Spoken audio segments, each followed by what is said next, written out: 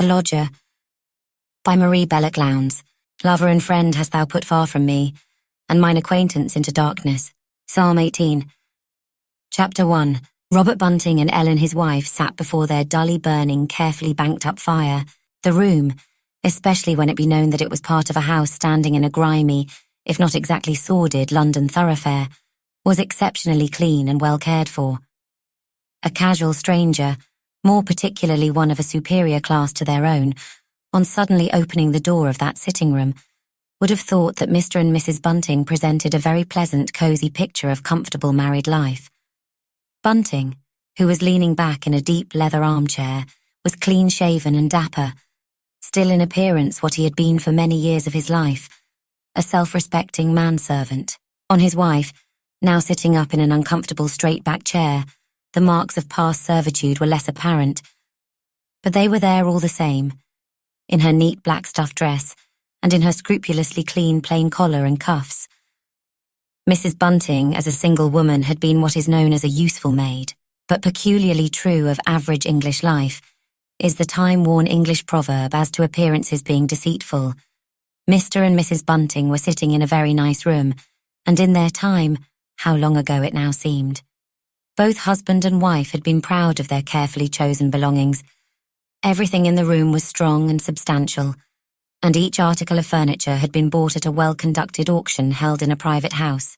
Thus the red damask curtains, which now shut out the fog-laden, drizzling atmosphere of the Marylebone Road, had cost a mere song, and yet they might have been warranted to last another 30 years.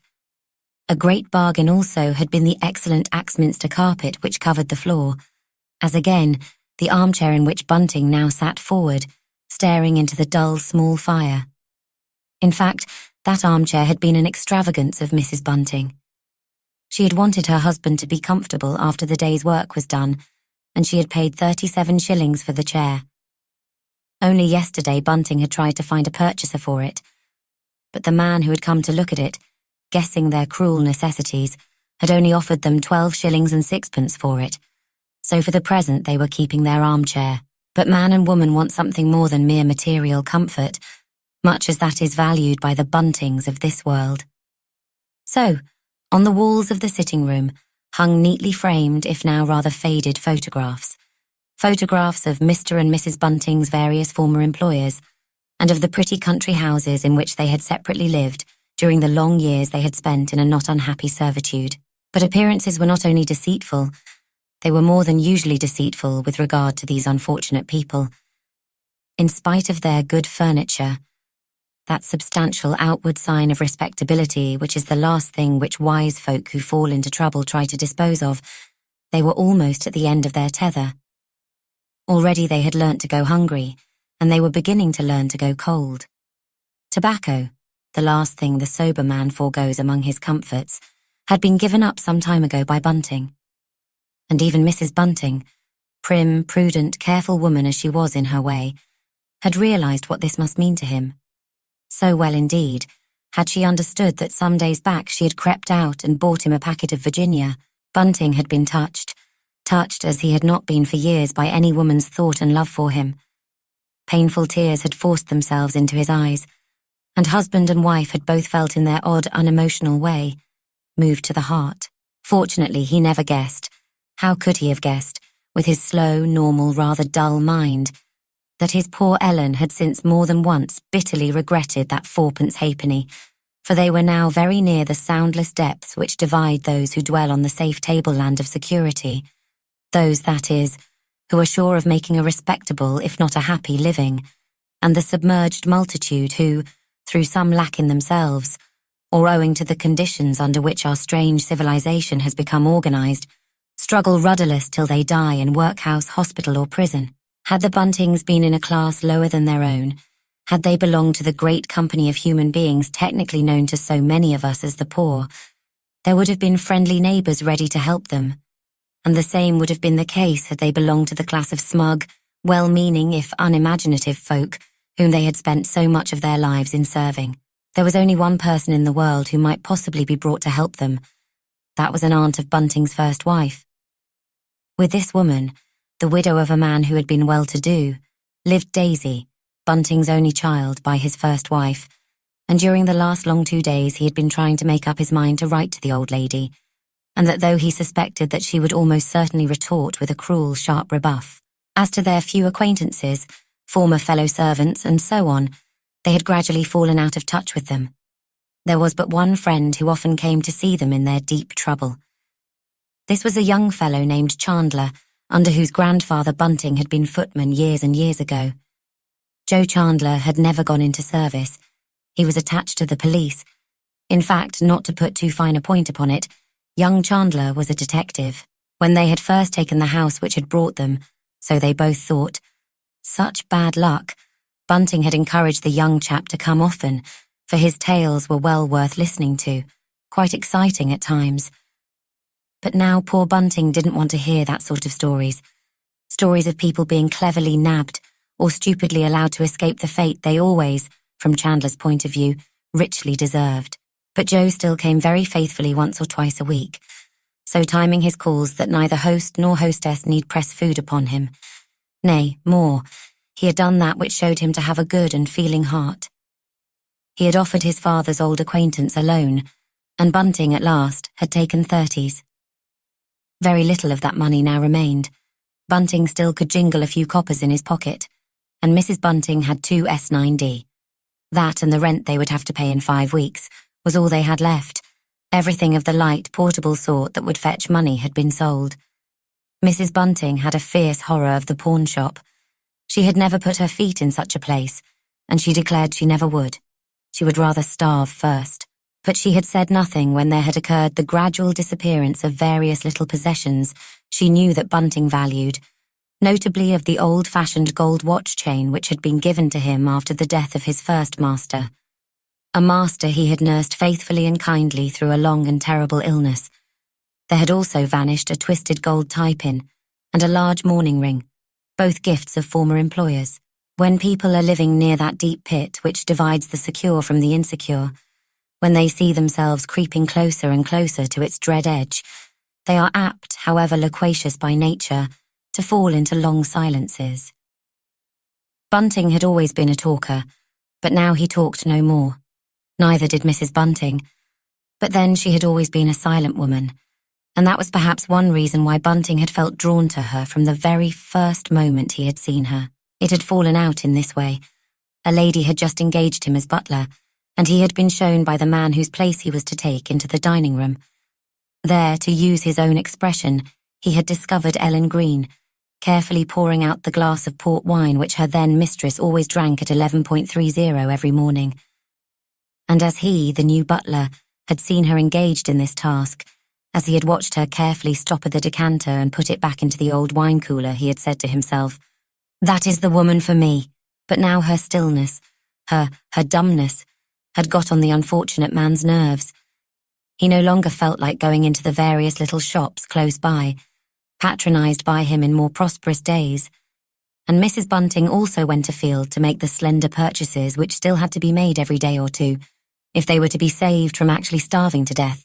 Suddenly, across the stillness of the dark November evening, there came the muffled sounds of hurrying feet and of loud, shrill shouting outside. Boys crying the late afternoon editions of the evening papers. Bunting turned uneasily in his chair. The giving up of a daily paper had been, after his tobacco, his bitterest deprivation. And the paper was an older habit than the tobacco, for servants are great readers of newspapers. As the shouts came through the closed windows and the thick damask curtains, Bunting felt a sudden sense of mind-hunger fall upon him. It was a shame, a damned shame, that he shouldn't know what was happening in the world outside. Only criminals are kept from hearing news of what is going on beyond their prison walls. And those shouts, those hoarse, sharp cries must portend that something really exciting had happened, something warranted to make a man forget for the moment his own intimate, gnawing troubles. He got up, and going towards the nearest window, strained his ears to listen.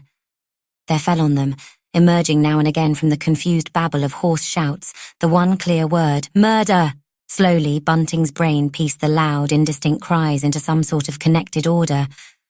Yes, that was it. Horrible murder. Murder at St. Pancras. Bunting remembered vaguely another murder which had been committed near St. Pancras, that of an old lady by her servant maid. It had happened a great many years ago, but was still vividly remembered as of special and natural interest among the class to which he had belonged. The newsboys, for there were more than one of them, a rather unusual thing in the Marylebone Road, were coming nearer and nearer. Now they had adopted another cry, but he could not quite catch what they were crying. They were still shouting hoarsely, excitedly, but he could only hear a word or two now and then.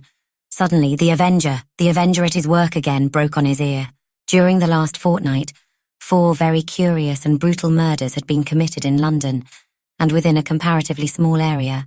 The first had aroused no special interest.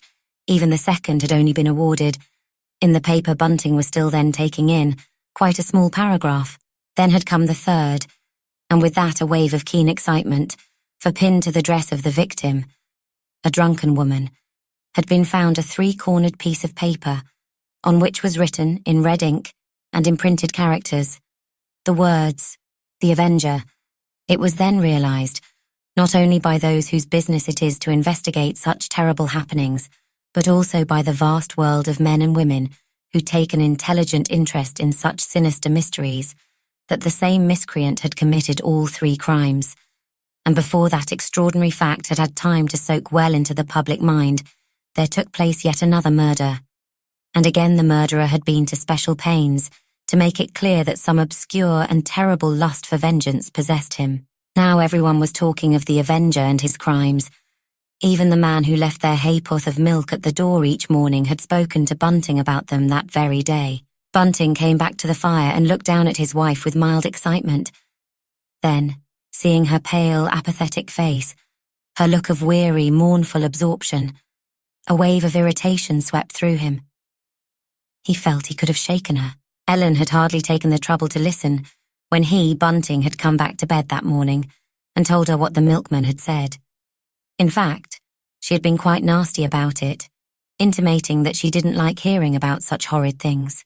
It was a curious fact that though Mrs. Bunting enjoyed tales of pathos and sentiment and would listen with frigid amusement to the details of a breach of promise action, she shrank from stories of immorality or of physical violence.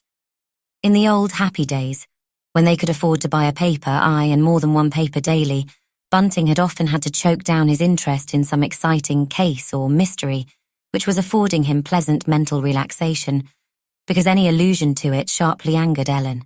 But now he was at once too dull and too miserable to care how she felt. Walking away from the window, he took a slow, uncertain step towards the door.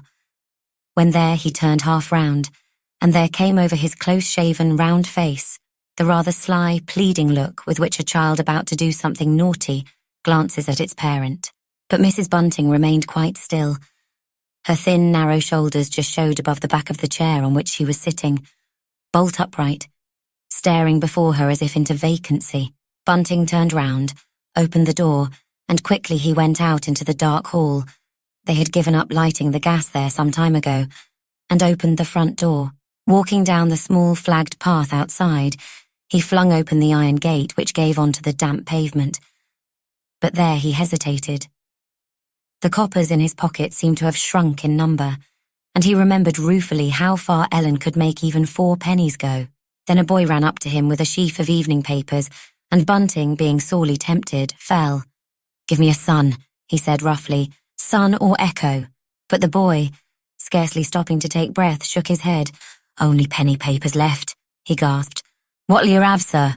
With an eagerness which was mingled with shame, Bunting drew a penny out of his pocket and took a paper, it was the Evening Standard, from the boy's hand. Then very slowly he shut the gate and walked back through the raw, cold air, up the flagged path, shivering yet full of eager, joyful anticipation. Thanks to that penny he had just spent so recklessly, he would pass a happy hour, taken for once out of his anxious, despondent, miserable self. It irritated him shrewdly to know that these moments of respite from carking care would not be shared with his poor wife. With careworn, troubled Ellen, a hot wave of unease, almost of remorse, swept over Bunting. Ellen would never have spent that penny on herself. He knew that well enough.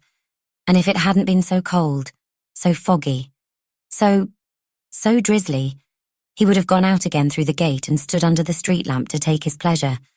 He dreaded with a nervous dread the glance of Ellen's cold, reproving light blue eye.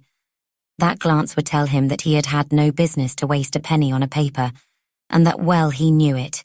Suddenly the door in front of him opened, and he heard a familiar voice saying crossly, yet anxiously, "What on earth are you doing out there, Bunting? Come in, do. You'll catch your death of cold.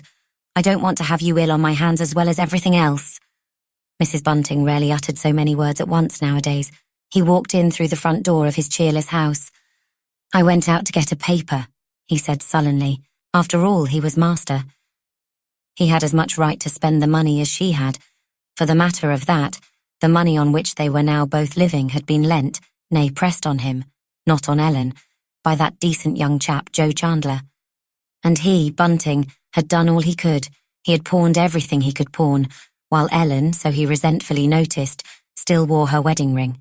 He stepped past her heavily, and though she said nothing, he knew she grudged him his coming joy. Then, full of rage with her and contempt for himself, and giving himself the luxury of a very mild oath, Ellen had very early made it clear she would have no swearing in her presence, he lit the hall gas full flare. "How can we hope to get lodgers if they can't even see the card?" he shouted angrily, and there was truth in what he said, for now that he had lit the gas, the oblong card, though not the word apartments printed on it, could be plainly seen outlined against the old-fashioned fanlight above the front door. Bunting went into the sitting room, silently followed by his wife, and then, sitting down in his nice armchair, he poked the little banked-up fire. It was the first time Bunting had poked the fire for many a long day, and this exertion of marital authority made him feel better. A man has to assert himself sometimes, and he, Bunting, had not asserted himself enough lately. A little colour came into Mrs. Bunting's pale face. She was not used to be flouted in this way, for Bunting, when not thoroughly upset, was the mildest of men. She began moving about the room, flicking off an imperceptible touch of dust here, straightening a piece of furniture there. But her hands trembled. They trembled with excitement, with self-pity, with anger. A penny. It was dreadful. Dreadful to have to worry about a penny. But they had come to the point when one has to worry about pennies. Strange that her husband didn't realise that. Bunting looked round once or twice. He would have liked to ask Ellen to leave off fidgeting, but he was fond of peace, and perhaps by now a little bit ashamed of himself, so he refrained from remark, and she soon gave over what irritated him of her own accord. But Mrs. Bunting did not come and sit down as her husband would have liked her to do. The sight of him, absorbed in his paper as he was, irritated her, and made her long to get away from him. Opening the door which separated the sitting room from the bedroom behind, and shutting out the aggravating vision of Bunting sitting comfortably by the now brightly burning fire, with the Evening Standard spread out before him, she sat down in the cold darkness and pressed her hands against her temples. Never, never had she felt so hopeless, so broken as now. Where was the good of having been an upright, conscientious, self-respecting woman all her life long, if it only led to this utter, degrading poverty and wretchedness? She and Bunting were just past the age which gentlefolk think proper in a married couple seeking to enter service together, unless, that is, the wife happens to be a professed cook. A cook and a butler can always get a nice situation. But Mrs. Bunting was no cook. She could do all right the simple things any lodger she might get would require, but that was all. Lodgers. How foolish she had been to think of taking lodgers, for it had been her doing. Bunting had been like butter in her hands. Yet they had begun well, with a lodging house in a seaside place. There they had prospered, not as they had hoped to do, but still pretty well. And then had come an epidemic of scarlet fever, and that had meant ruin for them, and for dozens, nay, hundreds of other luckless people. Then had followed a business experiment which had proved even more disastrous, and which had left them in debt to an extent they could never hope to repay, to a good-natured former employer.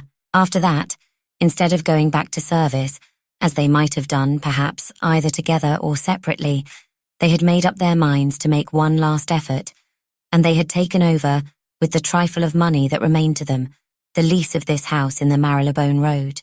In former days, when they had each been leading the sheltered, impersonal, and above all, financially easy existence, which is the compensation life offers to those men and women who deliberately take upon themselves the yoke of domestic service, they had both lived in houses overlooking Regent's Park. It had seemed a wise plan to settle in the same neighbourhood, the more so that Bunting, who had a good appearance, had retained the kind of connection which enables a man to get a job now and again as waiter at private parties. But life moves quickly, jaggedly for people like the Buntings. Two of his former masters had moved to another part of London, and a caterer in Baker Street, whom he had known, went bankrupt. And now, well, just now Bunting could not have taken a job had one been offered him, for he had pawned his dress clothes. He had not asked his wife's permission to do this, as so good a husband ought to have done. He had just gone out and done it. And she had not had the heart to say anything. Nay, it was with part of the money that he had handed her silently the evening he did it that she had bought that last packet of tobacco. And then, as Mrs. Bunting sat there thinking these painful thoughts, there suddenly came to the front door the sound of a loud, tremulous, uncertain double knock. Chapter 2. Mr. Bunting jumped nervously to her feet. She stood for a moment listening in the darkness, a darkness made the blacker by the line of light under the door behind which sat Bunting reading his paper. And then it came again, that loud, tremulous, uncertain double knock. Not a knock, so the listener told herself, that boded any good. Would-be lodgers gave sharp, quick, bold, confident raps. No, this must be some kind of beggar. The queerest people came at all hours and asked, whining or threatening, for money. Mrs. Bunting had had some sinister experiences with men and women, especially women, drawn from that nameless, mysterious class, made up of the human flotsam and jetsam, which drifts about every great city. But since she had taken to leaving the gas in the passage unlit at night, she had been very little troubled with that kind of visitors, those human bats which are attracted by any kind of light, but leave alone those who live in darkness. She opened the door of the sitting room. It was Bunting's place to go to the front door, but she knew far better than he did how to deal with difficult or obtrusive callers. Still, somehow, she would have liked him to go tonight. But Bunting sat on, absorbed in his newspaper. All he did at the sound of the bedroom door opening was to look up and say, "Didn't you hear a knock?" Without answering his question, she went out into the hall. Slowly, she opened the front door. On the top of the 3 steps which led up to the door, there stood the long, lanky figure of a man, clad in an Inverness cape and an old-fashioned top hat. He waited for a few seconds, blinking at her, perhaps dazzled by the light of the gas in the passage. Mrs. Bunting's trained perception told her at once that this man, odd as he looked, was a gentleman, belonging by birth to the class with whom her former employment had brought her in contact. "Is it not a fact that you let lodgings?" he asked, and there was something shrill, unbalanced, hesitating in his voice. "Yes, sir," she said uncertainly. It was a long, long time since anyone had come after their lodgings. Anyone, that is, that they could think of taking into their respectable house. Instinctively, she stepped a little to one side, and the stranger walked past her and so into the hall. And then, for the first time, Mrs. Bunting noticed that he held a narrow bag in his left hand. It was quite a new bag, made of strong brown leather. "I am looking for some quiet rooms," he said. Then he repeated the words, "quiet rooms," in a dreamy, absent way, and as he uttered them, he looked nervously round him. Then his sallow face brightened, for the hall had been carefully furnished and was very clean. There was a neat hat and umbrella stand, and the stranger's weary feet fell soft on a good, serviceable, dark-red drugget, which matched in colour the flock paper on the walls. A very superior lodging-house this, and evidently a superior lodging-house keeper. "You'd find my rooms quite quiet, sir," she said gently. "And just now I have 4 to let. The house is empty, save for my husband and me, sir." Mrs. Bunting spoke in a civil, passionless voice. It seemed too good to be true, this sudden coming of a possible lodger, and of a lodger who spoke in the pleasant, courteous way and voice which recalled to the poor woman her happy, far-off days of youth and of security. "That sounds very suitable," he said. 4 rooms. Well, perhaps I ought only to take 2 rooms, but still, I should like to see all 4 before I make my choice." How fortunate, how very fortunate it was that Bunting had lit the gas. But for that circumstance, this gentleman would have passed them by. She turned towards the staircase, quite forgetting in her agitation that the front door was still open, and it was the stranger whom she already in her mind described as the lodger, who turned and rather quickly walked down the passage and shut it. "Oh, thank you, sir," she exclaimed. "I'm sorry you should have had the trouble." For a moment their eyes met. "It's not safe to leave a front door open in London," he said rather sharply. "I hope you do not often do that. It would be so easy for anyone to slip in." Mrs. Bunting felt rather upset. The stranger had still spoken courteously, but he was evidently very much put out. "I assure you, sir, I never leave my front door open," she answered hastily. "You needn't be at all afraid of that." And then, through the closed door of the sitting room, came the sound of Bunting coughing. It was just a little hard cough, but Mrs. Bunting's future lodger started violently. "Who's that?" he said, putting out a hand and clutching her arm. "Whatever was that?" "Only my husband, sir. He went out to buy a paper a few minutes ago, and the cold just caught him, I suppose." "Your husband?" He looked at her intently, suspiciously. What, may I ask, is your husband's occupation?" Mrs. Bunting drew herself up. The question as to Bunting's occupation was no one's business but theirs. Still, it wouldn't do for her to show offence. "He goes out waiting," she said stiffly. "He was a gentleman's servant, sir. He could, of course, valet you should you require him to do so." And then she turned and led the way up the steep, narrow staircase. At the top of the first flight of stairs was what Mrs. Bunting, to herself, called the drawing-room floor. It consisted of a sitting room in front and a bedroom behind. She opened the door of the sitting room and quickly lit the chandelier. This front room was pleasant enough, though perhaps a little over-encumbered with furniture. Covering the floor was a green carpet simulating moss.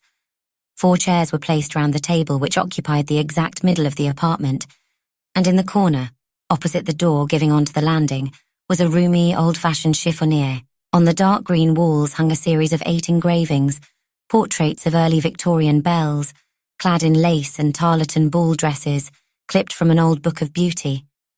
Mrs. Bunting was very fond of these pictures. She thought they gave the drawing room a note of elegance and refinement.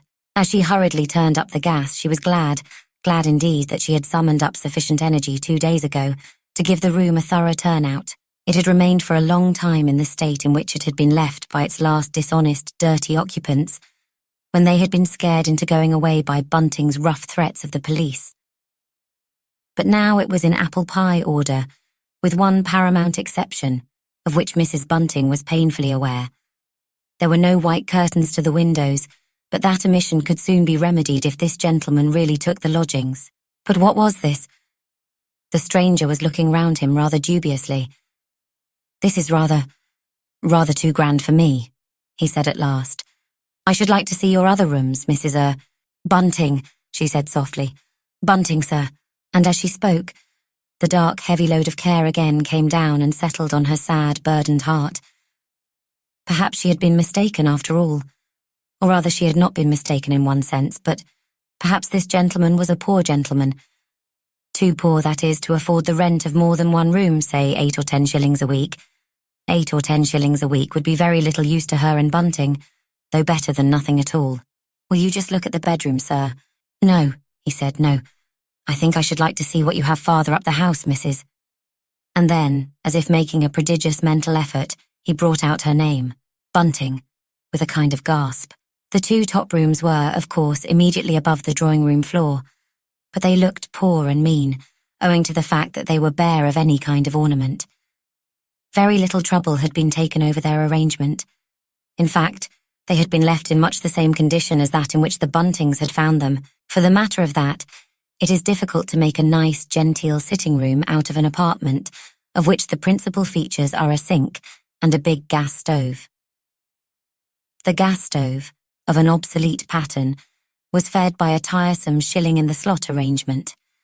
It had been the property of the people from whom the Buntings had taken over the lease of the house, who, knowing it to be of no monetary value, had thrown it in among the humble fittings they had left behind.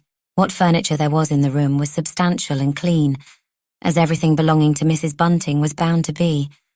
But it was a bare, uncomfortable-looking place, and the landlady now felt sorry that she had done nothing to make it appear more attractive. To her surprise, however, her companion's dark, sensitive, hatchet-shaped face became irradiated with satisfaction. "Capital! Capital!" he exclaimed, for the first time putting down the bag he held at his feet and rubbing his long, thin hands together with a quick, nervous movement. "This is just what I have been looking for." He walked with long, eager strides towards the gas stove. "First rate, quite first rate, exactly what I wanted to find. You must understand, Mrs. Bunting, that I am a man of science.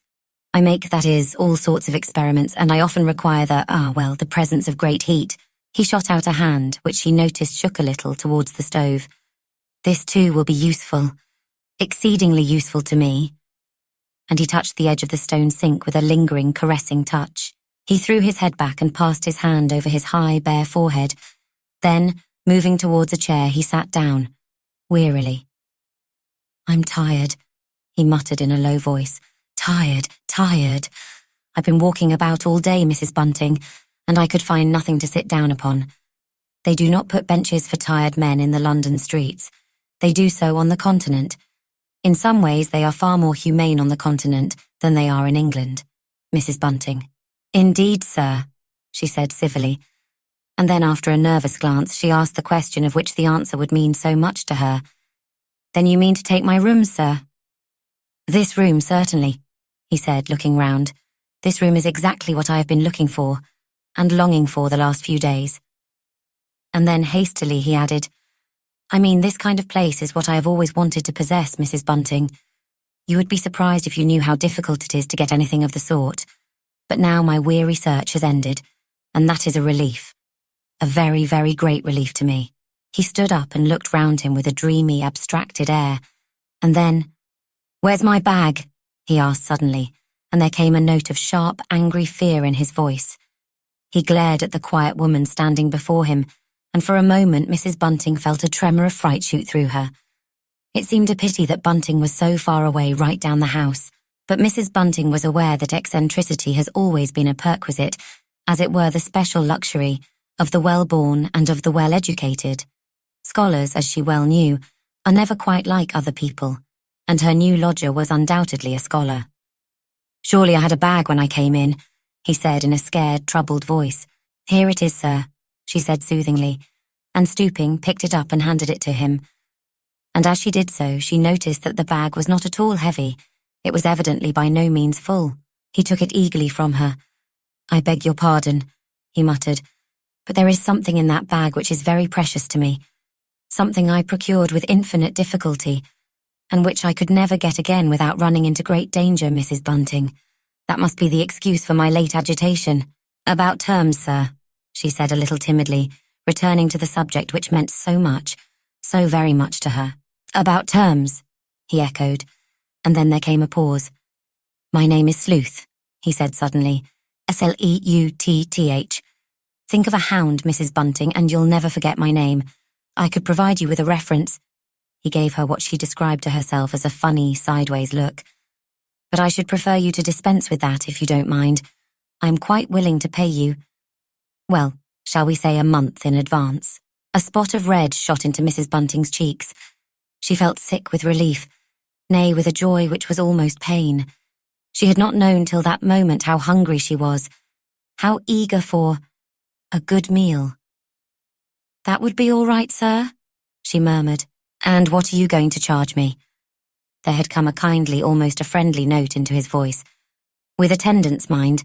I shall expect you to give me attendance, and I need hardly ask if you can cook, Mrs. Bunting. Oh, yes, sir, she said. I am a plain cook. What would you say to 25 shillings a week, sir? She looked at him deprecatingly, and as he did not answer, she went on falteringly.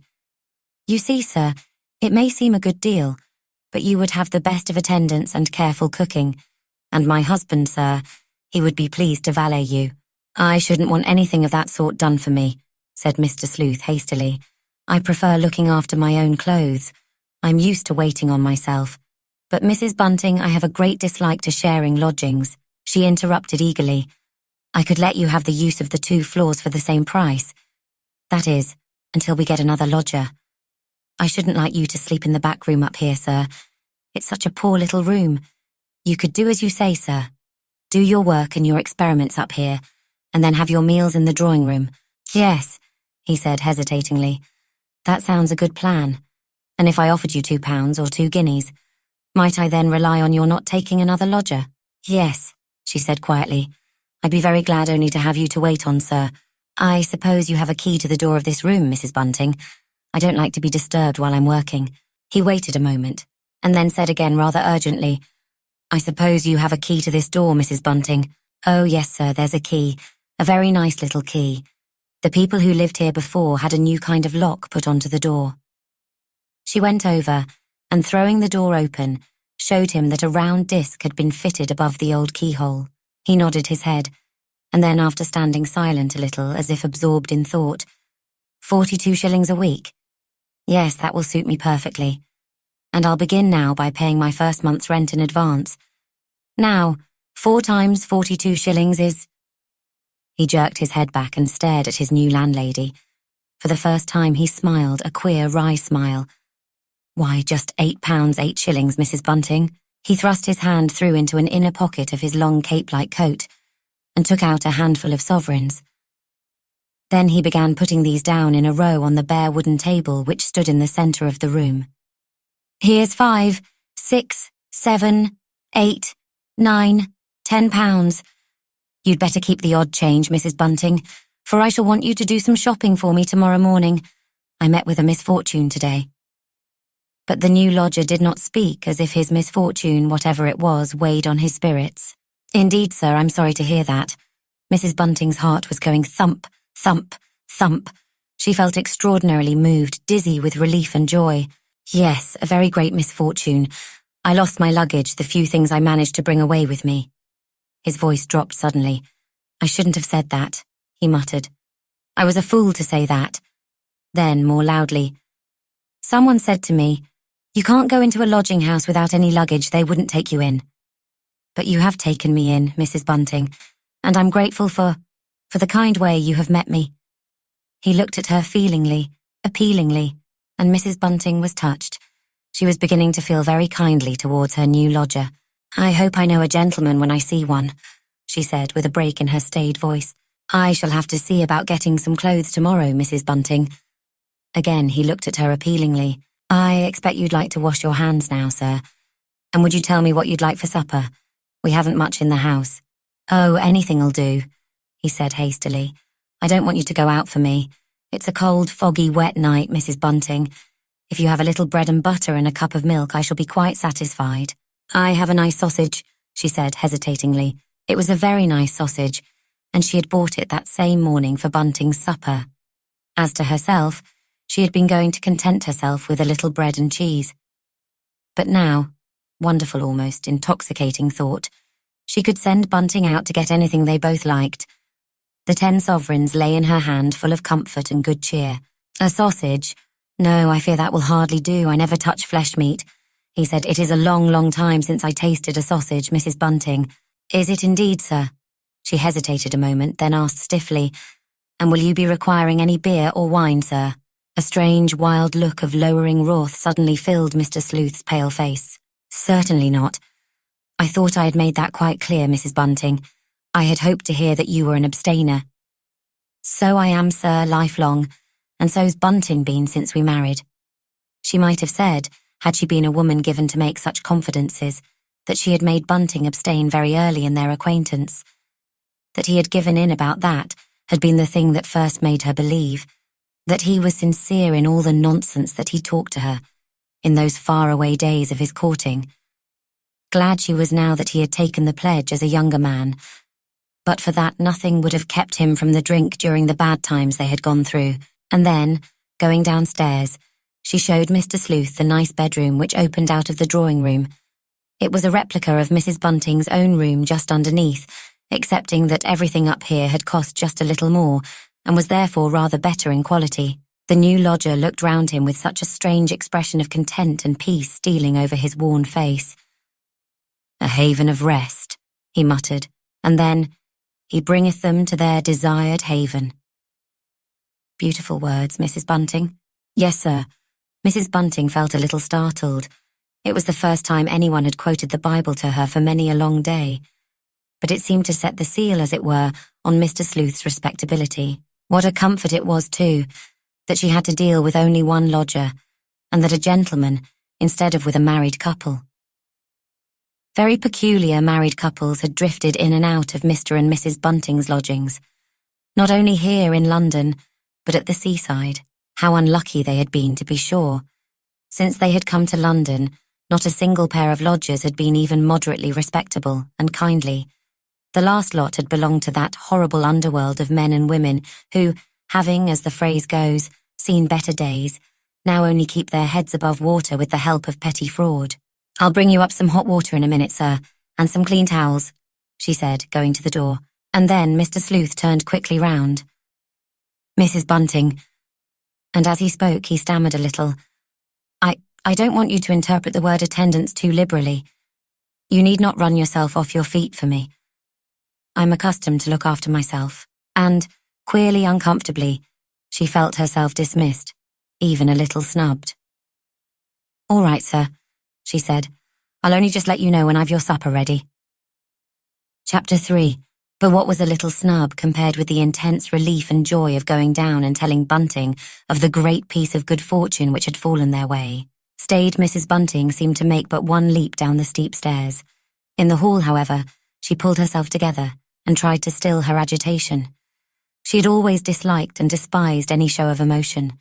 She called such betrayal of feeling making a fuss. Opening the door of their sitting room, she stood for a moment looking at her husband's bent back, and she realized, with a pang of pain, how the last few weeks had aged him. Bunting suddenly looked round, and seeing his wife, stood up. He put the paper he had been holding down onto the table. "Well," he said. "Well, who was it then?" He felt rather ashamed of himself. It was he who ought to have answered the door and done all that parleying of which he had heard murmurs. And then in a moment his wife's hand shot out, and the 10 sovereigns fell in a little clinking heap on the table. "Look there," she whispered, with an excited, tearful quiver in her voice. "Look there, Bunting." And Bunting did look there, but with a troubled, frowning gaze. He was not quick-witted, but at once he jumped to the conclusion that his wife had just had in a furniture dealer, and that this £10 represented all their nice furniture upstairs. If that were so, then it was the beginning of the end. That furniture in the first floor front had cost, Ellen had reminded him of the fact bitterly only yesterday, £17 9 and every single item had been a bargain.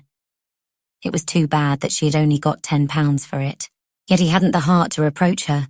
He did not speak as he looked across at her, and meeting that troubled, rebuking glance, she guessed what it was that he thought had happened. "We've a new lodger," she cried. And Bunting, he's quite the gentleman. He actually offered to pay 4 weeks in advance at 2 guineas a week." "No, never." Bunting moved quickly round the table, and together they stood there, fascinated by the little heap of gold. "But there's 10 sovereigns here," he said suddenly. "Yes, the gentleman said I'd have to buy some things for him tomorrow. And oh, Bunting, he's so well-spoken. I really felt that. And then Mrs. Bunting, taking a step or two sideways, sat down, and throwing her little black apron over her face, burst into gasping sobs. Bunting patted her back timidly. "Ellen," he said, much moved by her agitation. "Ellen, don't take on so, my dear." "I won't," she sobbed. I won't. I'm a fool, I know I am, but oh, I didn't think we was ever going to have any luck again." And then she told him, or rather tried to tell him, what the lodger was like. Mrs. Bunting was no hand at talking, but one thing she did impress on her husband's mind, namely, that Mr. Sleuth was eccentric, as so many clever people are eccentric, that is, in a harmless way, and that he must be humoured. "He says he doesn't want to be waited on much," she said at last, wiping her eyes. "But I can see he will want a good bit of looking after all the same, poor gentleman." And just as the words left her mouth, there came the unfamiliar sound of a loud ring. It was that of the drawing-room bell being pulled again and again. Bunting looked at his wife eagerly. "I think I'd better go up, Ellen?" he said. He felt quite anxious to see their new lodger. For the matter of that, it would be a relief to be doing something again. "Yes," she answered. "You go up. Don't keep him waiting. I wonder what it is he wants. I said I'd let him know when his supper was ready." A moment later, Bunting came down again. There was an odd smile on his face. "Whatever do you think he wanted?" he whispered mysteriously. And as she said nothing, he went on. "He's asked me for the loan of a Bible." "Well, I don't see anything so out of the way in that," she said hastily. "Especially if you don't feel well. I'll take it up to him." And then, going to a small table which stood between the 2 windows, Mrs. Bunting took off it a large Bible, which had been given to her as a wedding present by a married lady, with whose mother she had lived for several years. He said it would do quite well when you take up his supper, said Bunting. And then, Ellen. He's a queer-looking cove, not like any gentleman I ever had to do with. He is a gentleman, said Mrs. Bunting rather fiercely. Oh, yes, that's all right. But still he looked at her doubtfully. I asked him if he'd like me to just put away his clothes, but Ellen, he said he hadn't got any clothes. No more he hasn't. She spoke quickly, defensively. He had the misfortune to lose his luggage. He's one dishonest folk UD take advantage of. Yes, one can see that with half an eye, Bunting agreed. And then there was silence for a few moments, while Mrs. Bunting put down on a little bit of paper the things she wanted her husband to go out and buy for her. She handed him the list, together with a sovereign. Be as quick as you can, she said, for I feel a bit hungry. I'll be going down now to see about Mr. Sleuth's supper. He only wants a glass of milk and 2 eggs. I'm glad I've never fallen to bad eggs. Sleuth, echoed Bunting, staring at her. What a queer name. How do you spell it? S-L-U-T-H. No, she shot out, S-L-E-U-T-H. Oh, he said doubtfully. He said, think of a hound and you'll never forget my name. And Mrs. Bunting smiled. When he got to the door, Bunting turned round. We'll now be able to pay young Chandler back some of that 30 shillings. I am glad. She nodded, her heart, as the saying is, too full for words. And then each went about his and her business, Bunting out into the drenching fog, his wife down to her cold kitchen. The lodger's tray was soon ready, everything upon it nicely and daintily arranged. Mrs. Bunting knew how to wait upon a gentleman. Just as the landlady was going up the kitchen stair, she suddenly remembered Mr. Sleuth's request for a Bible. Putting the tray down in the hall, she went into her sitting room and took up the book. But when back in the hall, she hesitated a moment as to whether it was worthwhile to make 2 journeys. But no, she thought she could manage. Clasping the large, heavy volume under her arm and taking up the tray, she walked slowly up the staircase. But a great surprise awaited her. In fact, when Mr. Sleuth's landlady opened the door of the drawing room, she very nearly dropped the tray. She actually did drop the Bible, and it fell with a heavy thud to the ground. The new lodger had turned all those nice framed engravings of the early Victorian beauties, of which Mrs. Bunting had been so proud, with their faces to the wall. For a moment she was really too surprised to speak. Putting the tray down on the table, she stooped and picked up the book. It troubled her that the book should have fallen to the ground, but really she hadn't been able to help it. It was mercy that the tray hadn't fallen too. Mr. Sleuth got up. I have taken the liberty to arrange the room as I should wish it to be, he said awkwardly. You see, Mrs. Bunting, I felt as I sat here that these women's eyes followed me about. It was a most unpleasant sensation, and gave me quite an eerie feeling. The landlady was now laying a small tablecloth over half of the table. She made no answer to her lodger's remark, for the good reason that she did not know what to say. Her silence seemed to distress Mr. Sleuth. After what seemed a long pause, he spoke again. I prefer bare walls, Mrs. Bunting, he spoke with some agitation. As a matter of fact, I have been used to seeing bare walls about me for a long time. And then, at last, his landlady answered him in a composed, soothing voice, which somehow did him good to hear. I quite understand, sir, and when Bunting comes in, he shall take the pictures all down. We have plenty of space in our own rooms for them. Thank you very much. Mr. Sleuth appeared greatly relieved. And I have brought you up my Bible, sir. I understood you wanted the loan of it. Mr. Sleuth stared at her as if dazed for a moment, and then rousing himself, he said, Yes, I do. There is no reading like the book. There is something there which suits every state of mind, aye, and of body too. Very true, sir. And then Mrs. Bunting, having laid out what really looked a very appetizing little meal, turned round and quietly shut the door. She went down straight into her sitting room and waited there for Bunting, instead of going to the kitchen to clear up. And as she did so, there came to her a comfortable recollection, an incident of her long-past youth, in the days when she, then Ellen Green, had maided a dear old lady. The old lady had a favourite nephew, a bright, jolly young gentleman, who was learning to paint animals in Paris. And one morning Mr. Algernon, that was his rather peculiar Christian name, had the impudence to turn to the wall 6 beautiful engravings of paintings done by the famous Mr. Landseer. Mrs. Bunting remembered all the circumstances as if they had only occurred yesterday, and yet she had not thought of them for years. It was quite early. She had come down, for in those days maids weren't thought so much of as they are now, and she slept with the upper housemaid, and it was the upper housemaid's duty to be down very early. And there, in the dining room, she had found Mr. Algernon engaged in turning each engraving to the wall. Now his aunt thought all the world of those pictures, and Ellen had felt quite concerned, for it doesn't do for a young gentleman to put himself wrong with a kind aunt. "Oh, sir," she had exclaimed in dismay, "whatever are you doing?" And even now she could almost hear his merry voice as he had answered, "I am doing my duty, fair Helen." He had always called her Fair Helen when no one was listening. "How can I draw ordinary animals when I see these half-human monsters staring at me all the time I am having my breakfast, my lunch and my dinner?" That was what Mr. Algernon had said in his own saucy way, and that was what he repeated in a more serious, respectful manner to his aunt when that dear old lady had come downstairs. In fact, he had declared quite soberly that the beautiful animals painted by Mr. Landseer put his eye out, but his aunt had been very much annoyed. In fact, she had made him turn the pictures all back again, and as long as he stayed there, he just had to put up with what he called those half-human monsters. Mrs. Bunting, sitting there thinking the matter of Mr. Sleuth's odd behaviour over, was glad to recall that funny incident of her long-gone youth. It seemed to prove that her new lodger was not so strange as he appeared to be. Still, when Bunting came in, she did not tell him the queer thing which had happened. She told herself that she would be quite able to manage the taking down of the pictures in the drawing-room herself. But before getting ready their own supper, Mr. Sleuth's landlady went upstairs to clear away, and when on the staircase she heard the sound of, was it talking in the drawing-room? Startled, she waited a moment on the landing outside the drawing-room door. Then she realised that it was only the lodger reading aloud to himself. There was something very awful in the words which rose and fell on her listening ears. "A strange woman is a narrow gate. She also lieth in wait as for a prey, and increaseth the transgressors among men."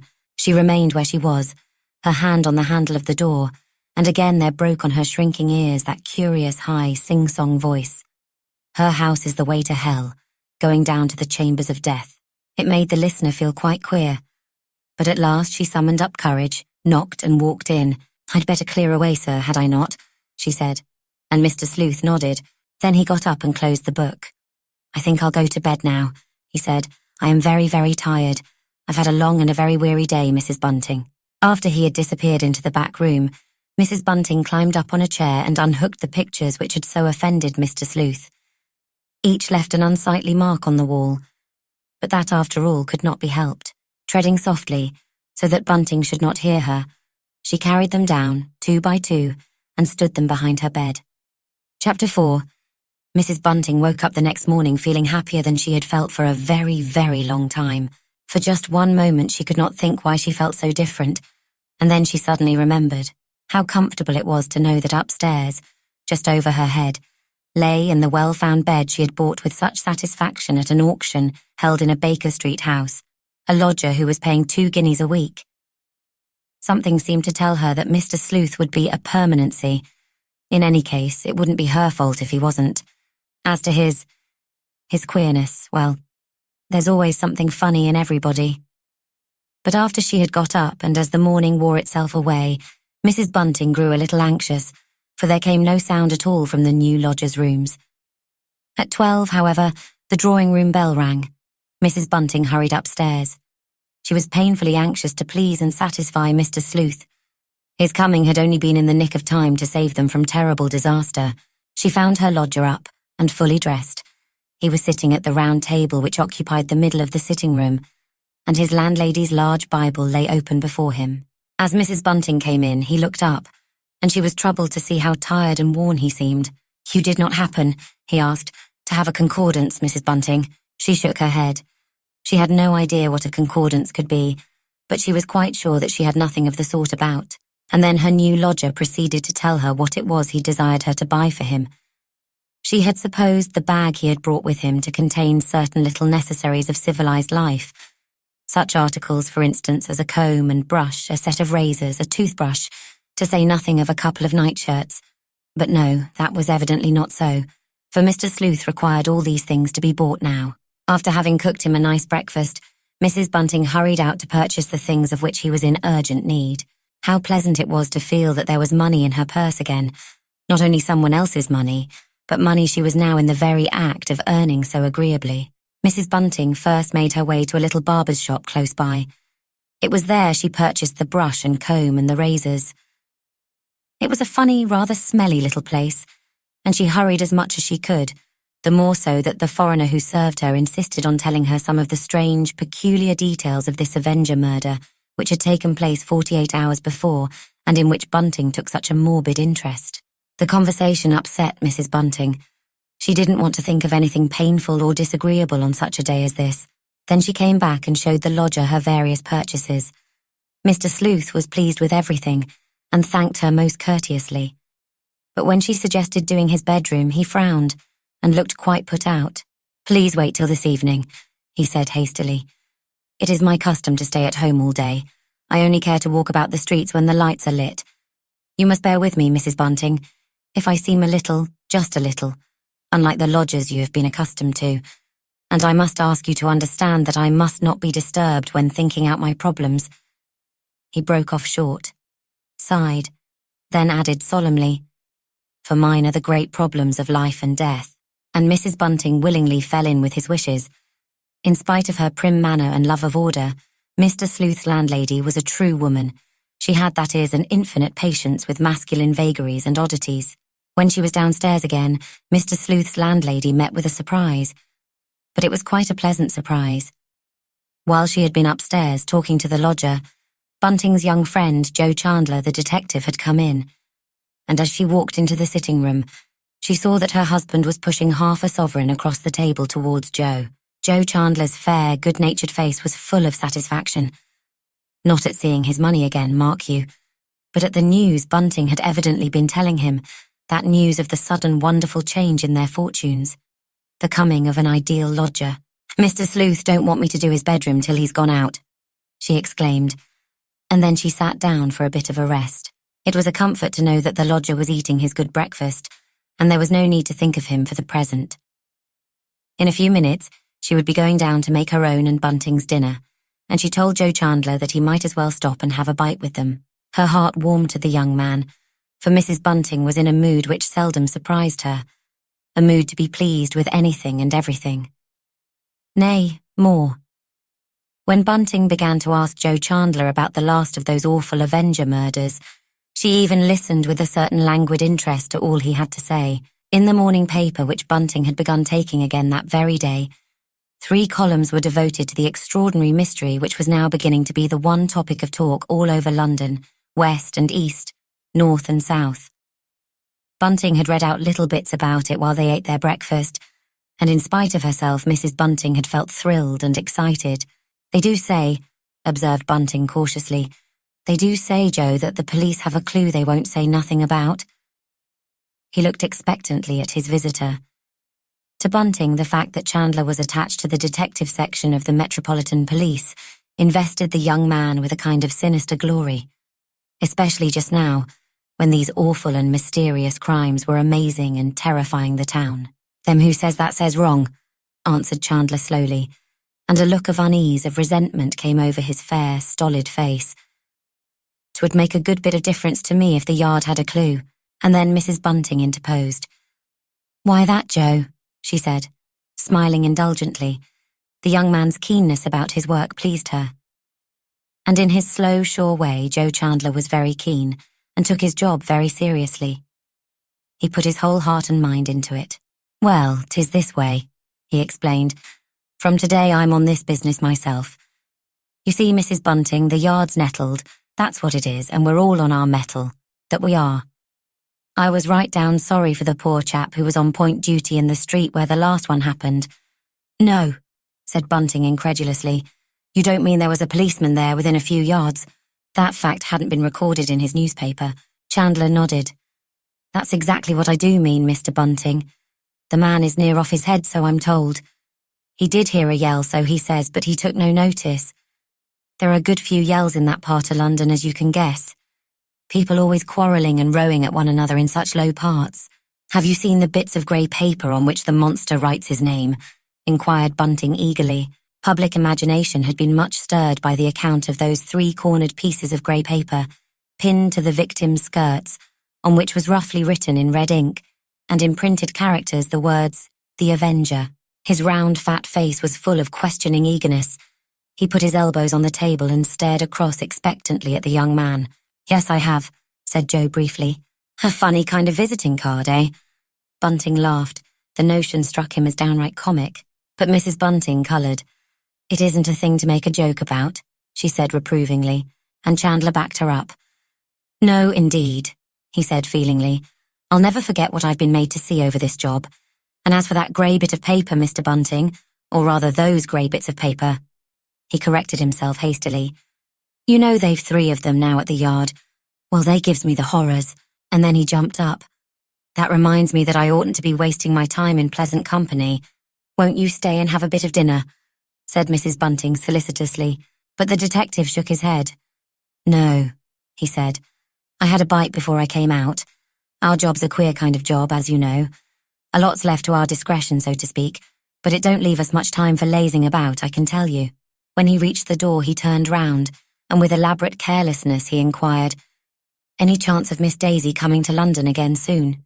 Bunting shook his head, but his face brightened. He was very, very fond of his only child. The pity was he saw her so seldom. "No," he said, "I'm afraid not, Joe. Old Aunt, as we calls the old lady, keeps Daisy pretty tightly tied to her apron string. She was quite put about that week the child was up with us last June. Indeed, well, so long." After his wife had let their friend out, Bunting said cheerfully, "Joe seems to like our Daisy, eh, Ellen?" But Mrs. Bunting shook her head scornfully. She did not exactly dislike the girl, though she did not hold with the way Bunting's daughter was being managed by that old aunt of hers. An idle, good-for-nothing way, very different from the fashion in which she herself had been trained at the Foundling, for Mrs. Bunting as a little child had known no other home, no other family than those provided by good Captain Coram.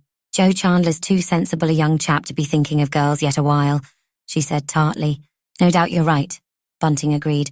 "Times be changed. In my young days, chaps always had time for that. 'Twas just a notion that came into my head, hearing him asking, anxious-like, after her." About 5 o'clock, after the street lamps were well alight, Mr. Sleuth went out, and that same evening there came 2 parcels addressed to his landlady. These parcels contained clothes, but it was quite clear to Mrs. Bunting's eyes that they were not new clothes. In fact, they had evidently been bought in some good second-hand clothes shop. A funny thing for a real gentleman like Mr. Sleuth to do. It proved that he had given up all hope of getting back his lost luggage. When the lodger had gone out, he had not taken his bag with him. Of that Mrs. Bunting was positive. And yet, though she searched high and low for it, she could not find the place where Mr. Sleuth kept it.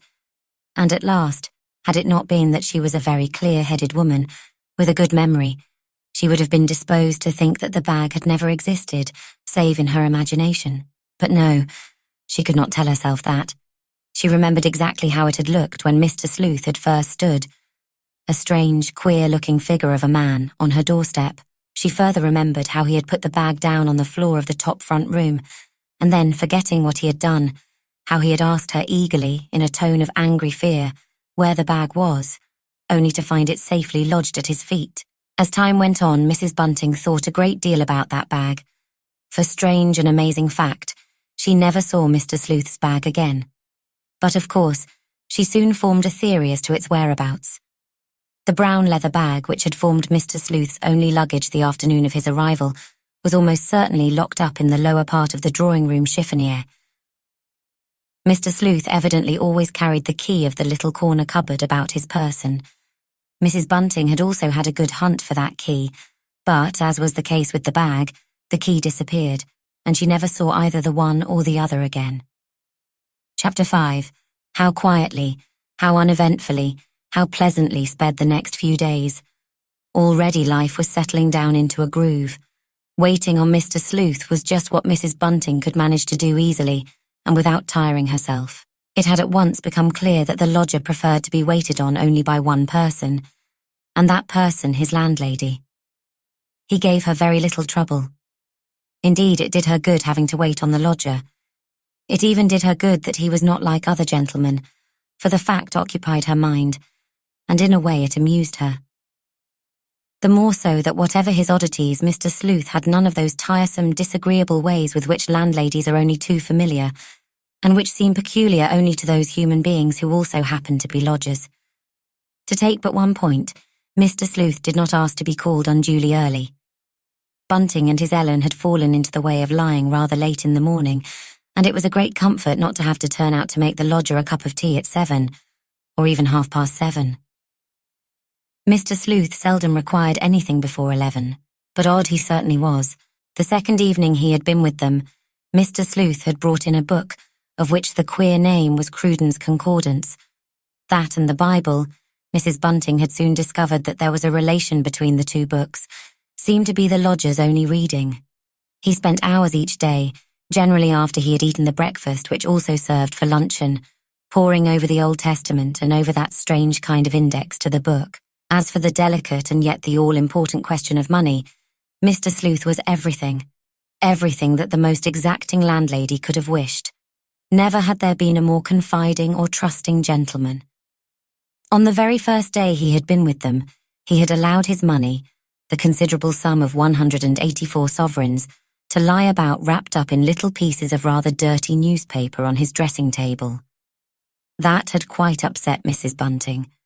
She had allowed herself respectfully to point out to him that what he was doing was foolish, indeed wrong. But as only answer he had laughed, and she had been startled when the loud, unusual and discordant sound had issued from his thin lips. "I know those I can trust," he had answered, stuttering rather, as was his way when moved. And I assure you, Mrs. Bunting, that I hardly have to speak to a human being, especially to a woman," and he had drawn in his breath with a hissing sound, "before I know exactly what manner of person is before me." It hadn't taken the landlady very long to find out that her lodger had a queer kind of fear and dislike of women. When she was doing the staircase and landings, she would often hear Mr. Sleuth reading aloud to himself passages in the Bible that were very uncomplimentary to her sex. But Mrs. Bunting had no very great opinion of her sister woman, so that didn't put her out. Besides, where one's lodger is concerned, a dislike of women is better than the other thing. In any case, where would have been the good of worrying about the lodger's funny ways? Of course, Mr. Sleuth was eccentric. If he hadn't been, as Bunting funnily styled it, just a leetle touched upstairs, he wouldn't be here, living this strange solitary life in lodgings. He would be living in quite a different sort of way with some of his relatives, or with a friend of his own class. There came a time when Mrs. Bunting, looking back, as even the least imaginative of us are apt to look back to any part of our own past lives which becomes for any reason poignantly memorable, wondered how soon it was that she had discovered that her lodger was given to creeping out of the house at a time when almost all living things prefer to sleep. She brought herself to believe, but I'm inclined to doubt whether she was right in so believing, that the first time she became aware of this strange nocturnal habit of Mr. Sleuth's happened to be during the night which preceded the day on which she had observed a very curious circumstance. This very curious circumstance was the complete disappearance of one of Mr. Sleuth's 3 suits of clothes. It always passes my comprehension how people can remember, over any length of time, not every moment of certain happenings, for that is natural enough, but the day, the hour, the minute when these happenings took place. Much as she thought about it afterwards, even Mrs. Bunting never quite made up her mind whether it was during the 5th or the 6th night of Mr. Sleuth's stay under her roof that she became aware that he had gone out at 2 in the morning and had only come in at 5. But that there did come such a night is certain as is the fact that her discovery coincided with various occurrences which were destined to remain retrospectively memorable. It was intensely dark, intensely quiet, the darkest, quietest hour of the night, when suddenly Mrs. Bunting was awakened from a deep, dreamless sleep by sounds at once unexpected and familiar. She knew at once what those sounds were. They were those made by Mr. Sleuth, first coming down the stairs and walking on tiptoe. She was sure it was on tiptoe, past her door, and finally softly shutting the front door behind him.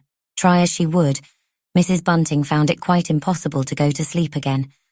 There she lay wide awake, afraid to move lest Bunting should waken up too, till she heard Mr. Sleuth, 3 hours later, creep back into the house and so up to bed.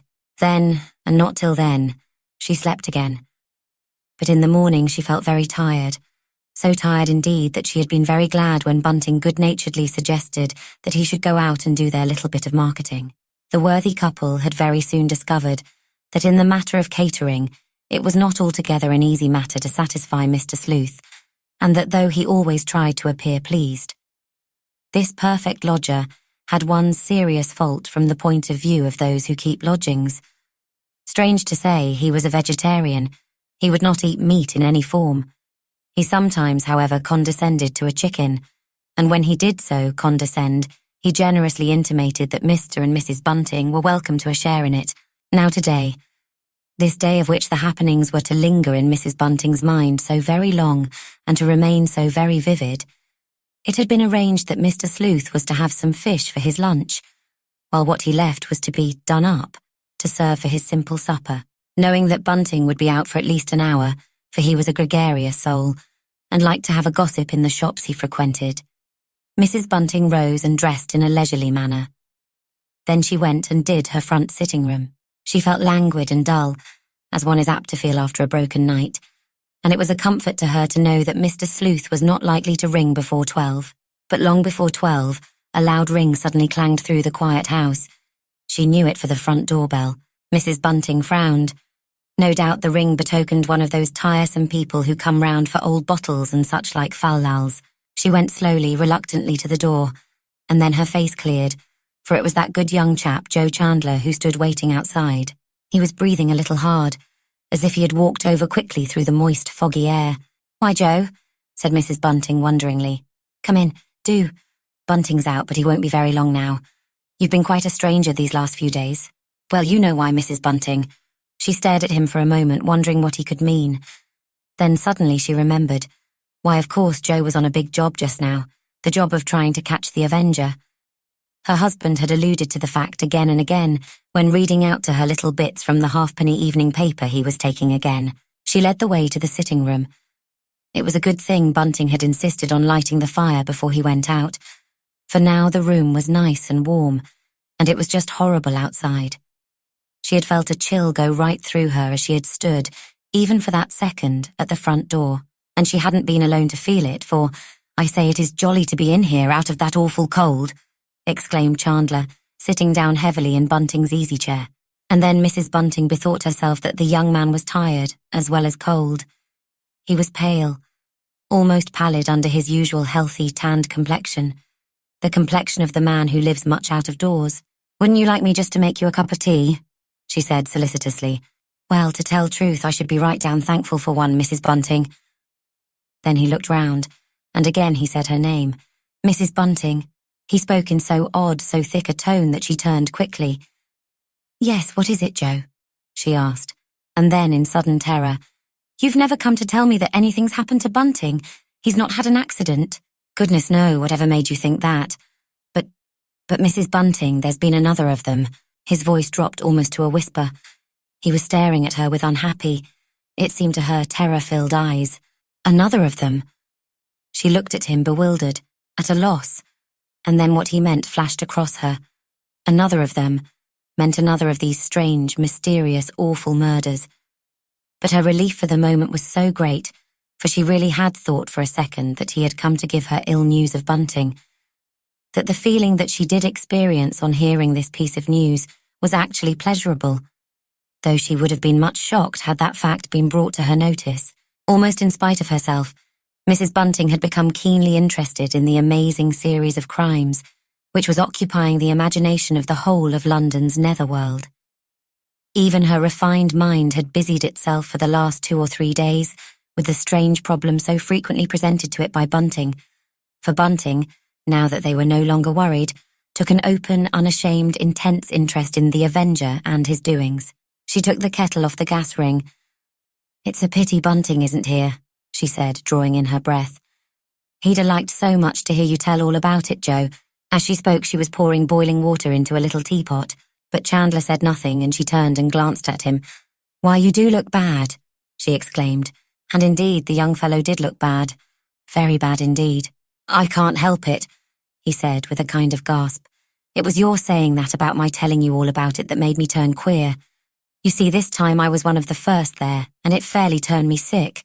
That it did. Oh, it was too awful, Mrs. Bunting. Don't talk of it. He began gulping down the hot tea before it was well made. She looked at him with sympathetic interest. Why, Joe, she said, I never would have thought with all the horrible sights you see that anything could upset you like that. This isn't like anything there's ever been before, he said. And then, oh, Mrs. Bunting, 'twas I that discovered the piece of paper this time. Then it is true, she cried eagerly. It is the Avenger's bit of paper. Bunting always said it was. He never believed in that practical joker. I did, said Chandler reluctantly. You see, there are some queer fellows even. He lowered his voice and looked round him as if the walls had ears. Even in the force, Mrs. Bunting, and these murders have fair got on our nerves. No, never, she said. Do you think that a bobby might do a thing like that? He nodded impatiently, as if the question wasn't worth answering. Then, it was all along of that bit of paper and my finding it while the poor soul was still warm. He shuddered. That brought me out west this morning. One of our bosses lives close by in Prince Albert Terrace, and I had to go and tell him all about it. They never offered me a bit or a sup. I think they might have done that, don't you, Mrs. Bunting? Yes, she said absently. Yes, I do think so. But there, I don't know that I ought to say that, went on Chandler. He had me up in his dressing room and was very considerate-like to me while I was telling him. Have a bit of something now, she said suddenly. Oh no, I couldn't eat anything, he said hastily. I don't feel as if I could ever eat anything anymore. That'll only make you ill. Mrs. Bunting spoke rather crossly, for she was a sensible woman, and to please her he took a bite out of the slice of bread and butter she had cut for him. I expect you're right, he said, and I've a goodish heavy day in front of me. Been up since 4, too. 4, she said. Was it then they found... She hesitated a moment and then said, It? He nodded. It was just a chance I was nearby. If I'd been half a minute sooner, either I or the officer who found her must have knocked up against that monster. But 2 or 3 people do think they saw him slinking away. What was he like? She asked curiously. Well, that's hard to answer. You see, there was such an awful fog. But there's one thing they all agree about. He was carrying a bag. A bag? Repeated Mrs. Bunting in a low voice. Whatever sort of bag might it have been, Joe? There had come across her just right in her middle, like such a strange sensation, a curious kind of tremor or fluttering. She was at a loss to account for it. Just a handbag, said Joe Chandler vaguely. A woman I spoke to, cross-examining her who was positive she had seen him, said, just a tall, thin shadow. That's what he was, a tall, thin shadow of a man, with a bag. With a bag? Repeated Mrs. Bunting absently. How very strange and peculiar. Why no, not strange at all. He has to carry the thing he does the deed with in something, Mrs. Bunting. We've always wondered how he hid it. They generally throws the knife or firearms away, you know. Do they indeed? Mrs. Bunting still spoke in that absent, wondering way. She was thinking that she really must try and see what the lodger had done with his bag. It was possible, in fact when one came to think of it, it was very probable, that he had just lost it, being so forgetful a gentleman, on one of the days he had gone out, as she knew he was fond of doing, into the Regent's Park. There'll be a description circulated in an hour or 2, went on Chandler. Perhaps that'll help catch him. There isn't a London man or woman, I don't suppose, who wouldn't give a good bit to lay that chap by the heels. Well, I suppose I must be going now. Won't you wait a bit longer for Bunting? She said hesitatingly. No, I can't do that, but I'll come in maybe, either this evening or tomorrow and tell you any more that's happened. Thanks kindly for the tea. It's made a man of me, Mrs. Bunting. Well, you've had enough to unman you, Joe. Aye, that I have, he said heavily. A few minutes later, Bunting did come in, and he and his wife had quite a little tiff, the first tiff they had had since Mr. Sleuth became their lodger. It fell out this way. When he heard who had been there, Bunting was angry that Mrs. Bunting hadn't got more details of the horrible occurrence which had taken place that morning, out of Chandler. You don't mean to say, Ellen, that you can't even tell me where it happened, he said indignantly. I suppose you put Chandler off. That's what you did. Why, whatever did he come here for excepting to tell us all about it? He came to have something to eat and drink, snapped out Mrs. Bunting. That's what the poor lad came for, if you wants to know. He could hardly speak of it at all. He felt so bad. In fact, he didn't say a word about it until he'd come right into the room and sat down. He told me quite enough. Didn't he tell you if the piece of paper on which the murderer had written his name was square or 3-cornered? Demanded Bunting. No, he did not. and that isn't the sort of thing I should have cared to ask him. The more fool you." And then he stopped abruptly. The newsboys were coming down the Marylebone Road, shouting out the awful discovery which had been made that morning, that of the Avenger's 5th murder.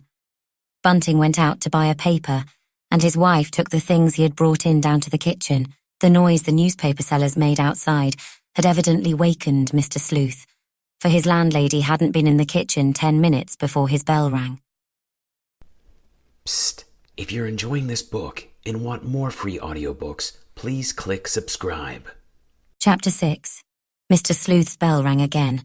Mr. Sleuth's breakfast was quite ready, but for the first time since he had been her lodger, Mrs. Bunting did not answer the summons at once. But when there came the second imperative tinkle, for electric bells had not been fitted into that old-fashioned house, she made up her mind to go upstairs. As she emerged into the hall from the kitchen stairway, Bunting, sitting comfortably in their parlour, heard his wife stepping heavily under the load of the well-laden tray. "Wait a minute," he called out. "I'll help you, Ellen." And he came out and took the tray from her. She said nothing, and together they proceeded up to the drawing-room floor landing. There she stopped him. "Here," she whispered quickly. "You give me that, Bunting. The lodger won't like your going into him." And then, as he obeyed her, and was about to turn downstairs again, she added in a rather acid tone, "You might open the door for me at any rate. How can I manage to do it with this here heavy tray on my hands?" She spoke in a queer, jerky way, and Bunting felt surprised, rather put out. Ellen wasn't exactly what you'd call a lively, jolly woman, but when things were going well, as now, she was generally equable enough. He supposed she was still resentful of the way he had spoken to her about young Chandler and the new Avenger murder. However, he was always for peace, so he opened the drawing-room door, and as soon as he had started going downstairs, Mrs. Bunting walked into the room. And then at once there came over her the queerest feeling of relief, of lightness of heart. As usual, the lodger was sitting at his old place reading the Bible. Somehow, she could not have told you why, she would not willingly have told herself. She had expected to see Mr. Sleuth looking different. But no, he appeared to be exactly the same. In fact, as he glanced up at her, a pleasanter smile than usual lighted up his thin, pallid face. "Well, Mrs. Bunting," he said genially, "I overslept myself this morning, but I feel all the better for the rest." "I'm glad of that, sir," she answered in a low voice. "One of the ladies I once lived with used to say, rest is an old-fashioned remedy, but it's the best remedy of all." Mr. Sleuth himself removed the Bible and Cruden's Concordance off the table out of her way, and then he stood watching his landlady laying the cloth. Suddenly he spoke again. He was not often so talkative in the morning. "I think, Mrs. Bunting, that there was someone with you outside the door just now." "Yes, sir. Bunting helped me up with the tray. I'm afraid I give you a good deal of trouble," he said hesitatingly, but she answered quickly, "Oh no, sir, not at all, sir. I was only saying yesterday that we've never had a lodger that gave us as little trouble as you do, sir." "I'm glad of that. I am aware that my habits are somewhat peculiar." He looked at her fixedly, as if expecting her to give some sort of denial to this observation. But Mrs. Bunting was an honest and truthful woman. It never occurred to her to question his statement. Mr. Sleuth's habits were somewhat peculiar. Take that going out at night, or rather in the early morning, for instance. So she remained silent. After she had laid the lodger's breakfast on the table, she prepared to leave the room. "I suppose I'm not to do your room till you goes out, sir?" And Mr. Sleuth looked up sharply. "No, no," he said. "I never want my room done when I'm engaged in studying the scriptures, Mrs. Bunting. But I am not going out today.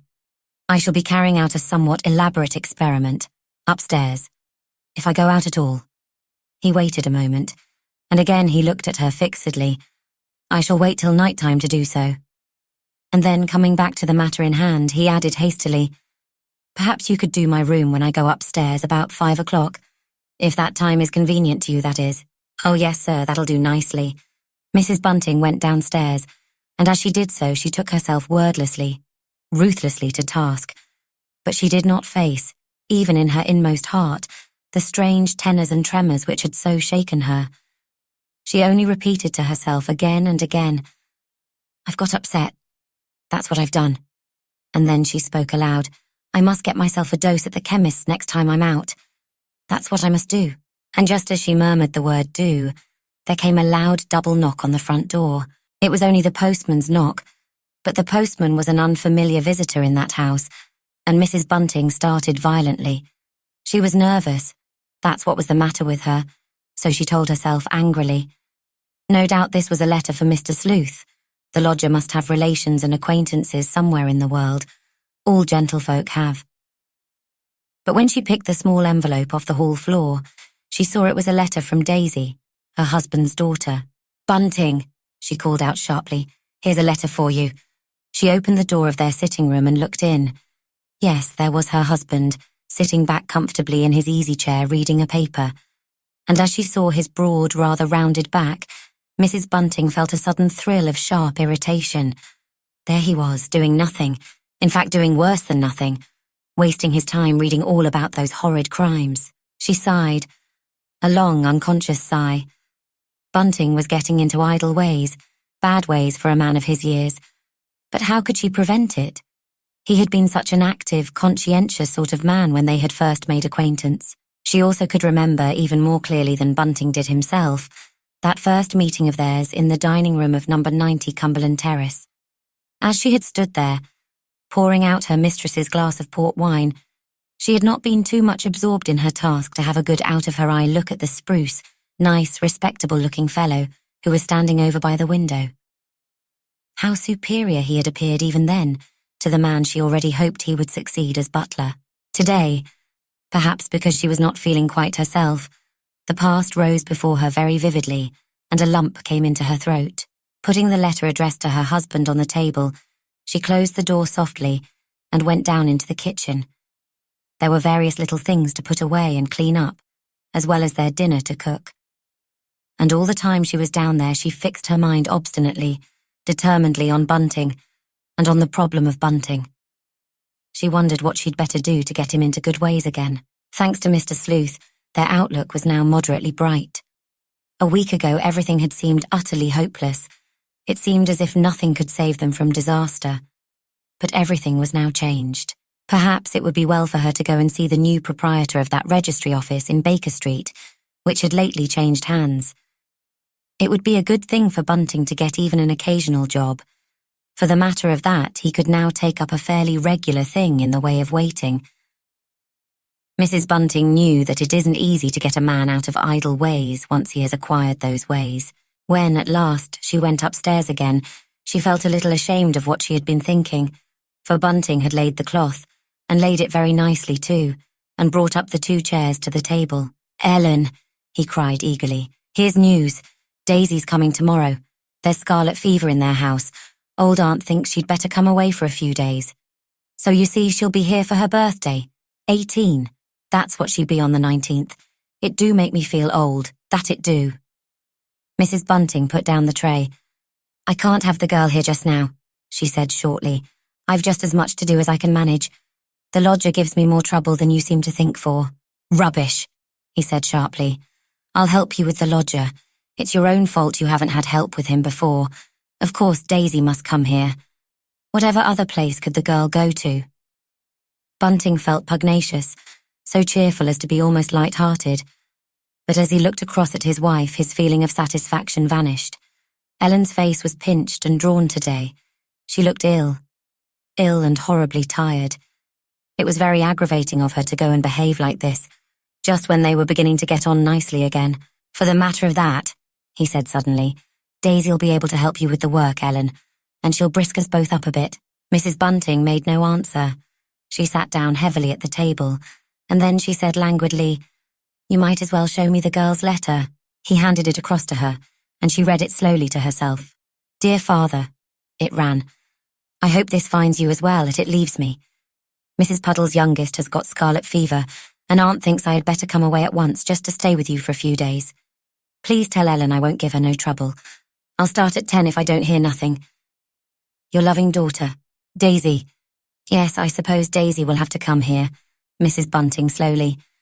"It'll do her good to have a bit of work to do for once in her life." And with that ungraciously worded permission, Bunting had to content himself. Quietly, the rest of that eventful day sped by. When dusk fell, Mr. Sleuth's landlady heard him go upstairs to the top floor. She remembered that this was the signal for her to go and do his room. He was a tidy man, was the lodger. He did not throw his things about as so many gentlemen do, leaving them all over the place. No, he kept everything scrupulously tidy. His clothes and the various articles Mrs. Bunting had bought for him during the first 2 days he had been there were carefully arranged in the chest of drawers. He had lately purchased a pair of boots.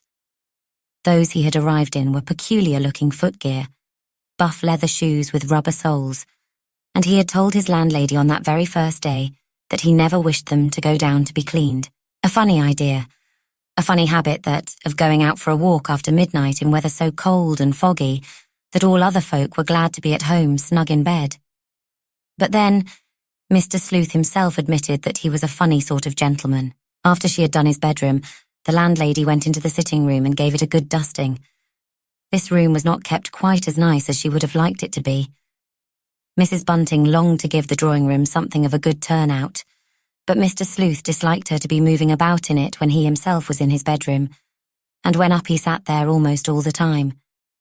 Delighted as he had seemed to be with the top room, he only used it when making his mysterious experiments, and never during the daytime. And now, this afternoon, she looked at the rosewood chiffonier with longing eyes. She even gave that pretty little piece of furniture a slight shake. If only the doors would fly open, as the locked doors of old cupboards sometimes do, even after they have been securely fastened. How pleased she would be, how much more comfortable somehow she would feel. But the chiffonier refused to give up its secret. About 8 o'clock on that same evening, Joe Chandler came in, just for a few minutes' chat. He had recovered from his agitation of the morning, but he was full of eager excitement, and Mrs. Bunting listened in silence, intensely interested in spite of herself, while he and Bunting talked. "Yes," he said, "I'm as right as a trivet now. I've had a good rest, laid down all this afternoon. You see, the yard thinks there's going to be something on tonight. He's always done them in pairs." "So he has," exclaimed Bunting wonderingly. "So he has. Now I never thought of that. Then you think, Joe, that the monster'll be on the job again tonight?" Chandler nodded. "Yes, and I think there's a very good chance of his being caught too. I suppose there'll be a lot on the watch tonight, eh?" "I should think there will be. How many of our men do you think there'll be on night duty tonight, Mr. Bunting?" Bunting shook his head. "I don't know," he said helplessly. "I mean extra," suggested Chandler in an encouraging voice. 1,000? ventured Bunting. 5,000, Mr. Bunting. "Never!" exclaimed Bunting, amazed. And even Mrs. Bunting echoed never incredulously. "Yes, that there will. You see, the boss has got his monkey up." Chandler drew a folded-up newspaper out of his coat pocket. "Just listen to this. The police have reluctantly to admit that they have no clue to the perpetrators of these horrible crimes, and we cannot feel any surprise at the information that a popular attack has been organized on the Chief Commissioner of the Metropolitan Police. There is even talk of an indignation mass meeting. What do you think of that? That's not a pleasant thing for a gentleman as is doing his best to read, eh?" "Well, it does seem queer that the police can't catch him now, doesn't it?" said Bunting argumentatively. "I don't think it's queer at all," said young Chandler crossly. "Now you just listen again. Here's a bit of the truth for once, in a newspaper." And slowly he read out, "The detection of crime in London now resembles a game of blind man's buff, in which the detective has his hands tied and his eyes bandaged. Thus is he turned loose to hunt the murderer through the slums of a great city." "Whatever does that mean?" said Bunting. "Your hands aren't tied and your eyes aren't bandaged, Joe. It's metaphorical like that it's intended, Mr. Bunting. We haven't got the same facilities, no, not a quarter of them, that the French techs have." And then for the first time Mrs. Bunting spoke. "What was that word, Joe? Perpetrators. I mean that first bit you read out." "Yes," he said, turning to her eagerly. "Then do they think there's more than one of them?" she said, and a look of relief came over her thin face. "There's some of our chaps thinks it's a gang," said Chandler. "They say it can't be the work of one man. What do you think, Joe?" "Well, Mrs. Bunting, I don't know what to think. I'm fair puzzled." He got up. "Don't you come to the door. I'll shut it all right. So long. See you tomorrow, perhaps." As he had done the other evening, Mr. and Mrs. Bunting's visitor stopped at the door. "Any news of Miss Daisy?" he asked casually. "Yes, she's coming tomorrow," said her father. "They've got scarlet fever at her place, so old aunt thinks she'd better clear out." The husband and wife went to bed early that night, but Mrs. Bunting found she could not sleep. She lay wide awake, hearing the hours, the half-hours, the quarters chime out from the belfry of the old church close by, and then, just as she was dozing off, it must have been about 1 o'clock, she heard the sound she had half unconsciously been expecting to hear, that of the lodger's stealthy footsteps coming down the stairs just outside her room. He crept along the passage and let himself out very, very quietly, but though she tried to keep awake, Mrs. Bunting did not hear him come in again, for she soon fell into a heavy sleep. Oddly enough, she was the first to wake the next morning. Odder still, it was she, not Bunting, who jumped out of bed, and going out into the passage, picked up the newspaper which had just been pushed through the letterbox. But having picked it up, Mrs. Bunting did not go back at once into her bedroom. Instead, she lit the gas in the passage, and leaning up against the wall to steady herself, for she was trembling with cold and fatigue, she opened the paper. Yes, there was the heading she sought, The Avenger Murders, but oh, how glad she was to see the words that followed. Up to the time of going to press, there is little new to report concerning the extraordinary series of crimes which are amazing, and indeed, staggering not only London, but the whole civilized world, and which would seem to be the work of some woman-hating teetotal fanatic. Since yesterday morning, when the last of these dastardly murders was committed, no reliable clue to the perpetrator or perpetrators has been obtained, though several arrests were made in the course of the day. In every case, however, those arrested were able to prove a satisfactory alibi, and then a little lower down, the excitement grows and grows. It is not too much to say that even a stranger to London would know that something very unusual was in the air. As for the place where the murder was committed last night, thought Mrs. Bunting, startled, and then she realized that last night, in this connection, meant the night before last. She began the sentence again. As for the place where the murder was committed last night, all approaches to it were still blocked up to a late hour by hundreds of onlookers, though, of course, nothing now remains in the way of traces of the tragedy. Slowly and carefully, Mrs. Bunting folded the paper up again in its original creases, and then she stooped and put it back down on the mat where she had found it. She then turned out the gas, and going back into bed, she lay down by her still sleeping husband. "Anything the matter?" Bunting murmured and stirred uneasily. "Anything the matter, Ellen?" She answered in a whisper thrilling with a strange gladness. "No, nothing, Bunting. Nothing the matter. Go to sleep again, my dear." They got up an hour later, both in a happy, cheerful mood. Bunting rejoiced at the thought of his daughter's coming, and even Daisy's stepmother told herself that it would be pleasant having the girl about the house to help her a bit. About 10 o'clock, Bunting went out to do some shopping. He brought back with him a nice little bit of pork for Daisy's dinner and 3 mince pies. He even remembered to get some apples for the sauce. Chapter 7. Just as 12 was striking, a four-wheeler drew up to the gate. It brought Daisy, pink-cheeked, excited, laughing-eyed Daisy, a sight to gladden any father's heart. "Old Aunt said I was to have a cab if the weather was bad," she cried out joyously. There was a bit of a wrangle over the fare. King's Cross, as all the world knows, is nothing like 2 miles from the Marylebone Road, but the man clamoured for 1 and 6pence, and hinted darkly that he had done the young lady a favour in bringing her at all. While he and Bunting were having words, Daisy, leaving them to it, walked up the flagged path to the door where her stepmother was awaiting her. As they were exchanging a rather frigid kiss indeed, 'twas a mere peck on Mrs. Bunting's part, there fell with startling suddenness loud cries on the still, cold air. Long-drawn and wailing, they sounded strangely sad as they rose and fell across the distant roar of traffic in the Edgware Road. "What's that?" exclaimed Bunting wonderingly. "Why, whatever's that?" The cabman lowered his voice. "Them's a crying out that horrible affair at King's Cross. He's done for 2 of 'em this time. That's what I meant when I said I might have got a better fare. I wouldn't say nothing before little Missy there, but folk have been coming from all over London the last 5 or 6 hours. Plenty of toffs, too. But there's nothing to see now." "What? Another woman murdered last night?" Bunting felt tremendously thrilled. What had the 5,000 constables been about to let such a dreadful thing happen? The cabman stared at him, surprised. 2 of 'em, I tell you, within a few yards of one another. He've got a nerve. But of course they was drunk. He had got her down on the drink. "Have they caught him?"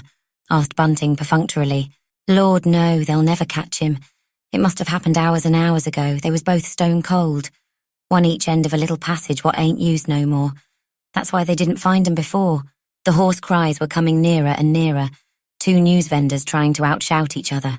"Horrible discovery near King's Cross," they yelled exultingly. "The Avenger again," and Bunting, with his daughter's large straw hold-all in his hand, ran forward into the roadway and recklessly gave a boy a penny for a halfpenny paper. He felt very much moved and excited.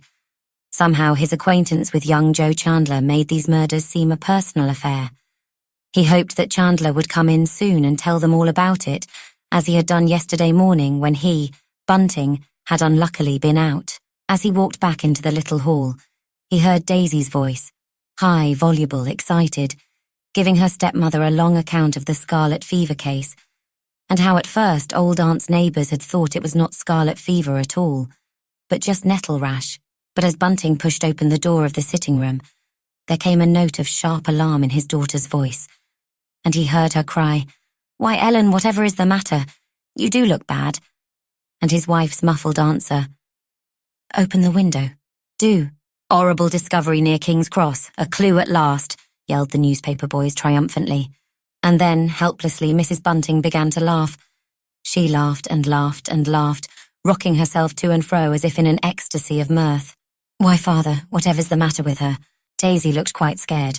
"She's in hysterics. That's what it is," he said shortly. "I'll just get the water jug. Wait a minute." Bunting felt very put out. Ellen was ridiculous, that's what she was, to be so easily upset. The lodger's bell suddenly pealed through the quiet house. Either that sound or maybe the threat of the water jug had a magical effect on Mrs. Bunting. She rose to her feet, still shaking all over, but mentally composed. "I'll go up," she said a little chokingly. "As for you, child, just run down into the kitchen. You'll find a piece of pork roasting in the oven. You might start paring the apples for the sauce." As Mrs. Bunting went upstairs, her legs felt as if they were made of cotton wool. She put out a trembling hand and clutched at the banister for support. But soon, making a great effort over herself, she began to feel more steady, and after waiting for a few moments on the landing, she knocked at the door of the drawing room. Mr. Sleuth's voice answered her from the bedroom. "I'm not well," he called out querulously. "I think I've caught a chill. I should be obliged if you would kindly bring me up a cup of tea and put it outside my door, Mrs. Bunting." "Very well, sir." Mrs. Bunting turned and went downstairs. She still felt queer and giddy, so instead of going into the kitchen, she made the lodger his cup of tea over her sitting room gas ring. During their midday dinner, the husband and wife had a little discussion as to where Daisy should sleep. It had been settled that a bed should be made up for her in the top back room, but Mrs. Bunting saw reason to change this plan. "I think it would be better if Daisy were to sleep with me, Bunting, and you was to sleep upstairs." Bunting felt and looked rather surprised, but he acquiesced. Ellen was probably right. The girl would be rather lonely up there, and after all, they didn't know much about the lodger, though he seemed a respectable gentleman enough. Daisy was a good-natured girl. She liked London, and wanted to make herself useful to her stepmother. "I'll wash up. Don't you bother to come downstairs," she said cheerfully. Bunting began to walk up and down the room. His wife gave him a furtive glance. She wondered what he was thinking about. "Didn't you get a paper?" she said at last. "Yes, of course I did," he answered hastily. "But I've put it away. I thought you'd rather not look at it as you're that nervous." Again she glanced at him quickly, furtively, but he seemed just as usual. He evidently meant just what he said and no more. "I thought they were shouting something in the street. I mean, just before I was took bad." It was now Bunting's turn to stare at his wife quickly and rather furtively. He had felt sure that her sudden attack of queerness, of hysterics, call it what you might, had been due to the shouting outside. She was not the only woman in London who had got the Avenger murders on her nerves. His morning paper said quite a lot of women were afraid to go out alone. Was it possible that the curious way she had been taken just now had had nothing to do with the shouts and excitement outside? "Don't you know what it was they were calling out?" he asked slowly. Mrs. Bunting looked across at him. She would have given a very great deal to be able to lie, to pretend that she did not know what those dreadful cries had portended. But when it came to the point, she found she could not do so. "Yes," she said dully. "I heard a word here and there. There's been another murder, hasn't there?" "2 other murders," he said soberly. "2, that's worse news." She turned so pale. a sallow greenish-white, that Bunting thought she was again going queer. "Ellen," he said warningly. "Ellen, now do have a care. I can't think what's come over you about these murders. Turn your mind away from them, do. We needn't talk about them. Not so much, that is." "But I wants to talk about them," cried Mrs. Bunting hysterically. The husband and wife were standing, one each side of the table, the man with his back to the fire, the woman with her back to the door. Bunting, staring across at his wife, felt sadly perplexed and disturbed. She really did seem ill. Even her slight, spare figure looked shrunk. For the first time, so he told himself ruefully, Ellen was beginning to look her full age. Her slender hands — she had kept the pretty, soft white hands of the woman who has never done rough work — grasped the edge of the table with a convulsive movement. Bunting didn't at all like the look of her. "Oh dear," he said to himself. "I do hope Ellen isn't going to be ill. That would be a to-do just now." "Tell me about it," she commanded in a low voice. "Can't you see I'm waiting to hear? Be quick now, Bunting. There isn't very much to tell," he said reluctantly. "There's precious little in this paper anyway. But the cabman what brought Daisy told me, well, what I said just now. There's 2 of them this time, and they both been drinking heavily, poor creatures." "Was it where the others was done?" she asked, looking at her husband fearfully. "No," he said awkwardly. "No, it wasn't, Ellen. It was a good bit farther west. In fact, not so very far from here, near King's Cross. That's how the cabman knew about it, you see. They seems to have been done in a passage which isn't used no more." And then, as he thought his wife's eyes were beginning to look rather funny, he added hastily, "There, that's enough for the present. We shall soon be hearing a lot more about it from Joe Chandler. He's pretty sure to come in some time today." "Then the 5,000 constables weren't no use," said Mrs. Bunting slowly. She had relaxed her grip of the table and was standing more upright. "No use at all," said Bunting briefly. "He's artful and no mistake about it. But wait a minute." He turned and took up the paper which he had laid aside on a chair. "Yes, they says here that they has a clue." "A clue, Bunting." Mrs. Bunting spoke in a soft, weak, die-away voice, and again, stooping somewhat, she grasped the edge of the table, but her husband was not noticing her now. He was holding the paper close up to his eyes, and he read from it, in a tone of considerable satisfaction. "It is gratifying to be able to state that the police at last believe they are in possession of a clue which will lead to the arrest of the—" And then Bunting dropped the paper and rushed round the table.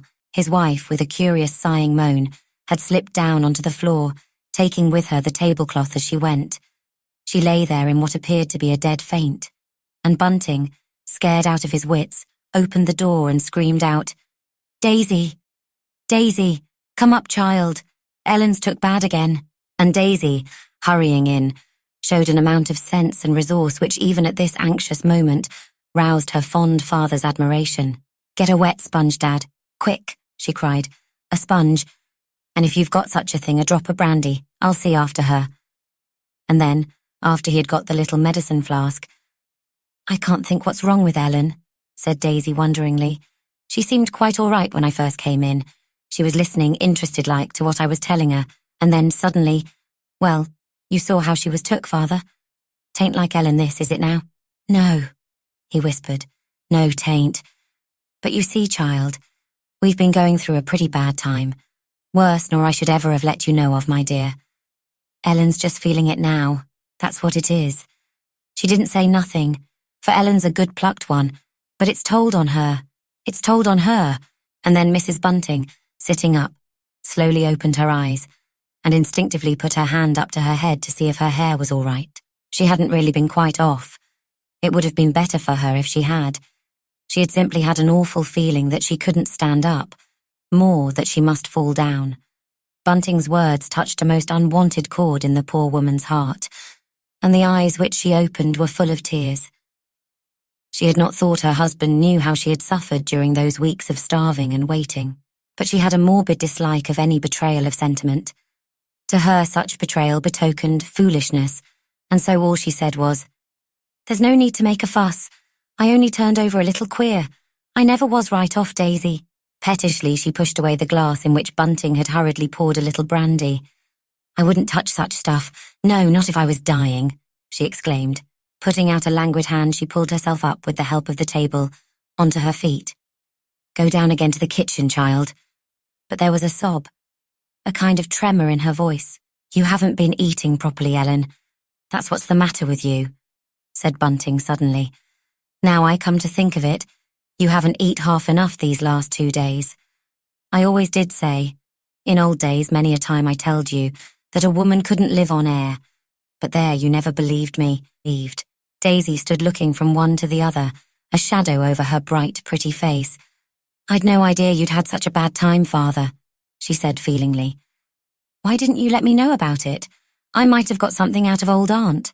"We didn't want anything of that sort," said her stepmother hastily. "But of course, well, I expect I'm still feeling the worry now. I don't seem able to forget it. Those days of waiting, of... She restrained herself. Another moment and the word starving would have left her lips. "But everything's all right now," said Bunting eagerly. "All right, thanks to Mr. Sleuth, that is." "Yes," repeated his wife in a low, strange tone of voice. "Yes, we're all right now. And as you say, Bunting, it's all along of Mr. Sleuth." She walked across to a chair and sat down on it. "I'm just a little tottery still," she muttered. And Daisy, looking at her, turned to her father and said in a whisper, but not so low, but that Mrs. Bunting heard her, "Don't you think Ellen ought to see a doctor, Father? He might give her something that would pull her round." "I won't see no doctor," said Mrs. Bunting with sudden emphasis. "I saw enough of doctors in my last place. 38 doctors in 10 months did my poor missus have. Just determined on having 'em she was. Did they save her? No, she died just the same, maybe a bit sooner." "She was a freak, was your last mistress, Ellen," began Bunting aggressively. Ellen had insisted on staying on in that place till her poor mistress died. They might have been married some months before they were married, but for that fact, Bunting had always resented it. His wife smiled wanly. "We won't have no words about that," she said, and again she spoke in a softer, kindlier tone than usual. "Daisy, if you won't go down to the kitchen again, then I must—" She turned to her stepdaughter, and the girl flew out of the room. "I think the child grows prettier every minute," said Bunting fondly. "Folks are too apt to forget that beauty is but skin deep," said his wife. She was beginning to feel better. "But still, I do agree, Bunting, that Daisy's well enough. And she seems more willing, too. I say, we mustn't forget the lodger's dinner." Bunting spoke uneasily. "It's a bit of fish today, isn't it? Hadn't I better just tell Daisy to see to it, and then I can take it up to him, as you're not feeling quite the thing, Ellen?" "I'm quite well enough to take up Mr. Sleuth's luncheon," she said quickly. It irritated her to hear her husband speak of the lodger's dinner. They had dinner in the middle of the day, but Mr. Sleuth had luncheon. However odd he might be, Mrs. Bunting never forgot her lodger was a gentleman. "After all, he likes me to wait on him, doesn't he? I can manage all right. Don't you worry," she added after a long pause. Chapter 8. Perhaps because his luncheon was served to him a good deal later than usual, Mr. Sleuth ate his nice piece of steamed sole upstairs, with far heartier an appetite than his landlady had eaten her nice slice of roast pork downstairs. "I hope you're feeling a little better, sir," Mrs. Bunting had forced herself to say when she first took in his tray, and he had answered plaintively, querulously, "No, I can't say I feel well today, Mrs. Bunting. I am tired, very tired, and as I lay in bed I seemed to hear so many sounds, so much crying and shouting. I trust the Marylebone Road is not going to become a noisy thoroughfare, Mrs. Bunting." "Oh, no, sir, I don't think that. We're generally reckoned very quiet indeed, sir." She waited a moment. Try as she would, she could not allude to what those unwanted shouts and noises had betokened. "I expect you've got a chill, sir," she said suddenly. "If I was you, I shouldn't go out this afternoon. I'd just stay quietly indoors. There's a lot of rough people about." Perhaps there was an undercurrent of warning, of painful pleading in her toneless voice which penetrated in some way to the brain of the lodger. For Mr. Sleuth looked up, and an uneasy, watchful look came into his luminous grey eyes. "I'm sorry to hear that, Mrs. Bunting, but I think I'll take your advice. That is, I will stay quietly at home. I am never at a loss to know what to do with myself so long as I can study the book of books." "Then you're not afraid about your eyes, sir?" said Mrs. Bunting curiously. Somehow she was beginning to feel better. It comforted her to be up here, talking to Mr. Sleuth, instead of thinking about him downstairs. It seemed to banish the terror which filled her soul, aye, and her body too, at other times. When she was with him, Mr. Sleuth was so gentle, so reasonable, so So grateful. Poor, kindly, solitary Mr. Sleuth. This kind of gentleman surely wouldn't hurt a fly, let alone a human being. Eccentric. So much must be admitted. But Mrs. Bunting had seen a good deal of eccentric folk, eccentric women rather than eccentric men, in her long career as useful maid. Being at ordinary times an exceptionally sensible, well-balanced woman, she had never, in old days, allowed her mind to dwell on certain things she had learnt as to the aberrations of which human nature is capable. Even well-born, well-nurtured, gentle human nature, as exemplified in some of the households where she had served. It would indeed be unfortunate if she now became morbid or hysterical. So it was in a sharp, cheerful voice, almost the voice in which she had talked during the first few days of Mr. Sleuth's stay in her house, that she exclaimed, "Well, sir, I'll be up again to clear away in about half an hour, and if you'll forgive me for saying so, I hope you will stay in and have a rest today. Nasty, muggy weather, that's what it is. If there's any little thing you want, me or Bunting can go out and get it." It must have been about 4 o'clock when there came a ring at the front door. The three were sitting chatting together, for Daisy had washed up. She really was saving her stepmother a good bit of trouble, and the girl was now amusing her elders by a funny account of old aunt's pernickety ways. "Whoever can that be?" said Bunting, looking up. "It's too early for Joe Chandler, surely."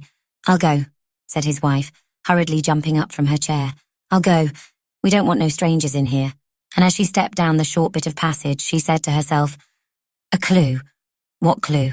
But when she opened the front door, a glad sigh of relief broke from her.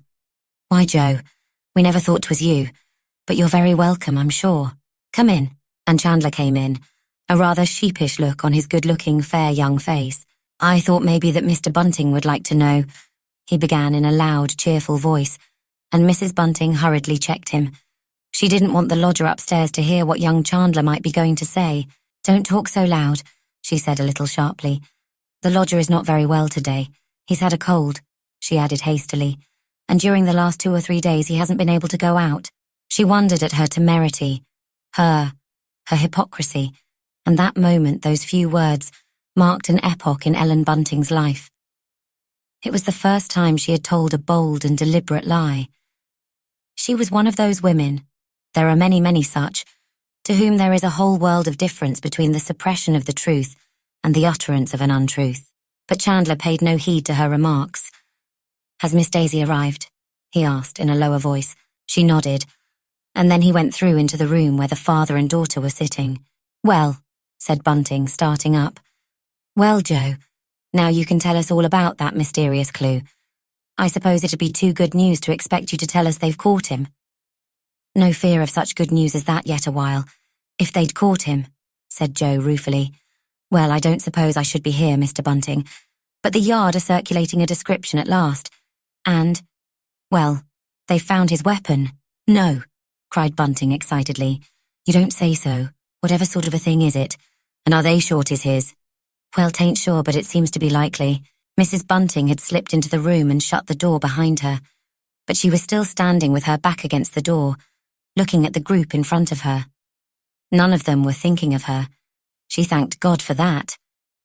She could hear everything that was said without joining in the talk and excitement. "Listen to this," cried Joe Chandler exultantly. "'Tain't given out yet, not for the public, that is, but we was all given it by 8 o'clock this morning. Quick work that, eh?" He read out, "Wanted, a man of age approximately 28, slight in figure, height approximately 5 feet, 8 inches, complexion dark, no beard or whiskers, wearing a black diagonal coat, hard felt hat, high white collar and tie, carried a newspaper parcel, very respectable appearance." Mrs. Bunting walked forward. She gave a long, fluttering sigh of unutterable relief. "There's the chap," said Joe Chandler triumphantly. "And now, Miss Daisy." He turned to her jokingly, but there was a funny little tremor in his frank, cheerful-sounding voice. "If you knows of any nice, likely young fellow that answers to that description, well, you've only got to walk in and earn your reward of £500. £500, cried Daisy and her father simultaneously. "Yes, that's what the Lord Mayor offered yesterday. Some private bloke, nothing official about it. But we of the Yard is barred from taking that reward, worse luck, and it's too bad for we has all the trouble after all." "Just hand that bit of paper over, will you?" said Bunting. "I'd like to con it over to myself." Chandler threw over the bit of flimsy. A moment later, Bunting looked up and handed it back. Well, it's clear enough, isn't it? Yes, and there's hundreds, nay thousands of young fellows that might be a description of, said Chandler sarcastically. As a pal of mine said this morning, there isn't a chap will like to carry a newspaper parcel after this. And it won't do to have a respectable appearance, eh? Daisy's voice rang out in merry, pealing laughter. She greatly appreciated Mr. Chandler's witticism. Why on earth didn't the people who saw him try and catch him? Asked Bunting suddenly, and Mrs. Bunting broke in a lower voice. Yes, Joe, that seems odd, don't it? Joe Chandler coughed. Well, it's this way, he said. No one person did see all that. The man who's described here is just made up from the description of two different folk who think they saw him. You see, the murders must have taken place, well, now let me see, perhaps at 2 o'clock this last time. 2 o'clock, that's the idea. Well, at such a time as that, not many people are about, especially on a foggy night. Yes, one woman declares she saw a young chap walking away from the spot where 'twas done, and another one, but that was a good bit later, says the Avenger passed by her. It's mostly her they're following in this air description, and then the boss who has charge of that sort of thing looked up what other people had said. I mean, when the other crimes was committed. That's how he made up this wanted. Then the Avenger may be quite a different sort of man, said Bunting slowly, disappointedly. Well, of course he may be, but no, I think that description fits him all right, said Chandler. But he also spoke in a hesitating voice. You were saying, Joe, that they found a weapon, observed Bunting insinuatingly. He was glad that Ellen allowed the discussion to go on. In fact, that she even seemed to take an intelligent interest in it. She had come up close to them, and now looked quite her old self again. Yes, they believe they've found the weapon what he does his awful deeds with, said Chandler. At any rate, within 100 yards of that little dark passage where they found the bodies, one at each end that was, there was discovered this morning a very peculiar kind of knife. Keen as a razor, pointed as a dagger. That's the exact words the boss used when he was describing it to a lot of us. He seemed to think a lot more of that clue than of the other. I mean, than of the description people gave of the chap who walked quickly by with a newspaper parcel. But now there's a pretty job in front of us. Every shop where they sell or might have sold such a thing as that knife, including every eating house in the East End, has got to be called at. Whatever for? Asked Daisy. Why, with an idea of finding out if anyone saw such a knife fooling about there any time, and if so, in whose possession it was at the time. But Mr. Bunting... Chandler's voice changed. It became businesslike, official. They're not going to say anything about that, not in newspapers, till tomorrow. So don't you go and tell anybody. You see, we don't want to frighten the fellow off. If he knew they'd got his knife, well, he might just make himself scarce, and they don't want that. If it's discovered that any knife of that kind was sold, say a month ago, to some customer whose ways are known, then, what'll happen then? Said Mrs. Bunting, coming nearer. Well then, nothing'll be put about it in the papers at all, said Chandler deliberately. The only object of letting the public know about it would be if nothing was found. I mean, if the search of the shops and so on was no good. Then, of course, we must try and find out someone, some private person like, who's watched that knife in the criminal's possession. It's there, the reward. The £500 will come in. Oh, I'd give anything to see that knife, exclaimed Daisy, clasping her hands together. You cruel, bloodthirsty girl, cried her stepmother passionately. They all looked round at her, surprised.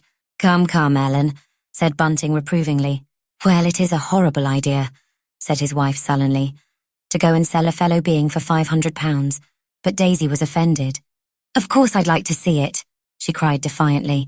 I never said nothing about the reward. That was Mr. Chandler said that. I only said I'd like to see the knife. Chandler looked at her soothingly. Well, the day may come when you will see it, he said slowly. A great idea had come into his mind. No, what makes you think that? If they catches him, and if you comes along with me to see our Black Museum at the Yard, you'll certainly see the knife, Miss Daisy. They keeps all them kind of things there. So if, as I say, this weapon should lead to the conviction of the Avenger, well, then that knife will be there and you'll see it. The Black Museum? Why, whatever do they have a museum in your place for? Asked Daisy wonderingly. I thought there was only the British Museum. And then even Mrs. Bunting, as well as Bunting and Chandler, laughed aloud. You are a goosey girl, said her father fondly. Why, there's a lot of museums in London. The town's thick with them. Ask Ellen there. She and me used to go to them kind of places when we was courting, if the weather was bad. But our museum's the one that would interest Miss Daisy, broke in Chandler eagerly. It's a regular chamber of horrors. Why, Joe, you never told us about that place before, said Bunting excitedly. Do you really mean that there's a museum where they keeps all sorts of things connected with crimes? Things like knives murders have been committed with. Knives? Cried Joe, pleased at having become the centre of attention. For Daisy had also fixed her blue eyes on him, and even Mrs. Bunting looked at him expectantly. Much more than knives, Mr. Bunting. Why, they've got there, in little bottles, the real poison what people have been done away with. And can you go there whenever you like? Asked Daisy wonderingly. She had not realised before what extraordinary and agreeable privileges are attached to the position of a detective member of the London police force. Well, I suppose I could. Joe smiled. Anyway, I can certainly get leave to take a friend there. He looked meaningly at Daisy, and Daisy looked eagerly at him. But would Ellen ever let her go out by herself with Mr. Chandler? Ellen was so prim, so irritatingly proper. But what was this father was saying? Do you really mean that, Joe? Yes, of course I do. Well then, look here. If it isn't asking too much of a favour, I should like to go along there with you very much one day. I don't want to wait till the Avengers Court. Bunting smiled broadly. I'd be quite content as it is with what there is in that museum of yours. Ellen there. He looked across at his wife. Don't agree with me about such things. Yet I don't think I'm a bloodthirsty man. But I'm just terribly interested in all that sort of thing. Always have been. I used to positively envy the butler in that Balham mystery. Again a look passed between Daisy and the young man. It was a look which contained and carried a great many things backwards and forwards, such as, now, isn't it funny that your father should want to go to such a place? But still I can't help it if he does want to go, so we must put up with his company, though it would have been much nicer for us to go just by our two selves. And then Daisy's look answered quite as plainly, though perhaps Joe didn't read her glance quite as clearly as she had read his. Yes, it is tiresome, but father means well, and 'twill be very pleasant going there, even if he does come too. Well, what do you say to the day after tomorrow, Mr. Bunting? I'd call for you here about, shall we say 2:30, and just take you and Miss Daisy down to the yard. 'Twouldn't take very long. We could go all the way by bus right down to Westminster Bridge. He looked round at his hostess. Wouldn't you join us, Mrs. Bunting?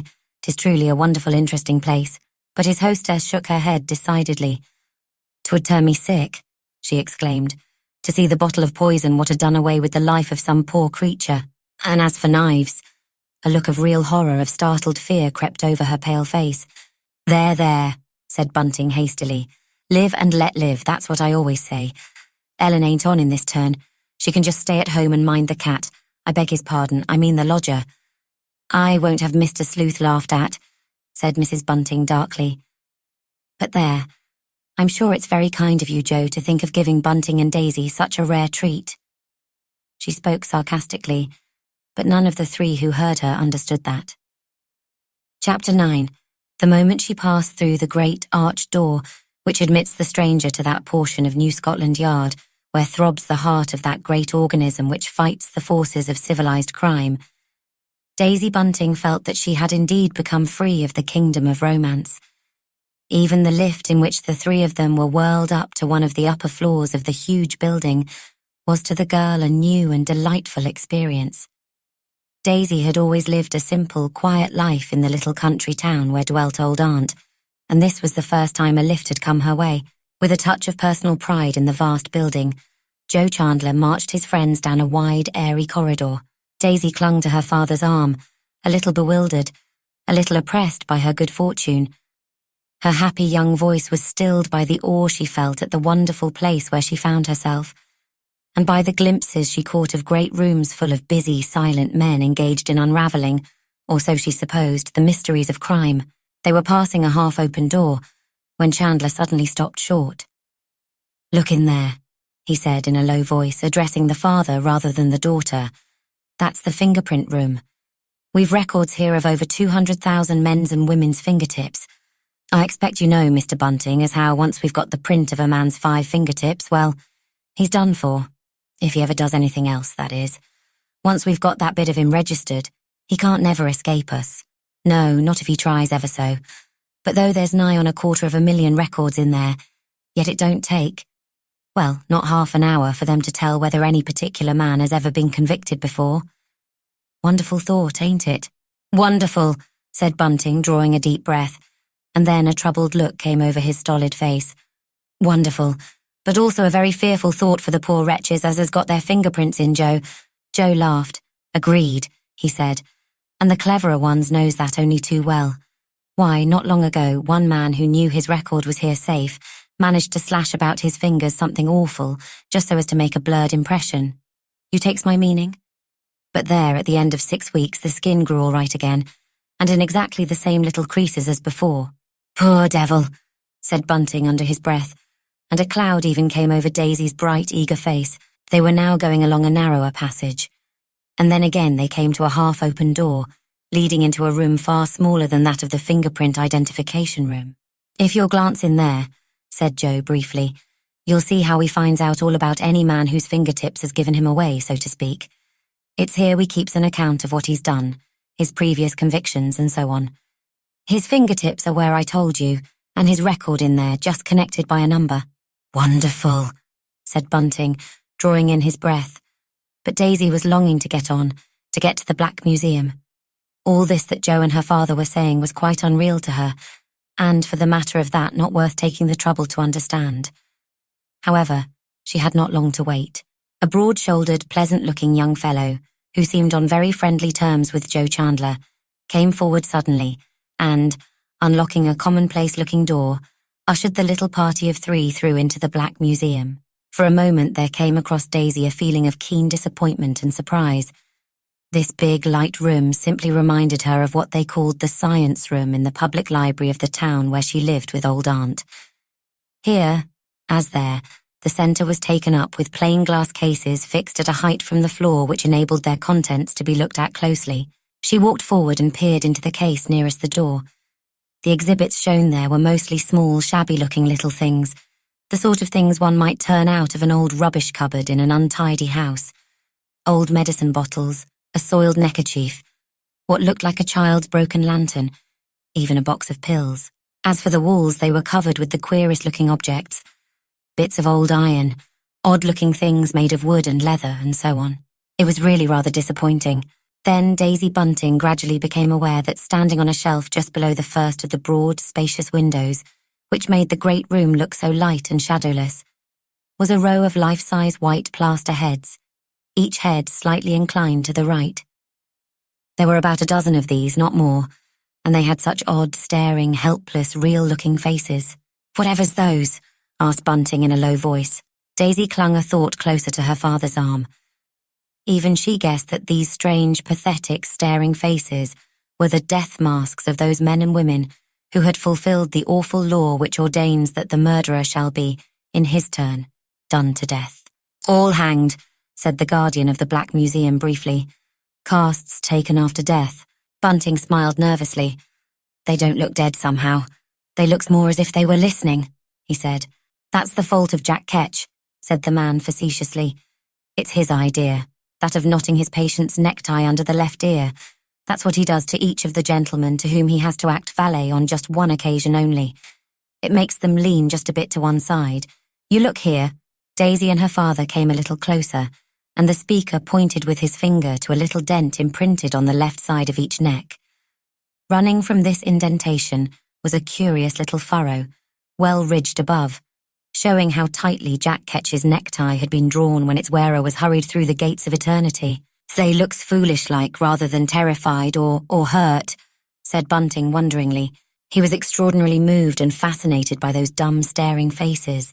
But young Chandler exclaimed in a cheerful, matter-of-fact voice, "Well, a man would look foolish at such a time as that, with all his plans brought to naught, and knowing he's only got a second to live, now wouldn't he?" "Yes, I suppose he would," said Bunting slowly. Daisy had gone a little pale. The sinister, breathless atmosphere of the place was beginning to tell on her. She now began to understand that the shabby little objects lying there in the glass case close to her were each and all links in the chain of evidence which, in almost every case, had brought some guilty man or woman to the gallows. "Oh, he had a yellow gentleman here the other day. observed the Guardian suddenly. One of those Brahmins, so they calls themselves.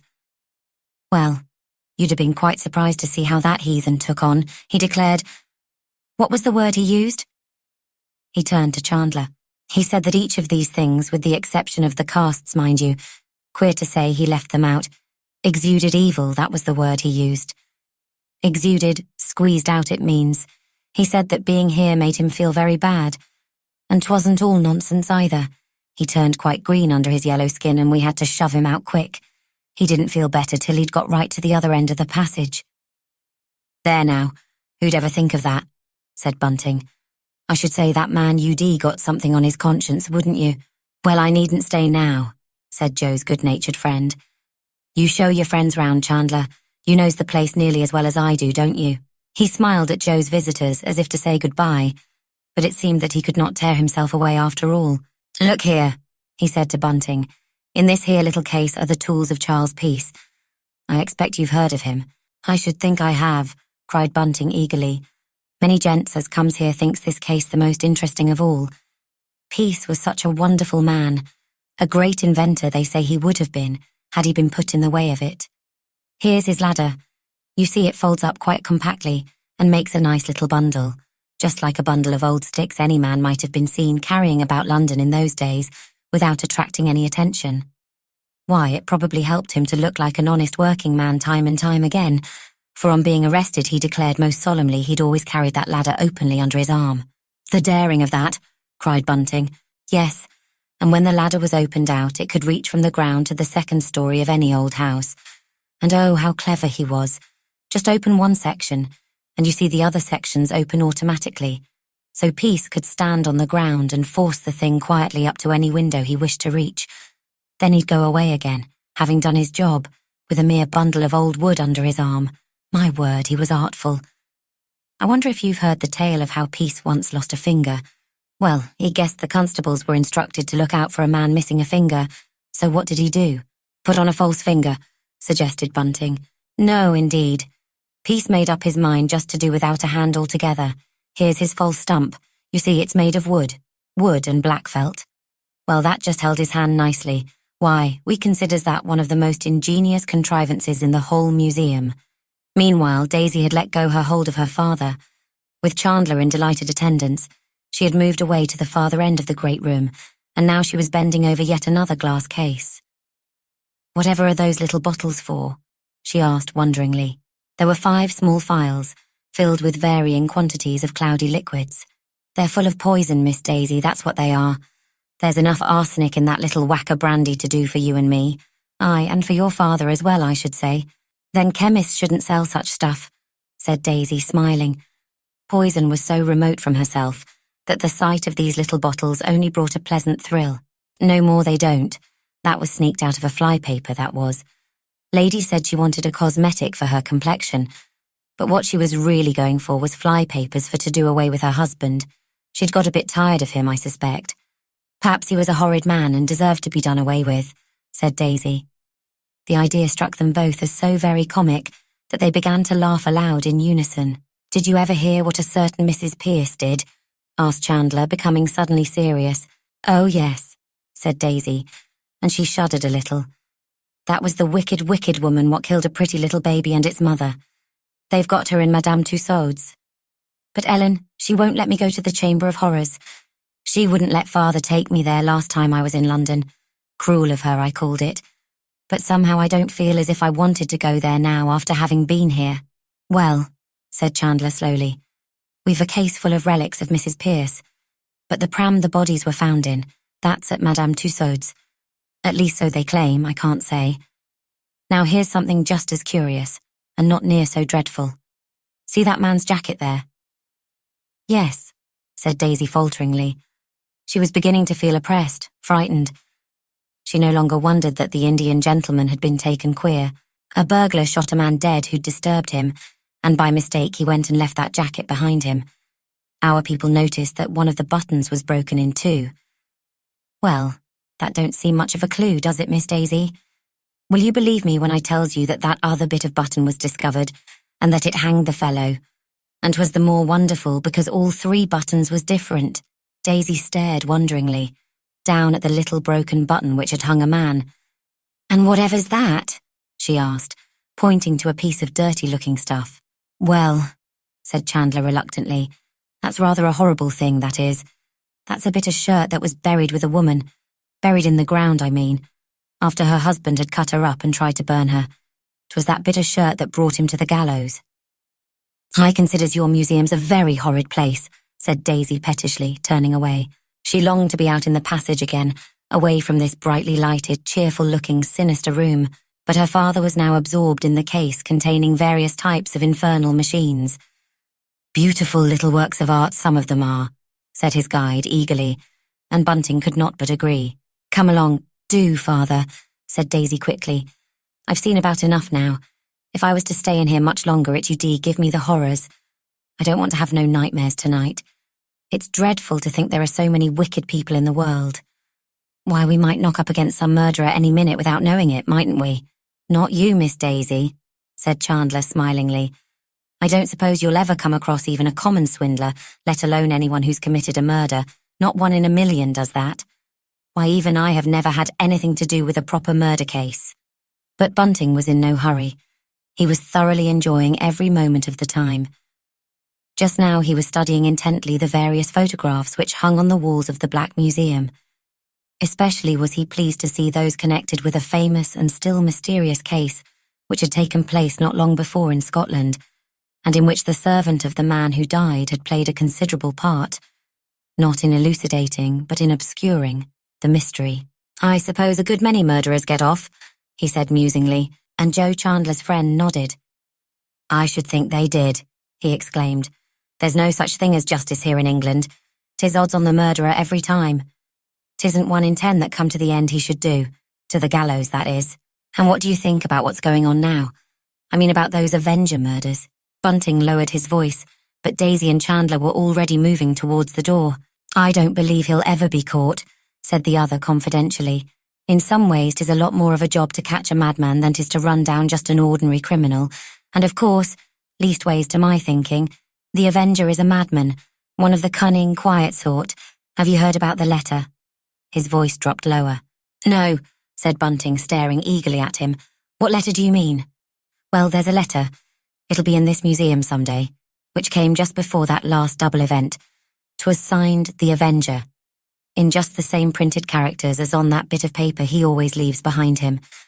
Mind you, it don't follow that it actually was the Avenger what sent that letter here, but it looks uncommonly like it, and I know that the boss attaches quite a lot of importance to it." "And where was it posted?"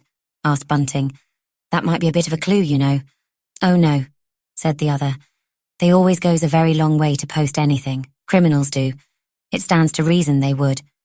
But this particular one was put in the Edgware Road post office." "What, close to us?" said Bunting. "Goodness, dreadful. Any of us might knock up against him any minute. I don't suppose the Avenger's in any way peculiar looking. In fact, we know he ain't." "Then you think that woman as says she saw him did see him?"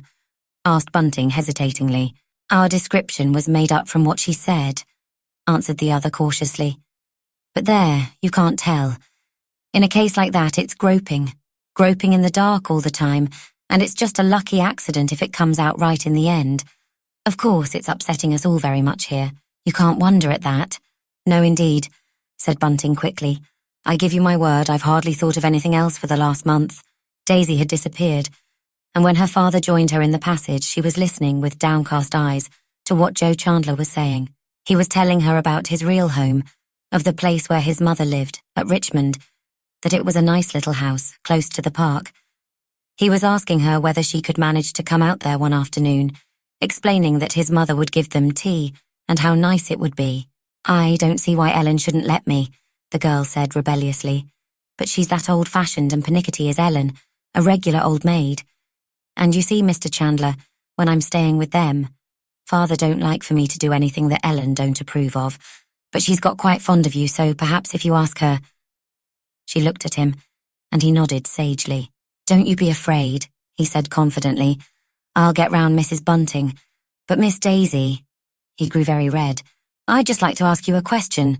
No offence meant—" "Yes," said Daisy a little breathlessly. "There's father close to us, Mr. Chandler. Tell me quick, what is it?" "Well, I take it by what you said just now that you've never walked out with any young fellow." Daisy hesitated a moment, then a very pretty dimple came into her cheek. "No," she said sadly. "No, Mr. Chandler, that I have not." In a burst of candour, she added, "You see, I never had the chance." And Joe Chandler smiled, well pleased. Chapter 10. By what she regarded as a fortunate chance, Mrs. Bunting found herself for close on an hour quite alone in the house during her husband's and Daisy's jaunt with young Chandler. Mr. Sleuth did not often go out in the daytime, but on this particular afternoon, after he had finished his tea when dusk was falling, he suddenly observed that he wanted a new suit of clothes, and his landlady eagerly acquiesced in his going out to purchase it. As soon as he had left the house, she went quickly up to the drawing-room floor. Now had come her opportunity of giving the 2 rooms a good dusting. But Mrs. Bunting knew well deep in her heart that it was not so much the dusting of Mr. Sleuth's sitting room she wanted to do, as to engage in a vague search for, she hardly knew for what.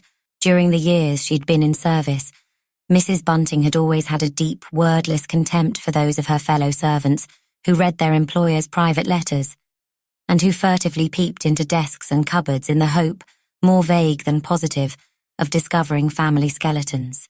But now, with regard to Mr. Sleuth, she was ready, eager to do herself what she had once so scorned others for doing. Beginning with the bedroom, she started on a methodical search. He was a very tidy gentleman, was the lodger, and his few things, undergarments and so on, were in apple-pie order. She had early undertaken, much to his satisfaction, to do the very little bit of washing he required done, with her own and Bunting's. Luckily, he wore soft shirts. At one time, Mrs. Bunting had always had a woman in to help her with this tiresome weekly job, but lately she had grown quite clever at it herself. The only things she had to send out were Bunting's shirts. Everything else she managed to do herself. From the chest of drawers she now turned her attention to the dressing table. Mr. Sleuth did not take his money with him when he went out. He generally left it in one of the drawers below the old-fashioned looking-glass. And now, in a perfunctory way, his landlady pulled out the little drawer, but she did not touch what was lying there. She only glanced at the heap of sovereigns and a few bits of silver. The lodger had taken just enough money with him to buy the clothes he required. He had consulted her as to how much they would cost, making no secret of why he was going out, and the fact had vaguely comforted Mrs. Bunting. Now she lifted the toilet cover and even rolled up the carpet a little way. But no, there was nothing there, not so much as a scrap of paper.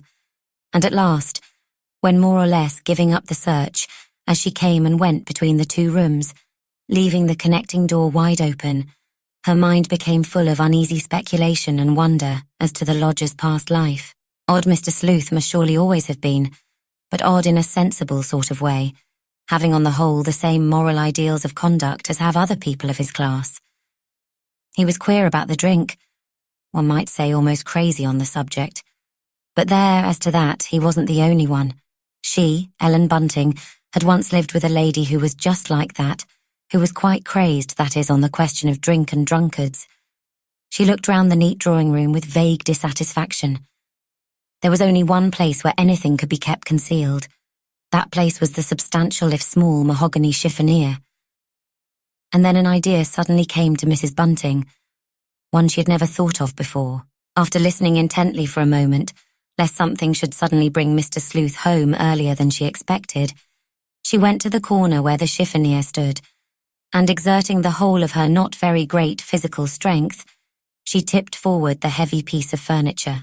As she did so, she heard a queer rumbling sound, something rolling about on the second shelf, something which had not been there before Mr. Sleuth's arrival. Slowly, laboriously, she tipped the chiffonier backwards and forwards, once, twice, thrice, satisfied yet strangely troubled in her mind, for she now felt sure that the bag of which the disappearance had so surprised her was there, safely locked away by its owner. Suddenly a very uncomfortable thought came to Mrs. Bunting's mind. She hoped Mr. Sleuth would not notice that his bag had shifted inside the cupboard. A moment later, with sharp dismay, Mr. Sleuth's landlady realized that the fact that she had moved the chiffonier must become known to her lodger, for a thin trickle of some dark-coloured liquid was oozing out through the bottom of the little cupboard door. She stooped down and touched the stuff, It showed red, bright red on her finger. Mrs. Bunting grew chalky white, then recovered herself quickly. In fact, the colour rushed into her face, and she grew hot all over. It was only a bottle of red ink she had upset. That was all. How could she have thought it was anything else? It was the more silly of her, so she told herself in scornful condemnation, because she knew that the lodger used red ink. Certain pages of Cruden's Concordance were covered with notes written in Mr. Sleuth's peculiar upright handwriting. In fact, in some places you couldn't see the margin, so closely covered was it with remarks and notes of interrogation. Mr. Sleuth had foolishly placed his bottle of red ink in the chiffonier. That was what her poor, foolish gentleman had done. And it was owing to her inquisitiveness, her restless wish to know things she would be none the better, none the happier, for knowing that this accident had taken place. She mopped up with her duster the few drops of ink which had fallen on the green carpet, and then, still feeling, as she angrily told herself, foolishly upset, she went once more into the back room. It was curious that Mr. Sleuth possessed no notepaper. She would have expected him to have made that one of his first purchases, the more so that paper is so very cheap, especially that rather dirty-looking grey Silurian paper. Mrs. Bunting had once lived with a lady who always used two kinds of notepaper, white for her friends and equals, grey for those whom she called common people. She, Ellen Green, as she then was, had always resented the fact.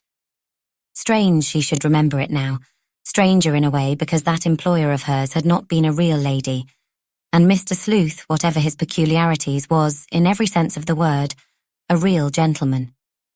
Somehow Mrs. Bunting felt sure that if he had bought any notepaper, it would have been white and probably cream-laid, not grey and cheap.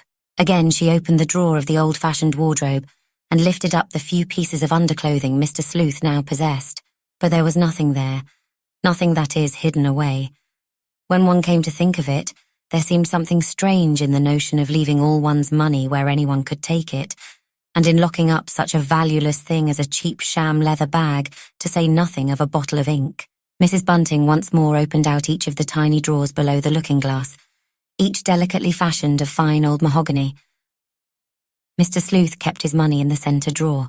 The glass had only cost 7 and 6pence, and after the auction a dealer had come and offered her first 15 shillings, and then a guinea for it. Not long ago, in Baker Street, she had seen a looking-glass which was the very spit of this one, labelled Chippendale Antique, £21 5 shillings. There lay Mr. Sleuth's money. The sovereigns, as the landlady well knew, would each and all gradually pass into hers and Bunting's possession, honestly earned by them no doubt but unattainable, in act unearnable. Excepting in connection with the present owner of those dully shining gold sovereigns. At last she went downstairs to await Mr. Sleuth's return. When she heard the key turn in the door, she came out into the passage. "I'm sorry to say I've had an accident, sir," she said a little breathlessly. "Taking advantage of your being out, I went up to dust the drawing-room, and while I was trying to get behind the chiffonier, it tilted. I'm afraid, sir, that a bottle of ink that was inside may have got broken, for just a few drops oozed out, sir. But I hope there's no harm done. I wiped it up as well as I could, seeing that the doors of the chiffonier are locked." Mr. Sleuth stared at her with a wild, almost a terrified glance. But Mrs. Bunting stood her ground. She felt far less afraid now than she had felt before he came in. Then she had been so frightened that she had nearly gone out of the house, onto the pavement for company. "Of course I had no idea, sir, that you kept any ink in there." She spoke as if she were on the defensive, and the lodger's brow cleared. "I was aware you used ink, sir," Mrs. Bunting went on, "for I have seen you marking that book of yours. I mean the book you read together with the Bible. Would you like me to go out and get you another bottle, sir?" "No," said Mr. Sleuth. "No, I thank you. I will at once proceed upstairs and see what damage has been done. When I require you, I shall ring." He shuffled past her, and 5 minutes later the drawing-room bell did ring. At once, from the door, Mrs. Bunting saw that the chiffonier was wide open, and that the shelves were empty save for the bottle of red ink which had turned over and now lay in a red pool of its own making on the lower shelf. "I'm afraid it will have stained the wood, Mrs. Bunting. Perhaps I was ill-advised to keep my ink in there." "Oh, no, sir. That doesn't matter at all. Only a drop or two fell out onto the carpet and they don't show as you see, sir, for it's a dark corner. Shall I take the bottle away?"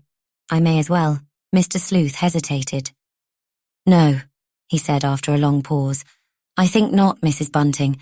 For the very little I require it, the ink remaining in the bottle will do quite well, especially if I add a little water, or better still, a little tea, to what already remains in the bottle. I only require it to mark up passages which happen to be of peculiar interest in my concordance, a work, Mrs. Bunting, which I should have taken great pleasure in compiling myself had not this gentleman called Cruden been before. Not only Bunting, but Daisy also thought Ellen far pleasanter in her manner than usual that evening. She listened to all they had to say about their interesting visit to the Black Museum, and did not snub either of them. No, not even when Bunting told of the dreadful, haunting, silly-looking death masks taken from the hanged. But a few minutes after that, when her husband suddenly asked her a question, Mrs. Bunting answered at random. It was clear she had not heard the last few words he had been saying. "A penny for your thoughts," he said jocularly, but she shook her head. Daisy slipped out of the room, and 5 minutes later came back dressed up in a blue and white check silk gown. "My," said her father, "you do look fine, Daisy. I've never seen you wearing that before, and a rare figure of fun she looks in it," observed Mrs. Bunting sarcastically. And then, "I suppose this dressing up means that you're expecting someone. I should have thought both of you must have seen enough of young Chandler for one day. I wonder when that young chap does his work." "That I do. He never seems too busy to come and waste an hour or two here." But that was the only nasty thing Ellen said all that evening, and even Daisy noticed that her stepmother seemed dazed and unlike herself. She went about her cooking, and the various little things she had to do even more silently than was her wont. Yet under that still, almost sullen manner, how fierce was the storm of dread, of sombre anguish, and yes, of sick suspense, which shook her soul, and which so far affected her poor, ailing body, that often she felt as if she could not force herself to accomplish her simple round of daily work. After they had finished supper, Bunting went out and bought a penny evening paper. But as he came in, he announced, with a rather rueful smile, that he had read so much of that nasty little print this last week or two that his eyes hurt him. "Let me read aloud a bit to you, father," said Daisy eagerly, and he handed her the paper. Scarcely had Daisy opened her lips when a loud ring and a knock echoed through the house. Chapter 11. It was only Joe. Somehow even Bunting called him Joe now, and no longer Chandler as he had mostly used to do. Mrs. Bunting had opened the front door only a very little way. She wasn't going to have any strangers pushing in past her. To her sharpened, suffering senses, her house had become a citadel which must be defended. Aye, even if the besiegers were a mighty horde with right on their side. And she was always expecting that first single spy who would herald the battalion against whom her only weapon would be her woman's wit and cunning. But when she saw who stood there smiling at her, the muscles of her face relaxed, and it lost the tense, anxious, almost agonized look it assumed the moment she turned her back on her husband and stepdaughter. "Why, Joe," she whispered, for she had left the door open behind her, and Daisy had already begun to read aloud, as her father had bidden her. "Come in, do. It's fairly cold tonight." A glance at his face had shown her that there was no fresh news. Joe Chandler walked in, past her, into the little hall. Cold? Well, he didn't feel cold, for he had walked quickly to be the sooner where he was now. 9 days had gone by since that last terrible occurrence, the double murder which had been committed early in the morning of the day Daisy had arrived in London. And though the thousands of men belonging to the Metropolitan Police, to say nothing of the smaller, more alert body of detectives attached to the force, were keenly on the alert, not one but had begun to feel that there was nothing to be alert about. Familiarity, even with horror, breeds contempt, but with the public it was far otherwise. Each day something happened to revive and keep alive the mingled horror and interest this strange, enigmatic series of crimes had evoked. Even the more sober organs of the press went on attacking, with gathering severity and indignation, the Commissioner of Police, and at the huge demonstration held in Victoria Park 2 days before violent speeches had also been made against the Home Secretary. But just now, Joe Chandler wanted to forget all that. The little house in the Marylebone Road had become to him an enchanted isle of dreams, to which his thoughts were ever turning when he had a moment to spare from what had grown to be a wearisome, because an unsatisfactory job. He secretly agreed with one of his pals who had exclaimed, and that within 24 hours of the last double crime, why, 'twould be easier to find a needle in a rick of hay than this bloke. And if that had been true then, how much truer it was now. After 9 long empty days had gone by, quickly he divested himself of his great coat, muffler and low hat. Then he put his finger on his lip and motioned smilingly to Mrs. Bunting to wait a moment. From where he stood in the hall, the father and daughter made a pleasant little picture of contented domesticity. Joe Chandler's honest heart swelled at the sight. Daisy, wearing the blue and white check silk dress about which her stepmother and she had had words, sat on a low stool on the left side of the fire, while Bunting, leaning back in his own comfortable armchair, was listening, his hand to his ear. In an attitude, as it was the first time she'd caught him doing it, the fact brought a pang to Mrs. Bunting, which showed that age was beginning to creep over the listener. One of Daisy's duties as companion to her great-aunt was that of reading the newspaper aloud, and she prided herself on her accomplishment. Just as Joe had put his finger on his lip, Daisy had been asking, "Shall I read this, father?" And Bunting had answered quickly, "Aye, do, my dear." He was absorbed in what he was hearing, and on seeing Joe at the door he had only just nodded his head. The young man was becoming so frequent a visitor as to be almost one of themselves. Daisy read out, "The Avenger, and then she stopped short, for the next word puzzled her greatly. Bravely, however, she went on, "A Theo Rye. Go in, do," whispered Mrs. Bunting to her visitor. "Why should we stay out here in the cold? It's ridiculous." "I don't want to interrupt Miss Daisy," whispered Chandler back rather hoarsely. "Well, you'll hear it all the better in the room. Don't think she'll stop because of you, bless you. There's nothing shy about our Daisy." The young man resented the tart, short tone. "Poor little girl," he said to himself tenderly. "That's what it is having a stepmother instead of a proper mother." But he obeyed Mrs. Bunting, and then he was pleased he had done so, for Daisy looked up, and a bright blush came over her pretty face. "Joe begs you won't stop yet a while. Go on with your reading," commanded Mrs. Bunting quickly. "Now, Joe, you can go and sit over there, close to Daisy, and then you won't miss a word." There was a sarcastic inflection in her voice. Even Chandler noticed that. But he obeyed her with alacrity, and crossing the room he went and sat on a chair just behind Daisy. From there he could note with reverent delight the charming way her fair hair grew upwards from the nape of her slender neck. "The Avenger, a theory," began Daisy again, clearing her throat. "Dear sir, I have a suggestion to put forward for which I think there is a great deal to be said. It seems to me very probable that the Avenger, to give him the name by which he apparently wishes to be known, comprises in his own person the peculiarities of Jekyll and Hyde, Mr. Louis Stevenson's now famous hero. The culprit, according to my point of view, is a quiet, pleasant-looking gentleman who lives somewhere in the West End of London. He has, however, a tragedy in his past life. He is the husband of a dipsomaniac wife. She is, of course, under care, and is never mentioned in the house where he lives, maybe with his widowed mother, and perhaps a maiden sister. They notice that he has become gloomy and brooding of late, but he lives his usual life, occupying himself each day with some harmless hobby.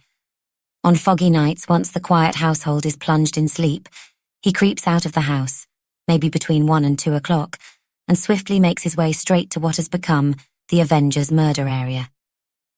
Picking out a likely victim, he approaches her with Judas-like gentleness, and having committed his awful crime, goes quietly home again.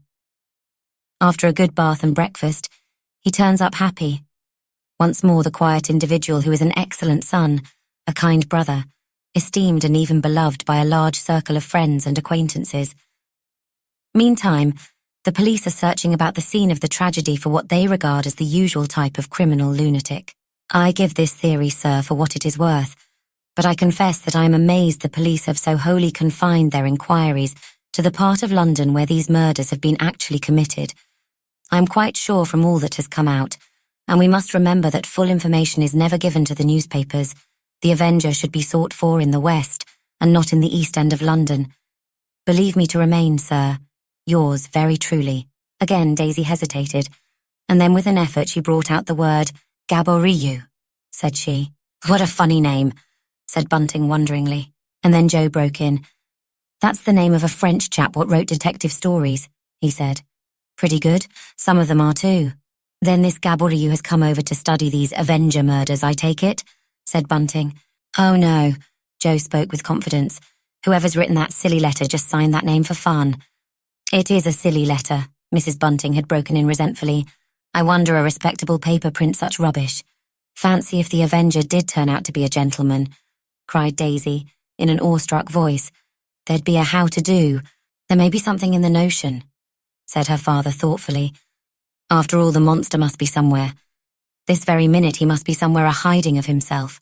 Of course he's somewhere, said Mrs. Bunting scornfully. She had just heard Mr. Sleuth moving overhead. 'Twould soon be time for the lodger's supper. She hurried on. But what I do say is that he has nothing to do with the West End. Why, they say it's a sailor from the docks. That's a good bit more likely, I take it. But there, I'm fair sick of the whole subject. We talk of nothing else in this house. The Avenger this, the Avenger that, Avenger. I expect Joe has something to tell us new tonight, said Bunting cheerfully. Well, Joe, is there anything new? I say, Father, just listen to this. Daisy broke in excitedly. She read out, Bloodhounds to be seriously considered. Bloodhounds, repeated Mrs. Bunting, and there was terror in her tone.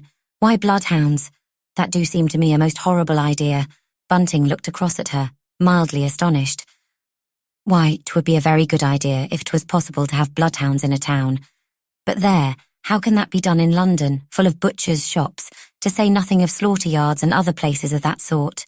But Daisy went on, and to her stepmother's shrinking ear there seemed a horrible thrill of delight, of gloating pleasure in her fresh young voice. Hark to this, she said. A man who had committed a murder in a lonely wood near Blackburn was traced by the help of a bloodhound, and thanks to the sagacious instincts of the animal, the miscreant was finally convicted and hanged. Ah, now, who'd ever have thought of such a thing? Bunting exclaimed in admiration. The newspapers do have some useful hints in sometimes, Joe. But young Chandler shook his head. Bloodhounds ain't no use, he said. No use at all. If the Yard was to listen to all the suggestions that the last few days have brought in, well, all I can say is our work would be cut out for us. Not but what it's cut out for us now, if it comes to that. He sighed ruefully. He was beginning to feel very tired. If only he could stay in this pleasant, cosy room listening to Daisy Bunting reading on and on forever, instead of having to go out, as he would presently have to do, into the cold and foggy night. Joe Chandler was fast becoming very sick of his new job. There was a lot of unpleasantness attached to the business too. Why, even in the house where he lived, and in the little cook shop where he habitually took his meals, the people round him had taken to taunt him with the remissness of the police.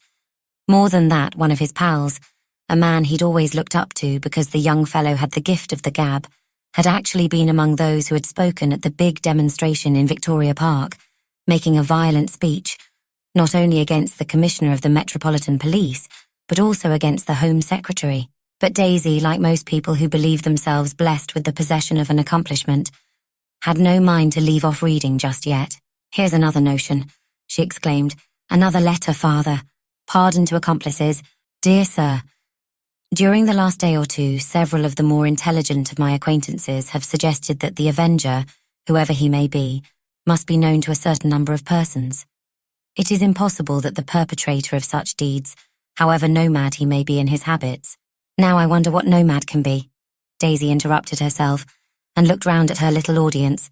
I've always declared the fellow had all his senses about him, observed Bunting confidently. Daisy went on, quite satisfied. However nomad he may be in his habit, must have some habitat where his ways are known to at least one person. Now the person who knows the terrible secret is evidently withholding information in expectation of a reward. Or maybe because, being an accessory after the fact, he or she is now afraid of the consequences. My suggestion, sir, is that the Home Secretary promise a free pardon, the more so that only thus can this miscreant be brought to justice. Unless he was caught red-handed in the act, it will be exceedingly difficult to trace the crime committed to any individual, for English law looks very askance at circumstantial evidence. There's something worth listening to in that letter, said Joe, leaning forward. Now he was almost touching Daisy, and he smiled involuntarily as she turned her gay, pretty little face the better to hear what he was saying. Yes, Mr. Chandler, she said interrogatively. Well, do you remember that fellow what killed an old gentleman in a railway carriage? He took refuge with someone, a woman his mother had known, and she kept him hidden for quite a long time. But at last she gave him up, and she got a big reward too.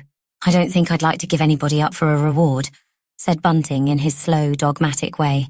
Oh, yes, you would, Mr. Bunting, said Chandler confidently. You'd only be doing what it's the plain duty of everyone, that is, who's a good citizen.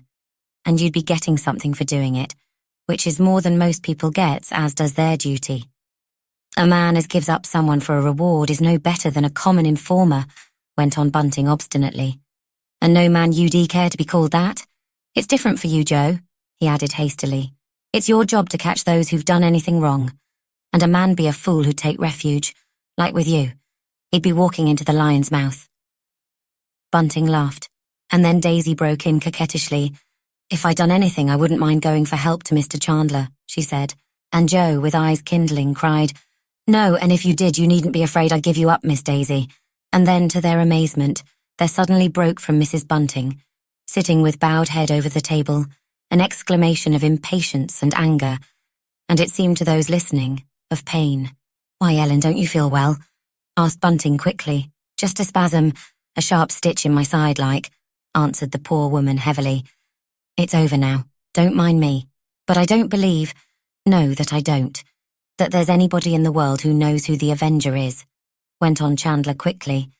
It stands to reason that anybody'd give him up, in their own interest, if not in anyone else's. Who'd shelter such a creature? Why, it would be dangerous to have him in the house along with one. Then it's your idea that he's not responsible for the wicked things he does. Mrs. Bunting raised her head and looked over at Chandler with eager, anxious eyes. I'd be sorry to think he wasn't responsible enough to hang, said Chandler deliberately. After all the trouble he's been giving us too. Hanging'd be too good for that chap, said Bunting. Not if he's not responsible, said his wife sharply. I never heard of anything so cruel, that I never did. If the man's a madman, he ought to be in an asylum. That's where he ought to be. Hark to her now. Bunting looked at his Ellen with amusement. Contrary isn't the word for her. But there, I've noticed the last few days that she seemed to be taking that monster's part. That's what comes of being a born total abstainer. Mrs. Bunting had got up from her chair. What nonsense you do talk, she said angrily. Not but what it's a good thing if these murders have emptied the public houses of women for a bit. England's drink is England's shame. I'll never depart from that. Now, Daisy, child, get up, do. Put down that paper. We've heard quite enough. You can be laying the cloth while I goes down the kitchen. Yes, you mustn't be forgetting the lodger's supper, called out Bunting. Mr. Sleuth don't always ring. He turned to Chandler. For one thing, he's often out about this time. Not often, just now and again when he wants to buy something, snapped out Mrs. Bunting. But I hadn't forgot his supper. He never do want it before 8 o'clock. Let me take up the lodger's supper, Ellen. Daisy's eager voice broke in. She'd got up in obedience to her stepmother and was now laying the cloth. Certainly not. I told you he only wanted me to wait on him. You have your work cut out looking after things down here. That's where I wants you to help me. Chandler also got up. Somehow he didn't like to be doing nothing while Daisy was so busy. Yes, he said, looking across at Mrs. Bunting. I'd forgotten about your lodger. Going on all right, eh? Never knew so quiet and well-behaved a gentleman, said Bunting. He turned our luck, did Mr. Sleuth. His wife left the room, and after she had gone, Daisy laughed. You'll hardly believe it, Mr. Chandler, but I've never seen this wonderful lodger. Ellen keeps him to herself, that she does. If I was father, I'd be jealous. Both men laughed. Ellen, no, the idea was too funny. Psst. If you want more free audiobooks, please click subscribe. Chapter 12. All I can say is I think Daisy ought to go. One can't always do just what one wants to do. Not in this world, at any rate. Mrs. Bunting did not seem to be addressing anyone in particular, though both her husband and her stepdaughter were in the room. She was standing by the table, staring straight before her, and as she spoke she avoided looking at either Bunting or Daisy. There was in her voice a tone of cross-decision, of thin finality, with which they were both acquainted, and to which each listener knew the other would have to bow. There was silence for a moment, then Daisy broke out passionately. I don't see why I should go if I don't want to, she cried. You'll allow I've been useful to you, Ellen. 'Tisn't even as if you was quite well. I am quite well, perfectly well, snapped out Mrs. Bunting, and she turned her pale, drawn face and looked angrily at her stepdaughter. 'Tain't often I has a chance of being with you and father. There were tears in Daisy's voice, and Bunting glanced deprecatingly at his wife.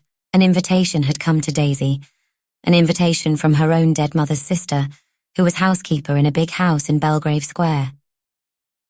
The family had gone away for the Christmas holidays, and Aunt Margaret, Daisy was her godchild, had begged that her niece might come and spend 2 or 3 days with her. But the girl had already had more than one taste of what life was like in the great gloomy basement of 100 Belgrave Square. Aunt Margaret was one of those old-fashioned servants for whom the modern employer is always sighing. While the family were away, it was her joy, she regarded it as a privilege, to wash 67 pieces of very valuable china contained in 2 cabinets in the drawing room. She also slept in every bed by turns to keep them all well aired. These were the 2 duties with which she intended her young niece to assist her, and Daisy's soul sickened at the prospect. But the matter had to be settled at once. The letter had come an hour ago, containing a stamped telegraph form, and Aunt Margaret was not one to be trifled with. Since breakfast the 3 had talked of nothing else, and from the very first Mrs. Bunting had said that Daisy ought to go, that there was no doubt about it, that it did not admit of discussion. But discuss it they all did, and for once Bunting stood up to his wife, but that, as was natural, only made his Ellen harder and more set on her own view. "What the child says is true," he observed. "It isn't as if he was quite well. You've been took bad twice in the last few days. You can't deny of it, Ellen. Why shouldn't I just take a bus and go over and see Margaret? I'd tell her just how it is. She'd understand, bless you." "I won't have you doing nothing of the sort," cried Mrs. Bunting, speaking almost as passionately as her stepdaughter had done. "Haven't I a right to be ill? Haven't I a right to be took bad? Aye, and to feel all right again, same as other people?" Daisy turned round and clasped her hands. "Oh, Ellen," she cried, "do say that you can't spare me. I don't want to go across to that horrid old dungeon of a place." "Do as you like," said Mrs. Bunting sullenly. "I'm fair tired of you both. There'll come a day, Daisy, when you'll know, like me, that money is the main thing that matters in this world, and when your Aunt Margaret's left her savings to somebody else, just because you wouldn't spend a few days with her this Christmas, then you'll know what it's like to go without. You'll know what a fool you were, and that nothing can't alter it any more." And then with victory actually in her grasp, poor Daisy saw it snatched from her. "Ellen is right," Bunting said heavily. "Money does matter, a terrible deal, though I never thought to hear Ellen say it was the only thing that mattered. But 'twould be foolish, very, very foolish, my girl, to offend your Aunt Margaret. It'll only be 2 days after all. 2 days isn't a very long time." But Daisy did not hear her father's last words. She had already rushed from the room and gone down to the kitchen to hide her childish tears of disappointment. The childish tears which came because she was beginning to be a woman, with a woman's natural instinct for building her own human nest. Aunt Margaret was not one to tolerate the comings of any strange young man, and she had a peculiar dislike to the police. Who'd ever have thought she'd have minded as much as that? Bunting looked across at Ellen deprecatingly. Already his heart was misgiving him. "It's plain enough why she's become so fond of us all of a sudden," said Mrs. Bunting sarcastically. And as her husband stared at her uncomprehendingly, she added in a tantalizing tone, "As plain as the nose on your face, my man." "What do you mean?" he said. "I dare say I'm a bit slow, Ellen, but I really don't know what you'd be at. Don't you remember telling me before Daisy came here that Joe Chandler had become sweet on her last summer? I thought it only foolishness then, but I've come round to your view, that's all." Bunting nodded his head slowly. Yes, Joe had got into the way of coming very often, and there had been the expedition to that gruesome Scotland Yard museum.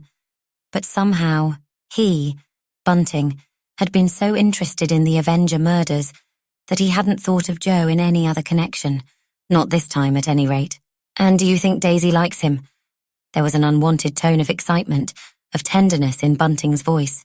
His wife looked over at him, and a thin smile, not an unkindly smile by any means, lit up her pale face.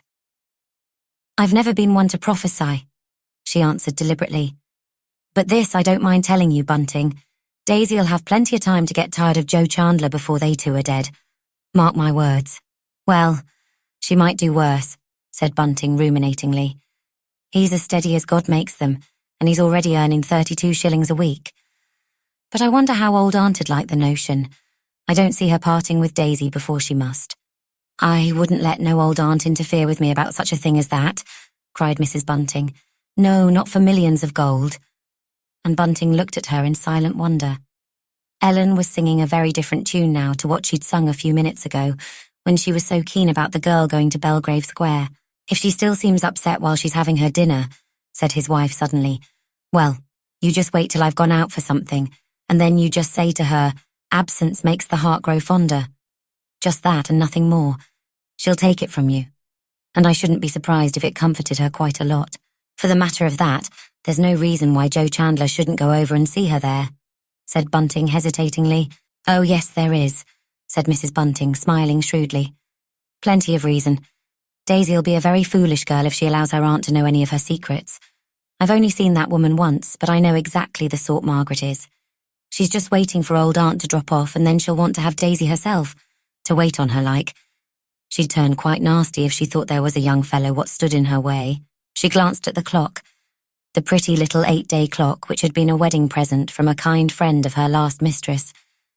It had mysteriously disappeared during their time of trouble, and had as mysteriously reappeared 3 or 4 days after Mr. Sleuth's arrival. "I've time to go out with that telegram," she said briskly. Somehow she felt better, different to what she had done the last few days, "and then it'll be done. It's no good having more words about it, and I expect we should have plenty more words if I wait till the child comes upstairs again." She did not speak unkindly, and Bunting looked at her rather wonderingly. Ellen very seldom spoke of Daisy as the child. In fact, he could only remember her having done so once before, and that was a long time ago. They had been talking over their future life together, and she had said very solemnly, "Bunting, I promise I will do my duty, as much as lies in my power, that is, by the child." But Ellen had not had much opportunity of doing her duty by Daisy.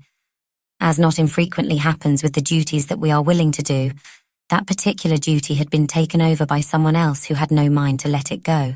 "What shall I do if Mr. Sleuth rings?" asked Bunting, rather nervously.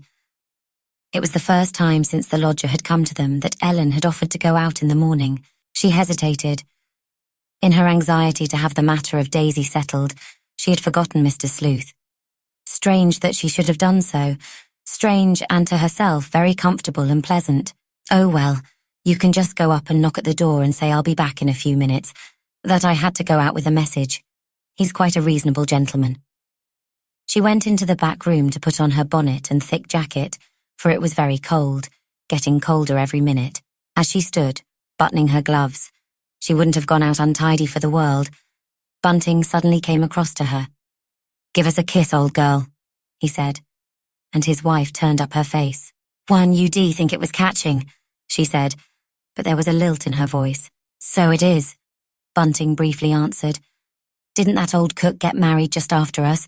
She'd never have thought of it if it hadn't been for you." But once she was out, walking along the damp, uneven pavement, Mr. Sleuth revenged himself for his landlady's temporary forgetfulness.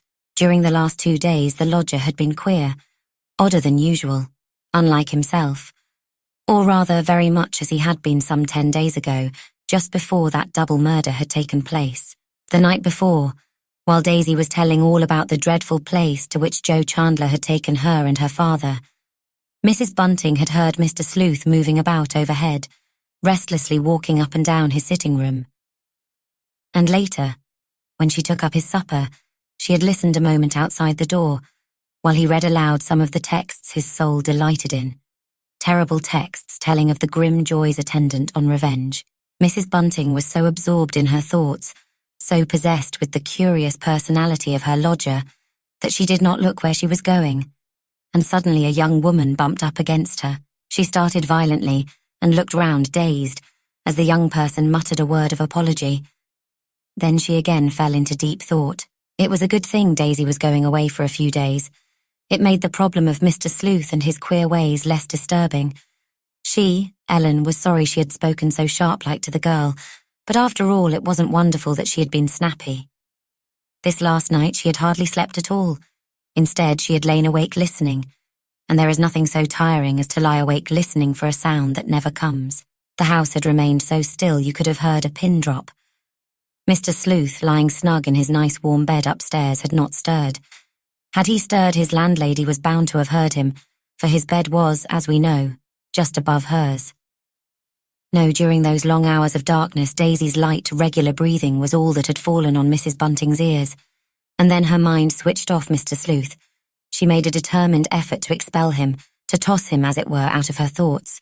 It seemed strange that the Avenger had stayed his hand, for as Joe had said only last evening, it was full time that he should again turn that awful, mysterious searchlight of his on himself. Mrs. Bunting always visioned the Avenger as a black shadow in the centre, a bright, blinding light, but the shadow had no form or definite substance. Sometimes he looked like one thing, sometimes like another. Mrs. Bunting had now come to the corner which led up the street where there was a post office, but instead of turning sharp to the left, she stopped short for a minute. There had suddenly come over her a feeling of horrible self-rebuke and even self-loathing. It was dreadful that she, of all women, should have longed to hear that another murder had been committed last night. Yet such was the shameful fact. She had listened all through breakfast hoping to hear the dread news being shouted outside. Yes, and more or less during the long discussion which had followed on the receipt of Margaret's letter. She had been hoping against hope, that those dreadful triumphant shouts of the newspaper sellers still might come echoing down the Marylebone Road. And yet, hypocrite that she was, she had reproved Bunting when he had expressed, not disappointment exactly, but, well, surprise that nothing had happened last night. Now her mind switched off to Joe Chandler. Strange to think how afraid she had been of that young man. She was no longer afraid of him, or hardly at all. He was dotty. That's what was the matter with him. Dotty with love for rosy-cheeked, blue-eyed little Daisy. Anything might now go on, right under Joe Chandler's very nose. But bless you, he'd never see it. Last summer, when this affair, this nonsense of young Chandler and Daisy had begun, she had had very little patience with it all. In fact, the memory of the way Joe had gone on then, the tiresome way he would be always dropping in, had been one reason, though not the most important reason of all, why she had felt so terribly put about at the idea of the girl coming again. But now, well, now she had become quite tolerant, quite kindly. At any rate, as far as Joe Chandler was concerned. She wondered why. Still, 'twouldn't do Joe a bit of harm not to see the girl for a couple of days. In fact, 'twould be a very good thing, for then he'd think of Daisy, think of her to the exclusion of all else. Absence does make the heart grow fonder, at first, at any rate. Mrs. Bunting was well aware of that. During the long course of hers and Bunting's mild courting, they'd been separated for about 3 months, and it was that 3 months which had made up her mind for her. She had got so used to Bunting that she couldn't do without him, and she had felt, oddest fact of all, acutely, miserably jealous. But she hadn't let him know that. No fear. Of course, Joe mustn't neglect his job. That would never do. But what a good thing it was, after all, that he wasn't like some of those detective chaps that are written about in stories. The sort of chaps that know everything, see everything, guess everything. Even where there isn't anything to see or know or guess. Why, to take only one little fact, Joe Chandler had never shown the slightest curiosity about their lodger. Mrs. Bunting pulled herself together with a start and hurried quickly on. Bunting would begin to wonder what had happened to her. She went into the post office and handed the form to the young woman without a word. Margaret, a sensible woman who was accustomed to manage other people's affairs, had even written out the words, "We'll be with you to tea. Daisy." It was a comfort to have the thing settled once for all. If anything horrible was going to happen in the next 2 or 3 days, it was just as well Daisy shouldn't be at home. Not that there was any real danger that anything would happen. Mrs. Bunting felt sure of that. By this time she was out in the street again, and she began mentally counting up the number of murders the Avenger had committed. 9, or was it 10? Surely by now the Avenger must be avenged. Surely by now, if, as that writer in the newspaper had suggested, he was a quiet, blameless gentleman living in the West End, whatever vengeance he had to wreak must be satisfied. She began hurrying homewards. It wouldn't do for the lodger to ring before she'd got back. Bunting would never know how to manage Mr. Sleuth, especially if Mr. Sleuth was in one of his queer moods. Mrs. Bunting put the key into the front door lock and passed into the house. Then her heart stood still with fear and terror. There came the sound of voices she thought she did not know, in the sitting room. She opened the door, and then drew a long breath.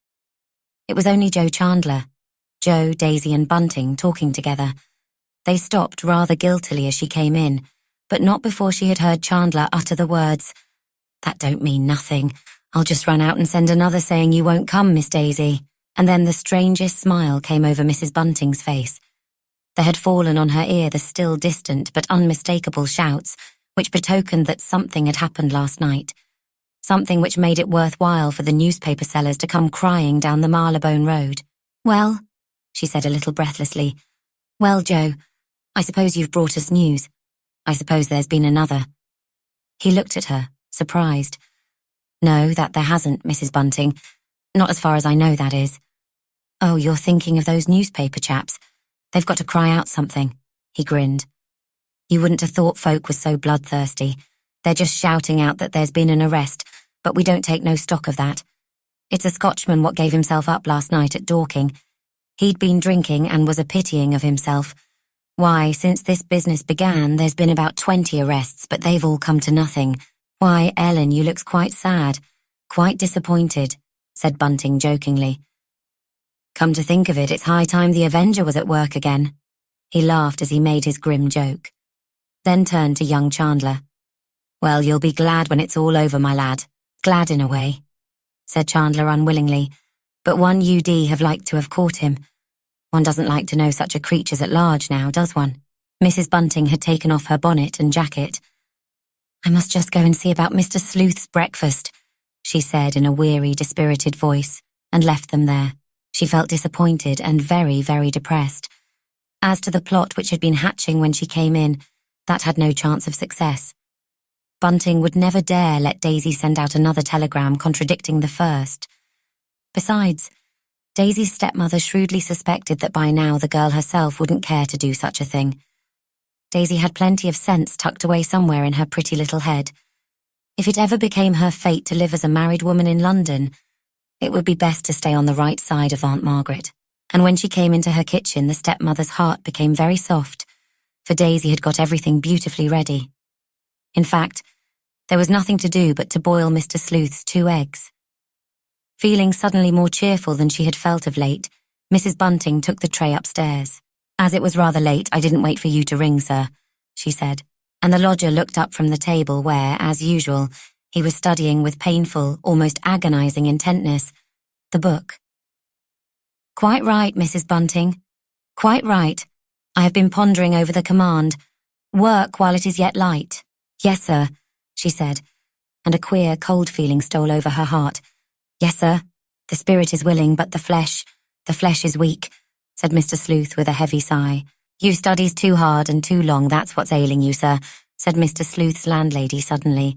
When Mrs. Bunting went down again, she found that a great deal had been settled in her absence. Among other things, that Joe Chandler was going to escort Miss Daisy across to Belgrave Square. He could carry Daisy's modest bag, and if they wanted to ride instead of walk, why, they could take the bus from Baker Street Station to Victoria. That would land them very near Belgrave Square. But Daisy seemed quite willing to walk. She hadn't had a walk, she declared, for a long, long time. And then she blushed rosy red, and even her stepmother had to admit to herself that Daisy was very nice looking, not at all the sort of girl who ought to be allowed to go about the London streets by herself. Chapter 12. All I can say is I think Daisy ought to go. One can't always do just what one wants to do. Not in this world, at any rate. Mrs. Bunting did not seem to be addressing anyone in particular, though both her husband and her stepdaughter were in the room. She was standing by the table, staring straight before her, and as she spoke, she avoided looking at either Bunting or Daisy. There was in her voice a tone of cross-decision, of thin finality, with which they were both acquainted, and to which each listener knew the other would have to bow. There was silence for a moment. Then Daisy broke out passionately. "I don't see why I should go if I don't want to," she cried. "You'll allow I've been useful to you, Ellen. 'Tisn't even as if you was quite well." "I am quite well, perfectly well," snapped out Mrs. Bunting, and she turned her pale, drawn face and looked angrily at her stepdaughter. "'Tain't often I has a chance of being with you and father." There were tears in Daisy's voice, and Bunting glanced deprecatingly at his wife. An invitation had come to Daisy. An invitation from her own dead mother's sister, who was housekeeper in a big house in Belgrave Square. The family had gone away for the Christmas holidays, and Aunt Margaret, Daisy was her godchild, had begged that her niece might come and spend 2 or 3 days with her. But the girl had already had more than one taste of what life was like in the great gloomy basement of 100 Belgrave Square. Aunt Margaret was one of those old-fashioned servants for whom the modern employer is always sighing. While the family were away, it was her joy, she regarded it as a privilege, to wash 67 pieces of very valuable china contained in 2 cabinets in the drawing room. She also slept in every bed by turns, to keep them all well aired. These were the 2 duties with which she intended her young niece to assist her, and Daisy's soul sickened at the prospect. But the matter had to be settled at once. The letter had come an hour ago, containing a stamped telegraph form, and Aunt Margaret was not one to be trifled with. Since breakfast, the 3 had talked of nothing else, and from the very first Mrs. Bunting had said that Daisy ought to go, that there was no doubt about it, that it did not admit of discussion. But discuss it they all did, and for once Bunting stood up to his wife, but that, as was natural, only made his Ellen harder and more set on her own view. "Ah, what the child says is true," he observed. "It isn't as if you was quite well. You've been took bad twice in the last few days. You can't deny of it, Ellen. Why shouldn't I just take a bus and go over and see Margaret? I'd tell her just how it is. She'd understand, bless you." "I won't have you doing nothing of the sort," cried Mrs. Bunting, speaking almost as passionately as her stepdaughter had done. "Haven't I a right to be ill? Haven't I a right to be took bad, aye, and to feel all right again, same as other people?" Daisy turned round and clasped her hands. "Oh, Ellen," she cried, "do say that you can't spare me. I don't want to go across to that horrid old dungeon of a place." "Do as you like," said Mrs. Bunting sullenly. "I'm fair tired of you both. There'll come a day, Daisy, when you'll know, like me, that money is the main thing that matters in this world, and when your Aunt Margaret's left her savings to somebody else just because you wouldn't spend a few days with her this Christmas, then you'll know what it's like to go without. You'll know what a fool you were, and that nothing can't alter it anymore." And then, with victory actually in her grasp, poor Daisy saw it snatched from her. "Ellen is right," Bunting said heavily. "Money does matter a terrible deal, though I never thought to hear Ellen say it was the only thing that mattered. But 'twould be foolish, very, very foolish, my girl, to offend your Aunt Margaret. It'll only be 2 days after all. 2 days isn't a very long time." But Daisy did not hear her father's last words. She had already rushed from the room and gone down to the kitchen to hide her childish tears of disappointment, the childish tears which came because she was beginning to be a woman, with a woman's natural instinct for building her own human nest. Aunt Margaret was not one to tolerate the comings of any strange young man, and she had a peculiar dislike to the police. Who'd ever have thought she'd have minded as much as that? Bunting looked across at Ellen deprecatingly. Already his heart was misgiving him. "It's plain enough why she's become so fond of us all of a sudden," said Mrs. Bunting sarcastically, and as her husband stared at her uncomprehendingly, she added in a tantalizing tone, "As plain as the nose on your face, my man." "What do you mean?" he said. "I dare say I'm a bit slow, Ellen, but I really don't know what you'd be at. Don't you remember telling me before Daisy came here that Joe Chandler had become sweet on her last summer? I thought it only foolishness then, but I've come round to your view. That's all." Bunting nodded his head slowly.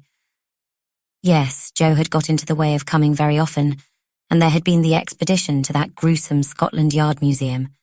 But somehow he, Bunting, had been so interested in the Avenger murders that he hadn't thought of Joe in any other connection. Not this time, at any rate. "And you think Daisy likes him?" There was an unwanted tone of excitement, of tenderness in Bunting's voice. His wife looked over at him, and a thin smile, not an unkindly smile by any means, lit up her pale face. "I've never been one to prophesy," she answered deliberately, "but this I don't mind telling you, Bunting. Daisy'll have plenty of time to get tired of Joe Chandler before they two are dead, mark my words." "Well, she might do worse," said Bunting ruminatingly. "He's as steady as God makes them, and he's already earning 32 shillings a week. But I wonder how old Aunt'd like the notion. I don't see her parting with Daisy before she must." "I wouldn't let no old aunt interfere with me about such a thing as that," cried Mrs. Bunting. "No, not for millions of gold."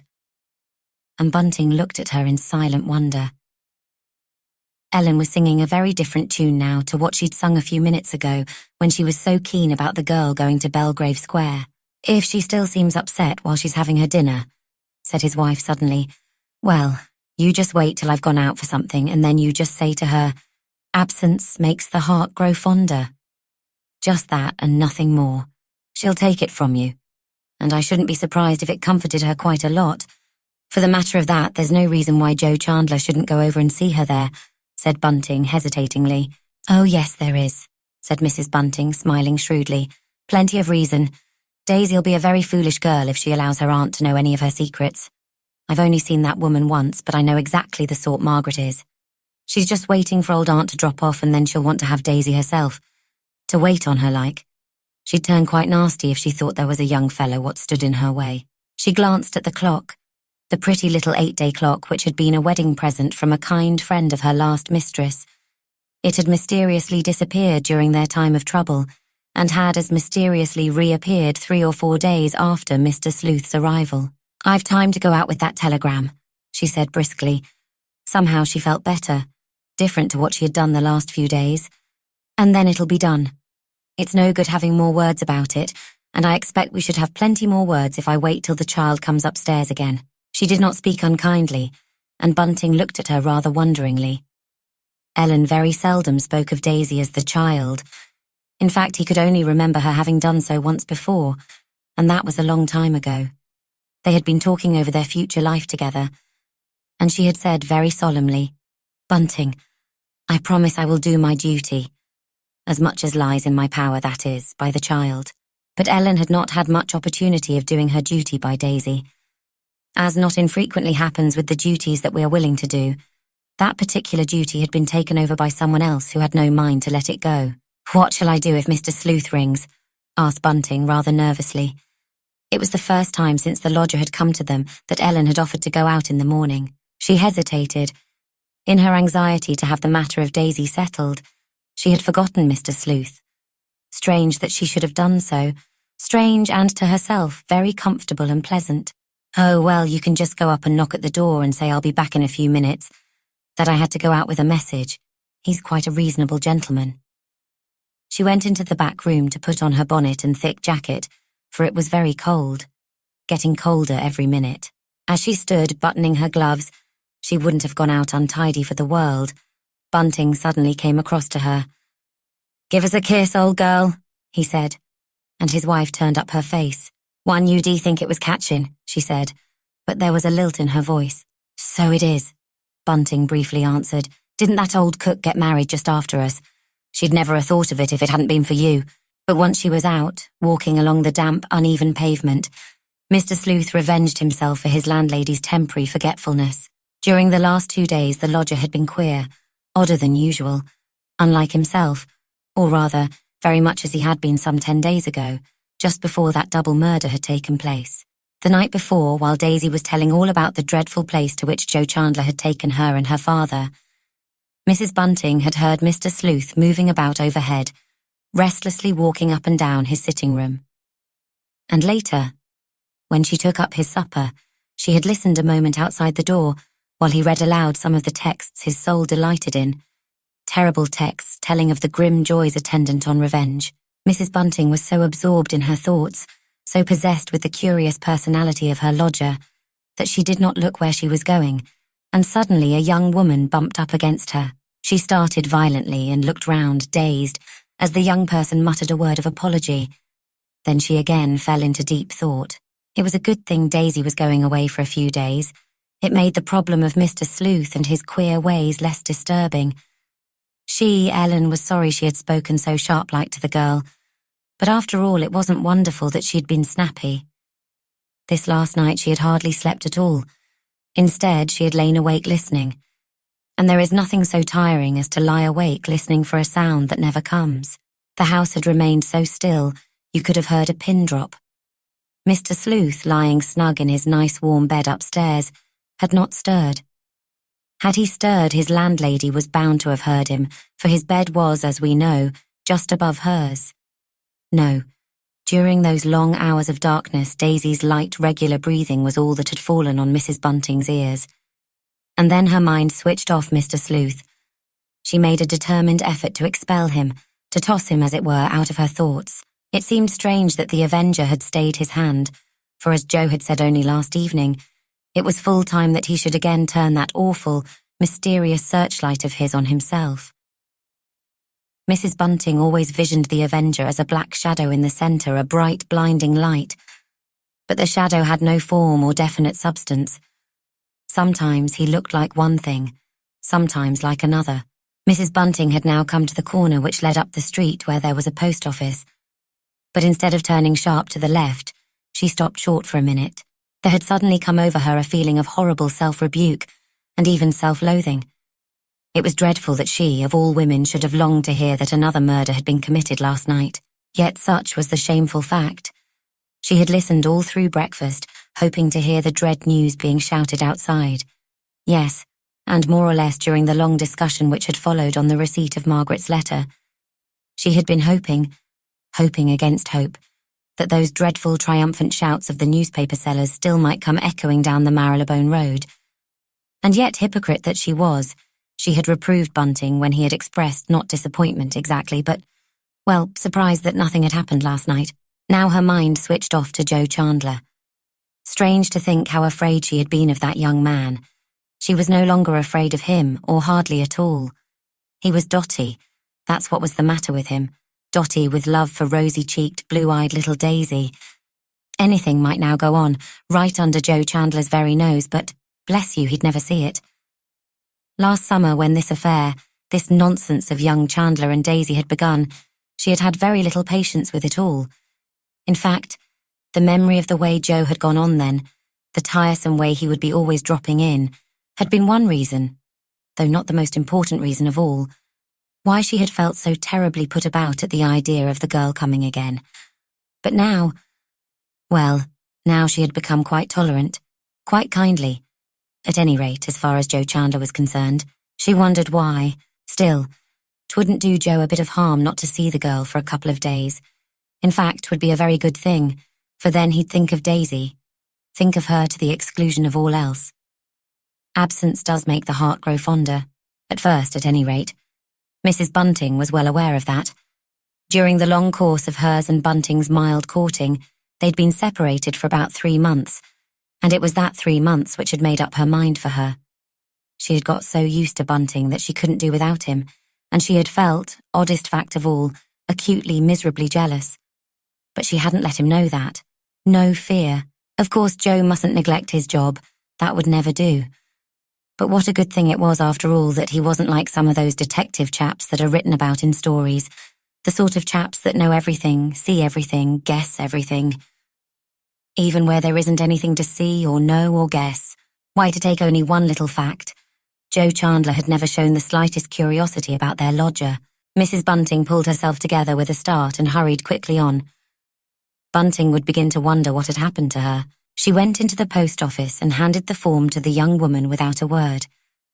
Margaret, a sensible woman who was accustomed to manage other people's affairs, had even written out the words, "Will be with you to tea. Daisy." It was a comfort to have the thing settled once for all. If anything horrible was going to happen in the next 2 or 3 days, it was just as well Daisy shouldn't be at home. Not that there was any real danger that anything would happen. Mrs. Bunting felt sure of that. By this time she was out in the street again, and she began mentally counting up the number of murders the Avenger had committed. 9? Or was it 10? Surely by now the Avenger must be avenged. Surely by now, if, as that writer in the newspaper had suggested, he was a quiet, blameless gentleman living in the West End, whatever vengeance he had to wreak must be satisfied. She began hurrying homewards. It wouldn't do for the lodger to ring before she had got back. Bunting would never know how to manage Mr. Sleuth, especially if Mr. Sleuth was in one of his queer moods. Mrs. Bunting put the key into the front door lock and passed into the house. Then her heart stood still with fear and terror. There came the sound of voices she thought she did not know, in the sitting room. She opened the door, and then drew a long breath. It was only Joe Chandler, Joe, Daisy, and Bunting talking together. They stopped rather guiltily as she came in, but not before she'd heard Chandler utter the words, "That don't mean nothing. I'll just run out and send another saying you won't come, Miss Daisy." And then the strangest smile came over Mrs. Bunting's face. There had fallen on her ear the still distant but unmistakable shouts, which betokened that something had happened last night. something which made it worthwhile for the newspaper sellers to come crying down the Marylebone Road. "Well," she said a little breathlessly. "Well, Joe, I suppose you've brought us news. I suppose there's been another." He looked at her surprised. "No, that there hasn't, Mrs. Bunting. Not as far as I know, that is." "Oh, you're thinking of those newspaper chaps. They've got to cry out something." He grinned. "You wouldn't have thought folk were so bloodthirsty. They're just shouting out that there's been an arrest. But we don't take no stock of that. It's a Scotchman what gave himself up last night at Dorking. He'd been drinking and was a-pitying of himself. Why, since this business began, there's been about 20 arrests, but they've all come to nothing. Why, Ellen, you looks quite sad, quite disappointed," said Bunting jokingly. "Come to think of it, it's high time the Avenger was at work again." He laughed as he made his grim joke, then turned to young Chandler.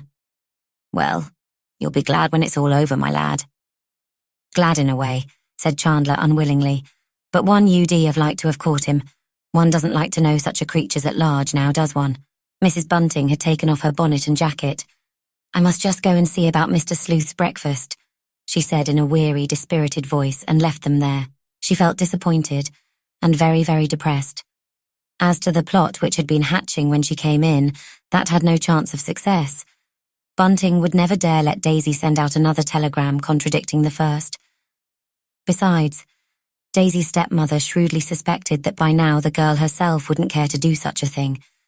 Daisy had plenty of sense tucked away somewhere in her pretty little head. If it ever became her fate to live as a married woman in London, it would be best to stay on the right side of Aunt Margaret. And when she came into her kitchen, the stepmother's heart became very soft, for Daisy had got everything beautifully ready. In fact, there was nothing to do but to boil Mr. Sleuth's 2 eggs. Feeling suddenly more cheerful than she had felt of late, Mrs. Bunting took the tray upstairs. "As it was rather late, I didn't wait for you to ring, sir," she said, and the lodger looked up from the table where, as usual, he was studying with painful, almost agonizing intentness, the book. "Quite right, Mrs. Bunting, quite right. I have been pondering over the command, 'Work while it is yet light.'" "Yes, sir," she said, and a queer cold feeling stole over her heart. "Yes, sir." "The spirit is willing, but the flesh is weak," said Mr. Sleuth with a heavy sigh. "You studies too hard and too long, that's what's ailing you, sir," said Mr. Sleuth's landlady suddenly. When Mrs. Bunting went down again, she found that a great deal had been settled in her absence. Among other things, that Joe Chandler was going to escort Miss Daisy across to Belgrave Square. He could carry Daisy's modest bag, and if they wanted to ride instead of walk, why, they could take the bus from Baker Street Station to Victoria. That would land them very near Belgrave Square. But Daisy seemed quite willing to walk. She hadn't had a walk, she declared, for a long, long time. And then she blushed rosy red, and even her stepmother had to admit to herself that Daisy was very nice looking, not at all the sort of girl who ought to be allowed to go about the London streets by herself. Chapter 14. "There he is at last, and I'm glad of it, Ellen. 'Tain't a night you would wish a dog to be out in." Bunting's voice was full of relief, but he did not turn round and look at his wife as he spoke. Instead, he continued to read the evening paper he held in his hand. He was still close to the fire, sitting back comfortably in his nice armchair. He looked very well and ruddy. Mrs. Bunting stared across at him with a touch of sharp envy, nay, more of resentment. And this was very curious, for she was, in her own dry way, very fond of Bunting. "You needn't feel so nervous about him. Mr. Sleuth can look out for himself all right." Bunting laid the paper he had been reading down on his knee. "I can't think why he wanted to go out in such weather," he said impatiently. "Well, it's none of your business, Bunting, now is it?" "No, that's true enough. Still, 'twould be a very bad thing for us if anything happened to him. This lodger's the first bit of luck we've had for a terrible long time, Ellen." Mrs. Bunting moved a little impatiently in her high chair. She remained silent for a moment. What Bunting had said was too obvious to be worth answering. Also, she was listening, following in imagination her lodger's quick, singularly quiet progress. Stealthy, she called it to herself, through the fog-filled, lamp-lit hall. Yes, now he was going up the staircase. What was that Bunting was saying? "It isn't safe for decent folk to be out in such weather. No, that it ain't. Not unless they have something to do that won't wait till tomorrow." The speaker was looking straight into his wife's narrow, colourless face. Bunting was an obstinate man, and liked to prove himself right. "I've a good mind to speak to him about it, that I have. He ought to be told that it isn't safe, not for the sort of man he is, to be wandering about the streets at night. I read you out the accidents in Lloyd's. Shocking they were, and all brought about by the fog. And then, that horrid monster'll soon be at his work again." "Monster," repeated Mrs. Bunting absently. She was trying to hear the lodger's footsteps overhead. She was very curious to know whether he had gone into his nice sitting room or straight upstairs to that cold experiment room, as he now always called it. But her husband went on as if he had not heard her, and she gave up trying to listen to what was going on above. "It wouldn't be very pleasant to run up against such a party as that in the fog, eh, Ellen?" He spoke as if the notion had a certain pleasant thrill in it after all. "What stuff you do talk," said Mrs. Bunting sharply. And then she got up. Her husband's remarks had disturbed her. Why couldn't they talk of something pleasant when they did have a quiet bit of time together? Bunting looked down again at his paper, and she moved quietly about the room. Very soon it would be time for supper, and tonight she was going to cook her husband a nice piece of toasted cheese. That fortunate man, as she was fond of telling him, with mingled contempt and envy, had the digestion of an ostrich. And yet he was rather fanciful, as gentlemen's servants who have lived in good places often are. Yes, Bunting was very lucky in the matter of his digestion. Mrs. Bunting prided herself on having a nice mind, and she would never have allowed an unrefined word, such a word as stomach, for instance, to say nothing of an even plainer term, to pass her lips except, of course, to a doctor in a sick room. Mr. Sleuth's landlady did not go down at once into her cold kitchen.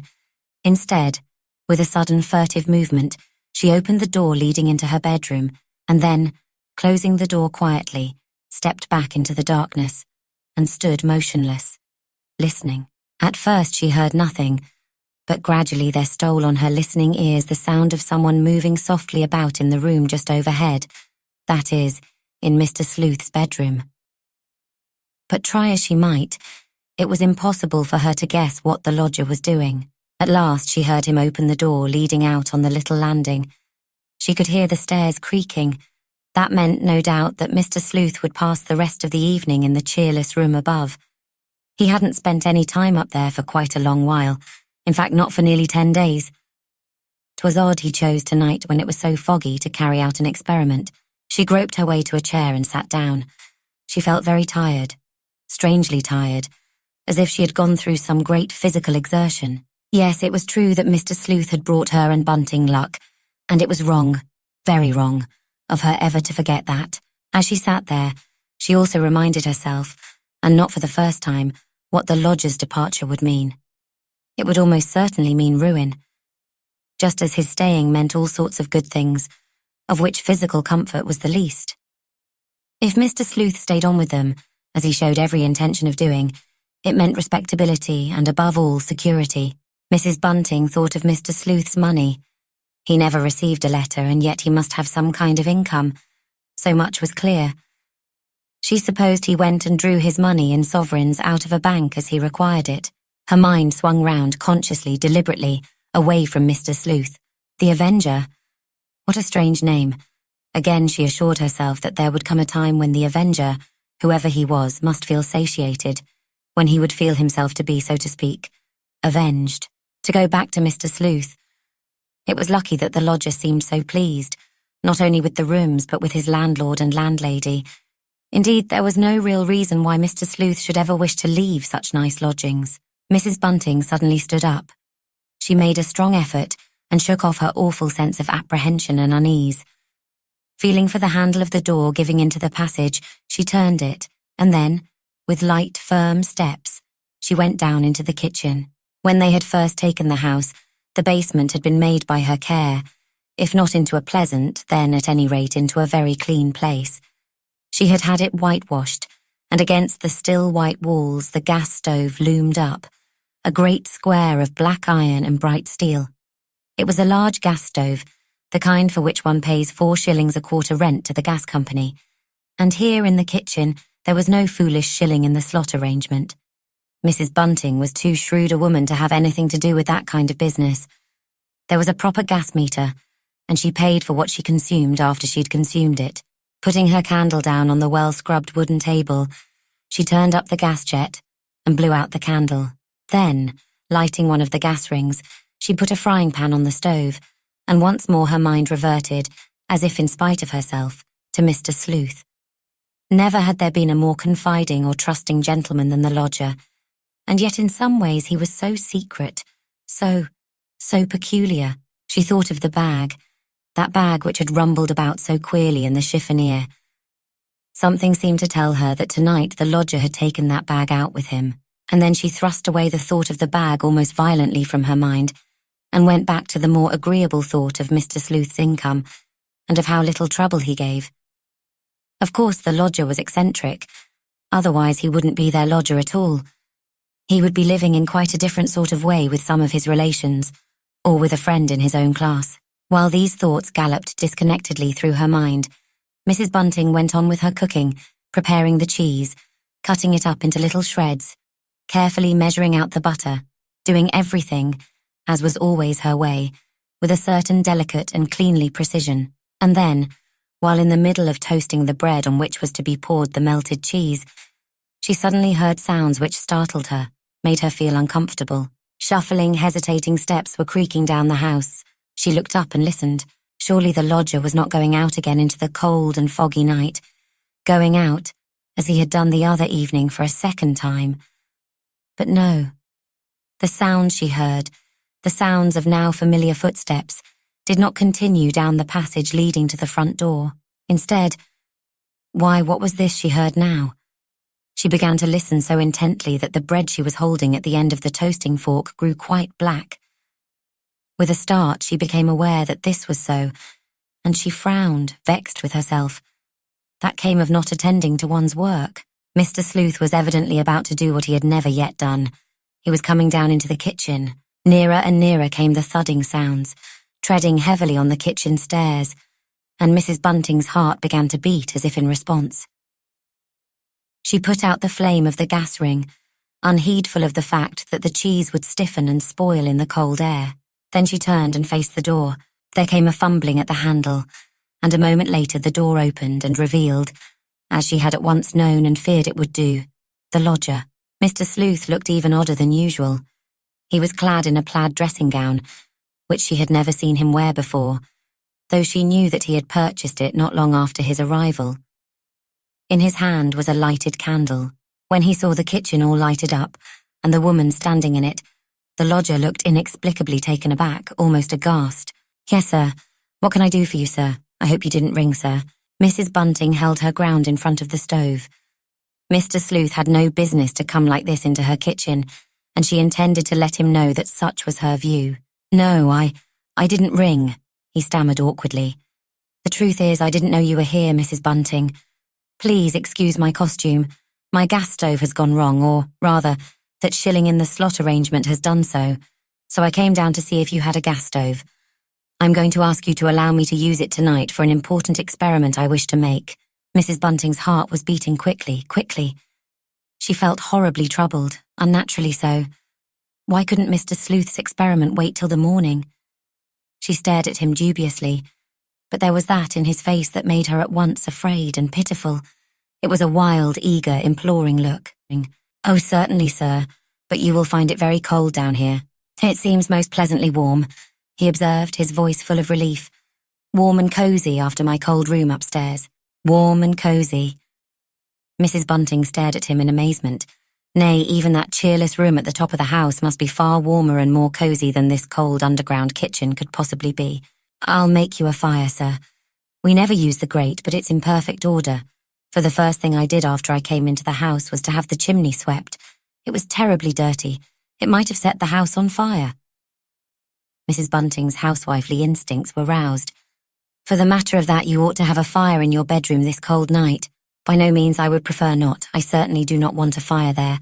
I dislike an open fire, Mrs. Bunting. I thought I had told you as much." Mr. Sleuth frowned. He stood there, a strange-looking figure, his candle still alight just inside the kitchen door. "I shan't be very long, sir. Just about a quarter of an hour. You could come down then. I'll have everything quite tidy for you. Is there anything I can do to help you?" I do not require the use of your kitchen yet. Thank you all the same, Mrs. Bunting. I shall come down later, altogether later, after you and your husband have gone to bed.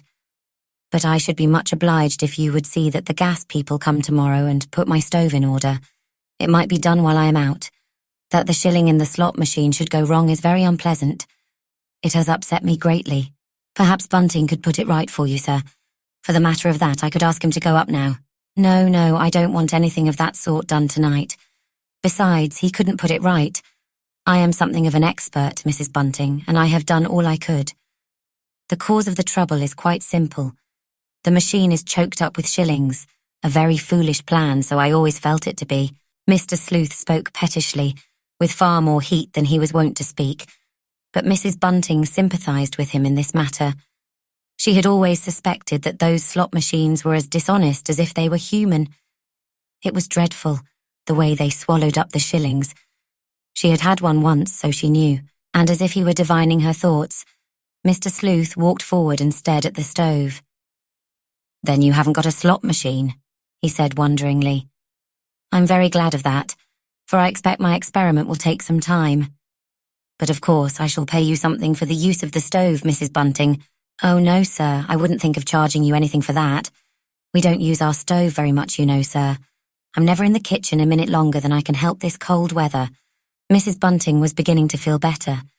When she was actually in Mr. Sleuth's presence, her morbid fears would be lulled, perhaps because his manner almost invariably was gentle and very quiet.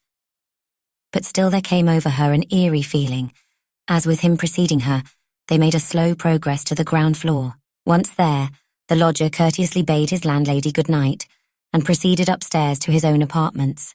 Mrs. Bunting returned to the kitchen. Again she lighted the stove, but she felt unnerved, afraid of she knew not what. As she was cooking the cheese, she tried to concentrate her mind on what she was doing, and on the whole she succeeded. But another part of her mind seemed to be working independently, asking her insistent questions.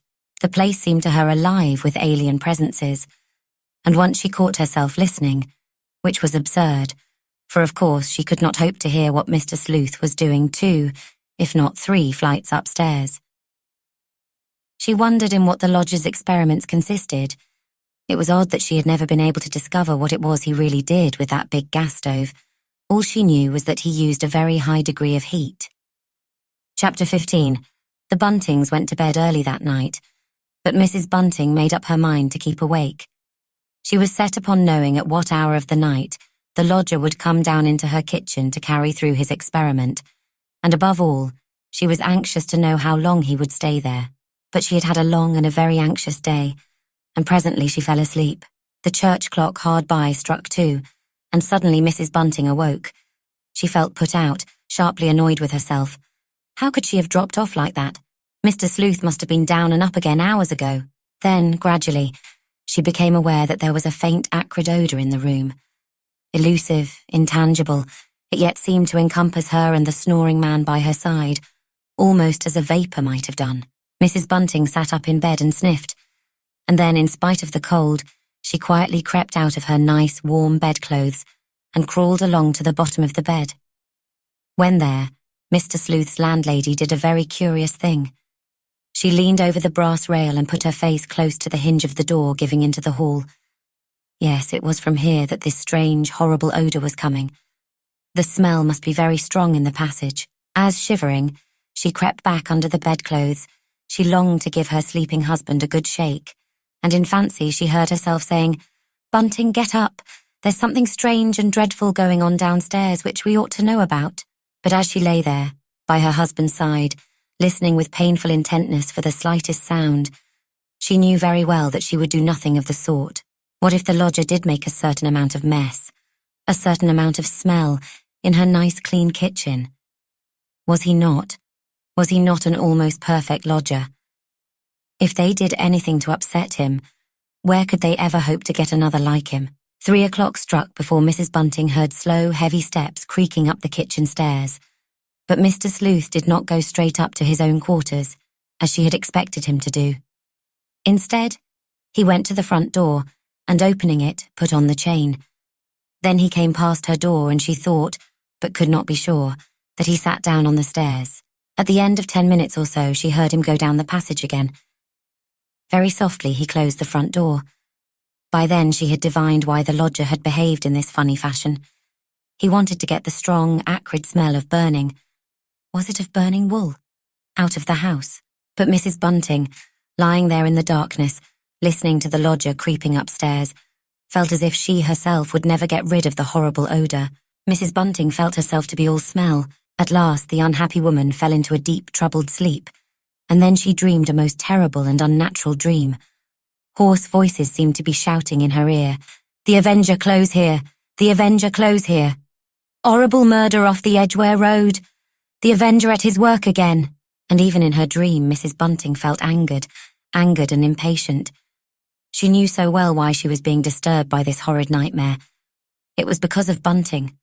Bunting, who could think and talk of nothing else than those frightful murders, in which only morbid and vulgar-minded people took any interest. Why, even now in her dream, she could hear her husband speaking to her about it. "Ellen," so she heard Bunting murmur in her ear. "Ellen, my dear, I'm just going to get up to get a paper. It's after 7 o'clock. The shouting, nay worse, the sound of tramping, hurrying feet smote on her shrinking ears. Pushing back her hair off her forehead with both hands, she sat up and listened. It had been no nightmare then, but something infinitely worse. Reality. Why couldn't Bunting have lain quiet abed for a while longer and let his poor wife go on dreaming? The most awful dream would have been easier to bear than this awakening. She heard her husband go to the front door and, as he bought the paper, exchange a few excited words with the newspaper seller. Then he came back. There was a pause, and she heard him lighting the gas ring in the sitting room. Bunting always made his wife a cup of tea in the morning. He had promised to do this when they first married, and he had never yet broken his word. It was a very little thing, and a very usual thing, no doubt, for a kind husband to do. But this morning the knowledge that he was doing it brought tears to Mrs. Bunting's pale blue eyes. This morning he seemed to be rather longer than usual over the job. When at last he came in with the little tray, Bunting found his wife lying with her face to the wall. "Here's your tea, Ellen," he said, and there was a thrill of eager, nay happy excitement in his voice. She turned herself round and sat up. "Well," she asked. "Well, why don't you tell me about it?" "I thought you was asleep," he stammered out. "I thought, Ellen, you never heard nothing. How could I have slept through all that din? Of course I heard. Why don't you tell me?" "I've hardly had time to glance at the paper myself," he said slowly. "You was reading it just now," she said severely, "for I heard the rustling. You begun reading it before you lit the gas ring. Don't tell me. What was that they were shouting about the Edgware Road?" "Well," said Bunting, "as you do know, I may as well tell you. The Avenger's moving west, that's what he's doing. Last time 'twas King's Cross, now 'tis the Edgware Road. I said he'd come our way, and he has come our way. You just go and get me that paper," she commanded. "I wants to see for myself." Bunting went into the next room. Then he came back and handed her silently the odd-looking, thin little sheet. "Why, whatever's this?" she asked. "This ain't our paper." "Course not," he answered, a trifle crossly. "It's a special early edition of The Sun, just because of the Avenger. Here's the bit about it." He showed her the exact spot, but she would have found it, even by the comparatively bad light of the gas jet now flaring over the dressing table, for the news was printed in large, clear characters. "Once more, the murder fiend who chooses to call himself the Avenger has escaped detection." While the whole attention of the police and of the great army of amateur detectives who are taking an interest in this strange series of atrocious crimes were concentrating their attention round the East End and King's Cross, he moved swiftly and silently westward. And choosing a time when the Edgware Road is at its busiest and most thronged, did another human being to death with lightning-like quickness and savagery. Within 50 yards of the deserted warehouse yard, where he had lured his victim to destruction, were passing up and down scores of happy, busy people, intent on their Christmas shopping. Into that cheerful throng, he must have plunged within a moment of committing his atrocious crime, and it was only owing to the merest accident that the body was discovered as soon as it was, that is, just after midnight. Dr. Doutray, who was called to the spot at once, is of opinion that the woman had been dead at least 3 hours, if not 4.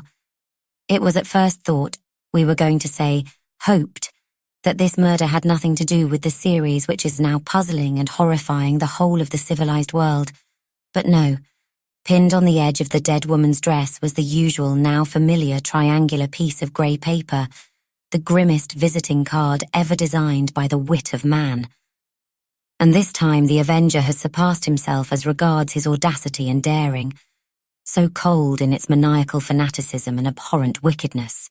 All the time that Mrs. Bunting was reading with slow, painful intentness, her husband was looking at her, longing yet afraid to burst out with a new idea which he was burning to confide even to his Ellen's unsympathetic ears.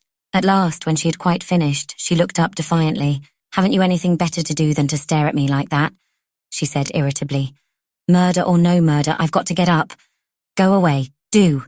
And Bunting went off into the next room. After he had gone, his wife lay back and closed her eyes. She tried to think of nothing. Nay, more, so strong, so determined was her will, that for a few moments she actually did think of nothing. She felt terribly tired and weak, brain and body both quiescent, as does a person who is recovering from a long-wearing illness.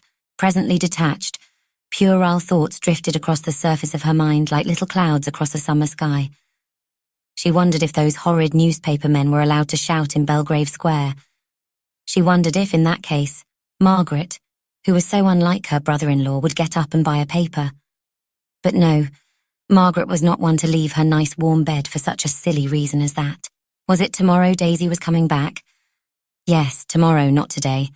Well, that was a comfort, at any rate. What amusing things Daisy would be able to tell about her visit to Margaret. The girl had an excellent gift of mimicry. And Margaret, with her precise, funny ways, her perpetual talk about the family, lent herself to the cruel gift. And then Mrs. Bunting's mind, her poor, weak, tired mind, wandered off to young Chandler. A funny thing love was, when you came to think of it, which she, Ellen Bunting, didn't often do. There was Joe, a likely young fellow, seeing a lot of young women, and pretty young women too, quite as pretty as Daisy and 10 times more artful. And yet there, he passed them all by, had done so ever since last summer, though you might be sure that they, artful minxes, by no manner of means passed him by, without giving them a thought. As Daisy wasn't here, he would probably keep away today. There was comfort in that thought too. And then Mrs. Bunting sat up, and memory returned in a dreadful turgid flood. If Joe did come in, she must nerve herself to hear all that. That talk there'd be about the Avenger between him and Bunting. Slowly she dragged herself out of bed, feeling exactly as if she had just recovered from an illness which had left her very weak, very, very tired in body and soul. She stood for a moment listening and shivering, for it was very cold. Considering how early it still was, there seemed a lot of coming and going in the Marylebone Road. She could hear the unaccustomed sounds through her closed door and the tightly fastened windows of the sitting room. There must be a regular crowd of men and women, on foot and in cabs, hurrying to the scene of the Avenger's last extraordinary crime. She heard the sudden thud made by their usual morning paper falling from the letterbox onto the floor of the hall, and a moment later came the sound of Bunting quietly going out and getting it. She visualized him coming back and sitting down with a sigh of satisfaction by the newly lit fire. Languidly she began dressing herself to the accompaniment of distant tramping and of noise of passing traffic, which increased in volume and in sound as the moments slipped by. When Mrs. Bunting went down into her kitchen, everything looked just as she had left it, and there was no trace of the acrid smell she had expected to find there.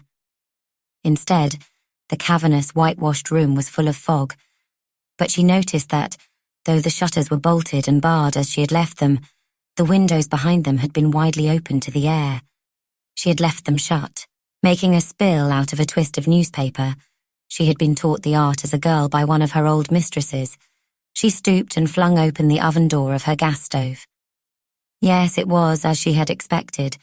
A fierce heat had been generated there since she had last used the oven, and through to the stone floor below had fallen a mass of black, gluey soot.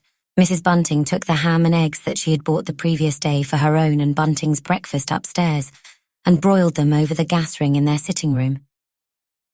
Her husband watched her in surprised silence. She had never done such a thing before. "I couldn't stay down there," she said. "It was so cold and foggy. I thought I'd make breakfast up here just for today." "Yes," he said kindly. "That's quite right, Ellen. I think you've done quite right, my dear." But when it came to the point, his wife could not eat any of the nice breakfast she had got ready. She only had another cup of tea. "I'm afraid you're ill, Ellen?" Bunting asked solicitously. "No," she said shortly. "I'm not ill at all. Don't be silly. The thought of that horrible thing happening so close by has upset me and put me off my food. Just hark to them now." Through their closed windows penetrated the sound of scurrying feet and loud, ribald laughter. What a crowd, nay, what a mob must be hastening busily to and from the spot where there was now nothing to be seen. Mrs. Bunting made her husband lock the front gate. "I don't want any of those ghouls in here," she exclaimed angrily. And then, "What a lot of idle people there are in the world," she said. Chapter 16. Bunting began moving about the room restlessly. He would go to the window, stand there a while staring out at the people hurrying past, then, coming back to the fireplace, sit down. But he could not stay long quiet. After a glance at his paper, up he would rise from his chair and go to the window again. "I wish you'd stay still," his wife said at last, and then a few minutes later, "Hadn't you better put your hat and coat on and go out?" she exclaimed. And Bunting, with a rather shamed expression, did put on his hat and coat and go out. As he did so, he told himself that, after all, he was but human. It was natural that he should be thrilled and excited by the dreadful, extraordinary thing which had just happened close by. Ellen wasn't reasonable about such things. How queer and disagreeable she had been that very morning, angry with him because he had gone out to hear what all the row was about, and even more angry when he had come back and said nothing, because he thought it would annoy her to hear about it. Meanwhile, Mrs. Bunting forced herself to go down again into the kitchen, and as she went through into the low, whitewashed place, a tremor of fear, of quick terror came over her. She turned and did what she had never in her life done before, and what she had never heard of anyone else doing in a kitchen. She bolted the door, but having done this, finding herself at last alone, shut off from everybody, she was still beset by a strange, uncanny dread. She felt as if she were locked in with an invisible presence which mocked and jeered, reproached and threatened her, by turns. Why had she allowed, nay encouraged, Daisy to go away for 2 days? Daisy at any rate was company, kind, young, unsuspecting company. With Daisy she could be her old sharp self. It was such a comfort to be with someone to whom she not only need, but ought to, say nothing, when with Bunting she was pursued by a sick feeling of guilt, of shame. She was the man's wedded wife.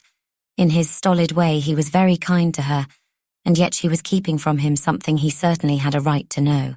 Not for worlds, however, would she have told Bunting of her dreadful suspicion, nay, of her almost certainty. At last she went across to the door and unlocked it. Then she went upstairs and turned out her bedroom. That made her feel a little better. She longed for Bunting to return, and yet in a way she was relieved by his absence. She would have liked to feel him nearby, and yet she welcomed anything that took her husband out of the house. And as Mrs. Bunting swept and dusted, trying to put her whole mind into what she was doing, she was asking herself all the time what was going on upstairs. What a good rest the lodger was having. But there, that was only natural. Mr. Sleuth, as she well knew, had been up a long time last night, or rather this morning. Suddenly, the drawing-room bell rang. But Mr. Sleuth's landlady did not go up, as she generally did, before getting ready the simple meal which was the lodger's luncheon and breakfast combined. Instead, she went downstairs again, and hurriedly prepared the lodger's food. Then, very slowly, with her heart beating queerly, she walked up, and just outside the sitting room, for she felt sure that Mr. Sleuth had got up, that he was there already waiting for her, she rested the tray on the top of the banisters and listened. For a few moments she heard nothing. Then through the door came the high, quavering voice with which she had become so familiar. She saith to him, "Stolen waters are sweet, and bread eaten in secret is pleasant. But he knoweth not that the dead are there, and that her guests are in the depths of hell." There was a long pause. Mrs. Bunting could hear the leaves of her Bible being turned over, eagerly, busily, and then again Mr. Sleuth broke out, this time in a softer voice. "She hath cast down many wounded from her, yea, many strong men have been slain by her. and in a softer, lower, plaintive tone came the words, "I applied my heart to know, and to search, and to seek out wisdom and the reason of things, and to know the wickedness of folly, even of foolishness and madness." And as she stood there listening, a feeling of keen distress, of spiritual oppression came over Mrs. Bunting. For the first time in her life, she visioned the infinite mystery, the sadness and strangeness of human life. Poor Mr. Sleuth, poor, unhappy, distraught Mr. Sleuth. An overwhelming pity blotted out for a moment the fear, and the loathing she had been feeling for her lodger. She knocked at the door, and then she took up her tray. "Come in, Mrs. Bunting." Mr. Sleuth's voice sounded feebler, more toneless than usual. She turned the handle of the door and walked in. The lodger was not sitting in his usual place. He had taken the little round table on which his candle generally rested when he read in bed, out of his bedroom, and placed it over by the drawing-room window. On it were placed, open, the Bible and the concordance. But as his landlady came in, Mr. Sleuth hastily closed the Bible and began staring dreamily out of the window, down at the sordid, hurrying crowd of men and women which now swept along the Marylebone Road. "There seem a great many people out today," he observed without looking round. "Yes, sir, there do." Mrs. Bunting began busying herself with laying the cloth and putting out the breakfast lunch, and as she did so, she was seized with a mortal, instinctive terror of the man sitting there. At last Mr. Sleuth got up and turned round. She forced herself to look at him. How tired, how worn he looked, and how strange. Walking towards the table on which lay his meal, he rubbed his hands together with a nervous gesture. It was a gesture he only made when something had pleased, nay, satisfied him. Mrs. Bunting, looking at him, remembered that he had rubbed his hands together thus when he had first seen the room upstairs, and realised that it contained a large gas stove and a convenient sink. What Mr. Sleuth was doing now also reminded her in an odd way of a play she'd once seen, a play to which a young man had taken her when she was a girl, unnumbered years ago, and which had thrilled and fascinated her. "Out, damned spot!" That was what the tall, fierce, beautiful lady who had played the part of a queen had said, twisting her hands together just as the lodger was doing now. "It's a fine day," said Mr. Sleuth, sitting down and unfolding his napkin. "The fog has cleared. I do not know if you will agree with me, Mrs. Bunting, but I always feel brighter when the sun is shining, as it is now at any rate, trying to shine." He looked at her inquiringly, but Mrs. Bunting could not speak. She only nodded. However, that did not affect Mr. Sleuth adversely. He had acquired a great liking and respect for this well-balanced, taciturn woman. She was the first woman for whom he had experienced any such feeling for many years past. He looked down at the still-covered dish and shook his head. "I don't feel as if I could eat very much today," he said plaintively, and then he suddenly took a half-sovereign out of his waistcoat pocket. Already Mrs. Bunting had noticed that it was not the same waistcoat Mr. Sleuth had been wearing the day before. "Mrs. Bunting, may I ask you to come here?" And after a moment of hesitation, his landlady obeyed him. "Will you please accept this little gift for the use you kindly allowed me to make of your kitchen last night?" he said quietly. "I tried to make as little mess as I could, Mrs. Bunting, but, well, the truth is I was carrying out a very elaborate experiment." Mrs. Bunting held out her hand. She hesitated, and then she took the coin. The fingers, which for a moment brushed lightly against her palm, were icy cold and clammy. Mr. Sleuth was evidently not well. As she walked down the stairs, the winter sun, a scarlet ball hanging in the smoky sky, glinted in on Mr. Sleuth's landlady and threw blood-red gleams, or so it seemed to her, onto the piece of gold she was holding in her hand. The day went by as other days had gone by in that quiet household, but of course there was far greater animation outside the little house than was usually the case. Perhaps because the sun was shining for the first time for some days, the whole of London seemed to be making holiday in that part of the town. When Bunting at last came back, his wife listened silently while he told her of the extraordinary excitement reigning everywhere. And then, after he had been talking a long while, she suddenly shot a strange look at him. "I suppose you went to see the place," she said. And guiltily he acknowledged that he had done so. Well, there wasn't anything much to see. Not now. But oh, Ellen, the daring of him. Why, Ellen, if the poor soul had had time to cry out, which they don't believe she had, it's impossible someone wouldn't have heard her. They say that if he goes on doing it like that, in the afternoon like, He never will be caught. He must have just got mixed up with all the other people within 10 seconds of what he'd done. During the afternoon, Bunting bought papers recklessly. In fact, he must have spent the best part of sixpence. But in spite of all the supposed and suggested clues, there was nothing at all new to read. Less, in fact, than ever before. The police, it was clear, were quite at a loss, and Mrs. Bunting began to feel curiously better, less tired, less ill, less terrified than she had felt through the morning. And then something happened which broke with dramatic suddenness the quietude of the day. They had had their tea, and Bunting was reading the last of the papers he had run out to buy, when suddenly there came a loud, thundering double knock at the door. Mrs. Bunting looked up, startled. "Why, whoever can that be?" she said, but as Bunting got up, she added quickly, "You just sit down again. I'll go myself. Sounds like someone after lodgings. I'll soon send them to the right about." And then she left the room, but not before there had come another loud double knock. Mrs. Bunting opened the front door. In a moment she saw that the person who stood there was a stranger to her. He was a big, dark man with fierce black moustaches. And somehow, she could not have told you why, he suggested a policeman to Mrs. Bunting's mind. This notion of hers was confirmed by the very first words he uttered. "For I'm here to execute a warrant," he exclaimed in a theatrical, hollow tone. With a weak cry of protest, Mrs. Bunting suddenly threw out her arms as if to bar the way. She turned deadly white, but then, in an instant, the supposed stranger's laugh rang out, with loud, jovial, familiar sound. "There now, Mrs. Bunting.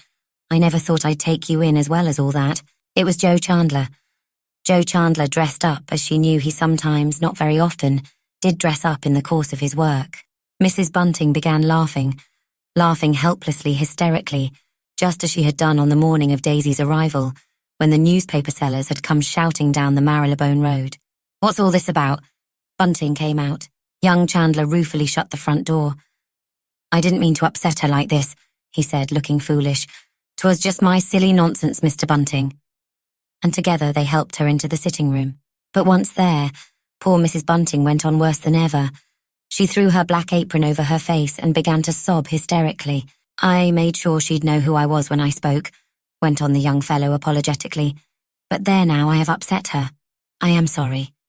"It don't matter," she exclaimed, throwing the apron off her face, but the tears were still streaming from her eyes as she sobbed and laughed by turns.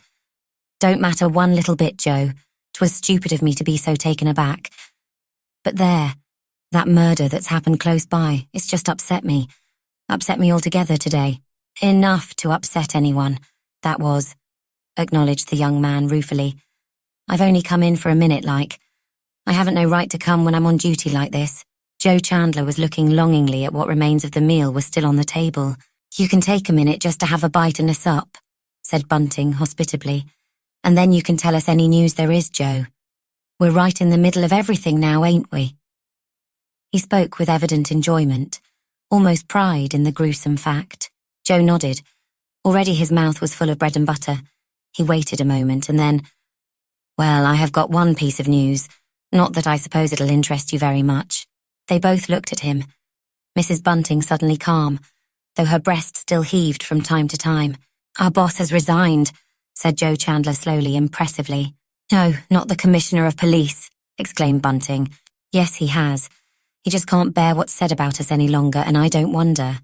He done his best, and so's we all. The public have just gone daft, in the West End, that is today. As for the papers, well, they're something cruel. That's what they are. And the ridiculous ideas they print. You'd never believe the things they asks us to do, and quite serious-like." "What do you mean?" questioned Mrs. Bunting. She really wanted to know.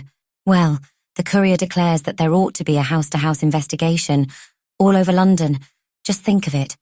Everybody to let the police go all over their house, from garret to kitchen, just to see if the Avenger isn't concealed there.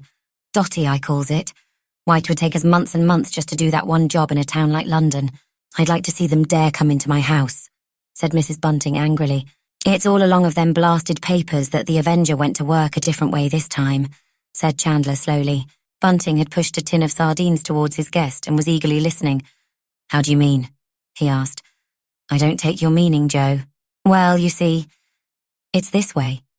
The newspapers was always saying how extraordinary it was that the Avenger chose such a peculiar time to do his deeds. I mean, the time when no one's about the streets. Now, doesn't it stand to reason that the fellow, reading all that and seeing the sense of it, said to himself, I'll go on another tack this time. Just listen to this. He pulled a strip of paper, part of a column cut from a newspaper, out of his pocket. An ex-Lord Mayor of London on the Avenger. Will the murderer be caught? Yes, replied Sir John. He will certainly be caught, probably when he commits his next crime. A whole army of bloodhounds, metaphorical and literal, will be on his track the moment he draws blood again. With the whole community against him, he cannot escape, especially when it be remembered that he chooses the quietest hour in the 24 to commit his crimes. Londoners are now in such a state of nerves, if I may use the expression, in such a state of funk, that every passer-by, however innocent, is looked at with suspicion by his neighbour, if his avocation happens to take him abroad between the hours of 1 and 3 in the morning. I'd like to gag that ex-Lord Mayor, concluded Joe Chandler wrathfully. Just then the lodger's bell rang. Let me go up, my dear, said Bunting. His wife still looked pale and shaken by the fright she had had. No, she said hastily. You stop down here and talk to Joe. I'll look after Mr. Sleuth. He may be wanting his supper just a bit earlier than usual today. Slowly, painfully, again feeling as if her legs were made of cotton wool, she dragged herself up to the first floor, knocked at the door, and then went in.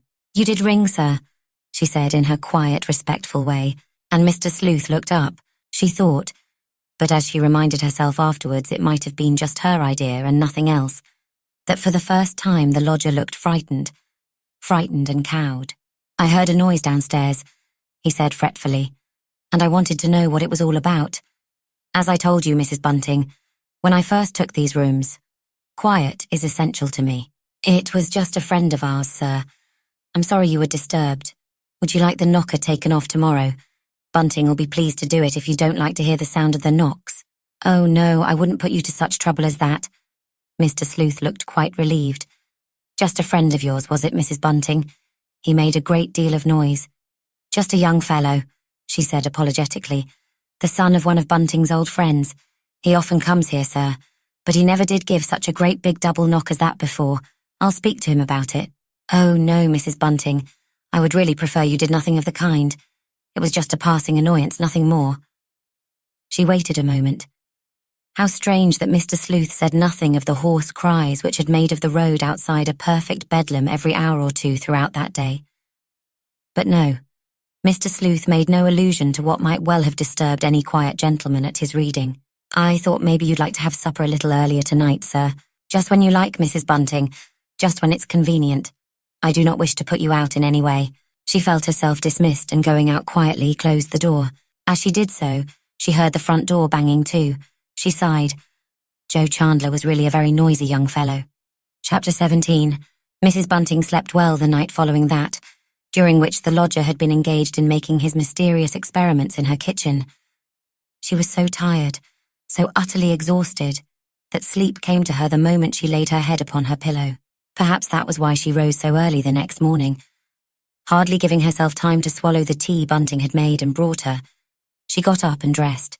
She had suddenly come to the conclusion that the hall and staircase required a thorough doing down, and she did not even wait till they had eaten their breakfast before beginning her labours. It made Bunting feel quite uncomfortable. As he sat by the fire reading his morning paper, the paper which was again of such absorbing interest, he called out, "There's no need for so much hurry, Ellen. Daisy'll be back today. Why don't you wait till she's come home to help you?" But from the hall where she was busy dusting, sweeping, polishing, his wife's voice came back. "Girls ain't no good at this sort of work. Don't you worry about me. I feel as if I'd enjoy doing an extra bit of cleaning today. I don't like to feel as anyone could come in and see my place dirty." "No fear of that." Bunting chuckled, and then a new thought struck him. "Ain't you afraid of waking the lodger?" he called out. "Mr. Sleuth slept most of yesterday and all last night," she answered quickly. "As it is, I study him overmuch. It's a long, long time since I've done this staircase down." All the time she was engaged in doing the hall, Mrs. Bunting left the sitting-room door wide open. That was a queer thing of her to do, but Bunting didn't like to get up and shut her out, as it were. Still, try as he would, He couldn't read with any comfort while all that noise was going on. He had never known Ellen make such a lot of noise before. Once or twice he looked up and frowned rather crossly. There came a sudden silence, and he was startled to see that Ellen was standing in the doorway, staring at him, doing nothing. "Come in," he said. "Do, ain't you finished yet?" "I was only resting a minute," she said. "You don't tell me nothing. I'd like to know if there's anything new in the paper this morning." She spoke in a muffled voice, almost as if she were ashamed of her unusual curiosity, and her look of fatigue, of pallor, made Bunting suddenly uneasy. "Come in, do," he repeated sharply. "You've done quite enough. And before breakfast, too. 'Tain't necessary. Come in and shut that door." He spoke authoritatively, and his wife, for a wonder, obeyed him. She came in and did what she had never done before, brought the broom with her and put it up against the wall in the corner. Then she sat down. "I think I'll make breakfast up here," she said. I feel cold, Bunting." And her husband stared at her surprised, for drops of perspiration were glistening on her forehead. He got up. "All right. I'll go down and bring the eggs up, don't you worry. For the matter of that, I can cook them downstairs if you like." "No," she said obstinately. "I'd rather do my own work. You just bring them up here, that'll be all right. Tomorrow morning we'll have Daisy to help see to things." "Come over here and sit down comfortable in my chair," he suggested kindly. "You never do take any bit of rest, Ellen. I never seed such a woman." And again she got up and meekly obeyed him, walking across the room with languid steps. He watched her, anxiously and comfortably. She took up the newspaper he had just laid down, and Bunting took 2 steps towards her. "I'll show you the most interesting bit," he said eagerly. "It's the piece headed, 'Our Special Investigator.' You see, they've started a special investigator of their own, and he's got hold of a lot of little facts the police seem to have overlooked. The man who writes all that, the special investigator, was a famous tech in his time, and he's just come back out of his retirement a purpose to do this bit of work for the paper. You read what he says. I shouldn't be a bit surprised if he ends by getting that reward. One can see he just loves the work of tracking people down. There's nothing to be proud of in such a job," said his wife listlessly. "He'll have something to be proud of if he catches the Avenger," cried Bunting. He was too keen about this affair to be put off by Ellen's contradictory remarks. "You just noticed that bit about the rubber soles. Now no one's thought of that. I'll just tell Chandler he don't seem to me to be half awake, that young man don't. He's quite wide awake enough without you saying things to him. How about those eggs, Bunting? I feel quite ready for my breakfast, even if you don't." Mrs. Bunting now spoke in what her husband sometimes secretly described to himself as Ellen's snarling voice. He turned away and left the room, feeling oddly troubled. There was something queer about her, and he couldn't make it out. He didn't mind it when she spoke sharply and nastily to him. He was used to that. But now she was so up and down, so different from what she used to be. In old days she'd always been the same, but now a man never knew where to have her. And as he went downstairs, he pondered uneasily over his wife's changed ways and manner. Take the question of his easy chair. A very small matter, no doubt, but he had never known Ellen sit in that chair. No, not even once for a minute, since it had been purchased by her as a present for him. They had been so happy, and so restful during that first week after Mr. Sleuth had come to them. Perhaps it was the sudden dramatic change from agonizing anxiety to peace and security which had been too much for Ellen. Yes, that was what was the matter with her. That and the universal excitement about these Avenger murders, which were shaking the nerves of all London. Even Bunting, unobservant as he was, had come to realize that his wife took a morbid interest in these terrible happenings. And it was the more queer of her to do so that at first she refused to discuss them, and said openly that she was utterly uninterested in murder or crime of any sort. He, Bunting, had always had a mild pleasure in such things. In his time he had been a great reader of detective tales, and even now he thought there was no pleasanter reading. It was that which had first drawn him to Joe Chandler, and made him welcome the young chap as cordially as he had done when they first came to London. But though Ellen had tolerated, she had never encouraged, that sort of talk between the two men. More than once she had exclaimed reproachfully, "To hear you two, one would think there was no nice, respectable, quiet people left in the world." But now all that was changed. She was as keen as anyone could be to hear the latest details of an Avenger crime. True, she took her own view of any theory suggested. But there, Ellen always had had her own notions about everything under the sun. Ellen was a woman who thought for herself, a clever woman, not an everyday woman by any manner of means. While these thoughts were going disconnectedly through his mind, Bunting was breaking 4 eggs into a basin. He was going to give Ellen a nice little surprise, to cook an omelette as a French chef had once taught him to do years and years ago. He didn't know how she would take his doing such a thing after what she had said, but never mind. She would enjoy the omelette when done. Ellen hadn't been eating her food properly of late, and when he went up again, his wife, to his relief, and it must be admitted to his surprise, took it very well. She had not even noticed how long he had been downstairs, for she had been reading with intense, painful care the column that the great daily paper they took in had allotted to the one-time famous detective. According to this special investigator's own account, he had discovered all sorts of things that had escaped the eye of the police and of the official detectives. For instance, owing, he admitted, to a fortunate chance, he had been at the place where the 2 last murders had been committed very soon after the double crime had been discovered, in fact within half an hour, and he had found, or so he felt sure, on the slippery, wet pavement imprints of the murderer's right foot. The paper reproduced the impression of a half-worn rubber sole. At the same time, he also admitted, for the special investigator was very honest, and he had a good bit of space to fill in the enterprising paper, which had engaged him to probe the awful mystery, that there were thousands of rubber soles being worn in London, and when she came to that statement, Mrs. Bunting looked up, and there came a wan smile over her thin, closely shut lips. It was quite true. That about rubber soles. There were thousands of rubber soles being worn just now. She felt grateful to the special investigator for having stated the fact so clearly.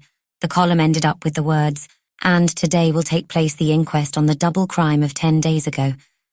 To my mind, it would be well if a preliminary public inquiry could be held at once.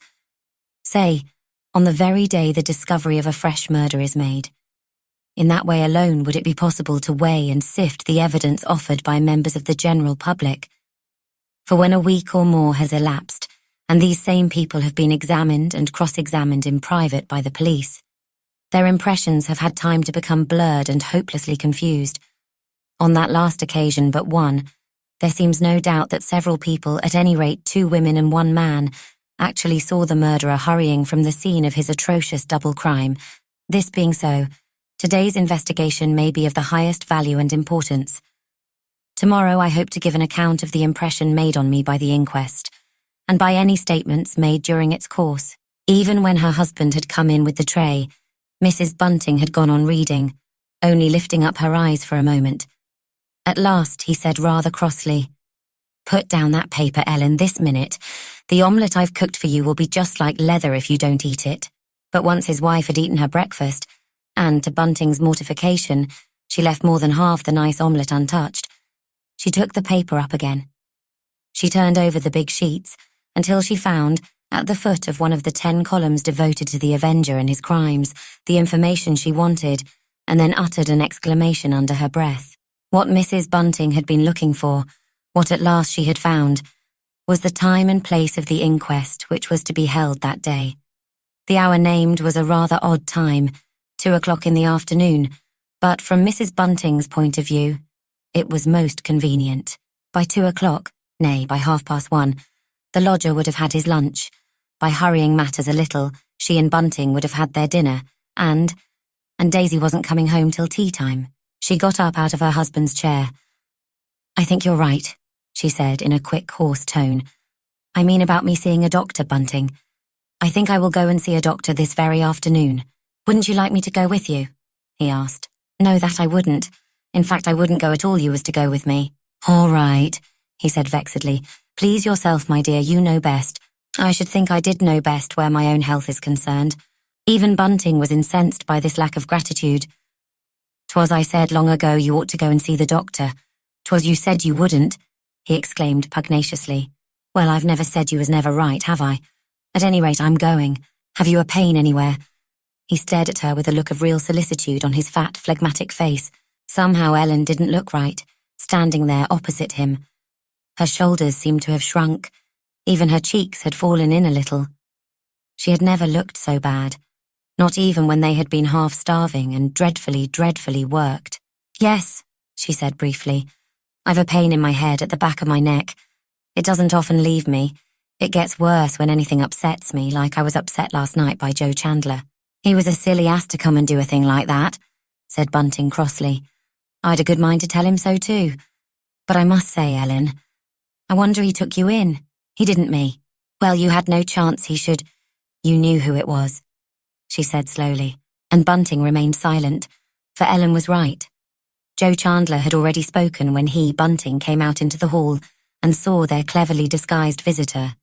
Those big black moustaches, he went on complainingly, and that black wig, why, it was too ridiculous, that's what I call it. Not to anyone who didn't know Joe, she said sharply.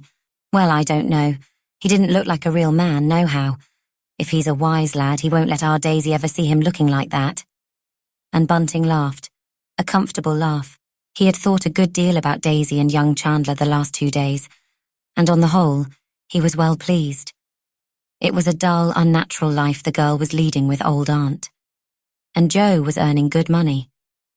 They wouldn't have long to wait, these 2 young people, as a beau and his girl often have to wait, as he, Bunting, and Daisy's mother had to do, for ever so long before they could be married. No, there was no reason why they shouldn't be spliced quite soon. If so, the fancy took them. And Bunting had very little doubt that so the fancy would take Joe at any rate. But there was plenty of time. Daisy wouldn't be 18 till the week after next. They might wait till she was 20. By that time, old aunt might be dead, and Daisy might have come into quite a tidy little bit of money. What are you smiling at? Said his wife sharply, and he shook himself. Smiling, at nothing that I knows of. Then he waited a moment. Well, if you will know, Ellen, I was just thinking of Daisy and that young chap Joe Chandler. He has gone on her, ain't he? Gone? And then Mrs. Bunting laughed, a queer, odd, not unkindly laugh. Gone, Bunting, she repeated. Why, he's out of sight, right out of sight.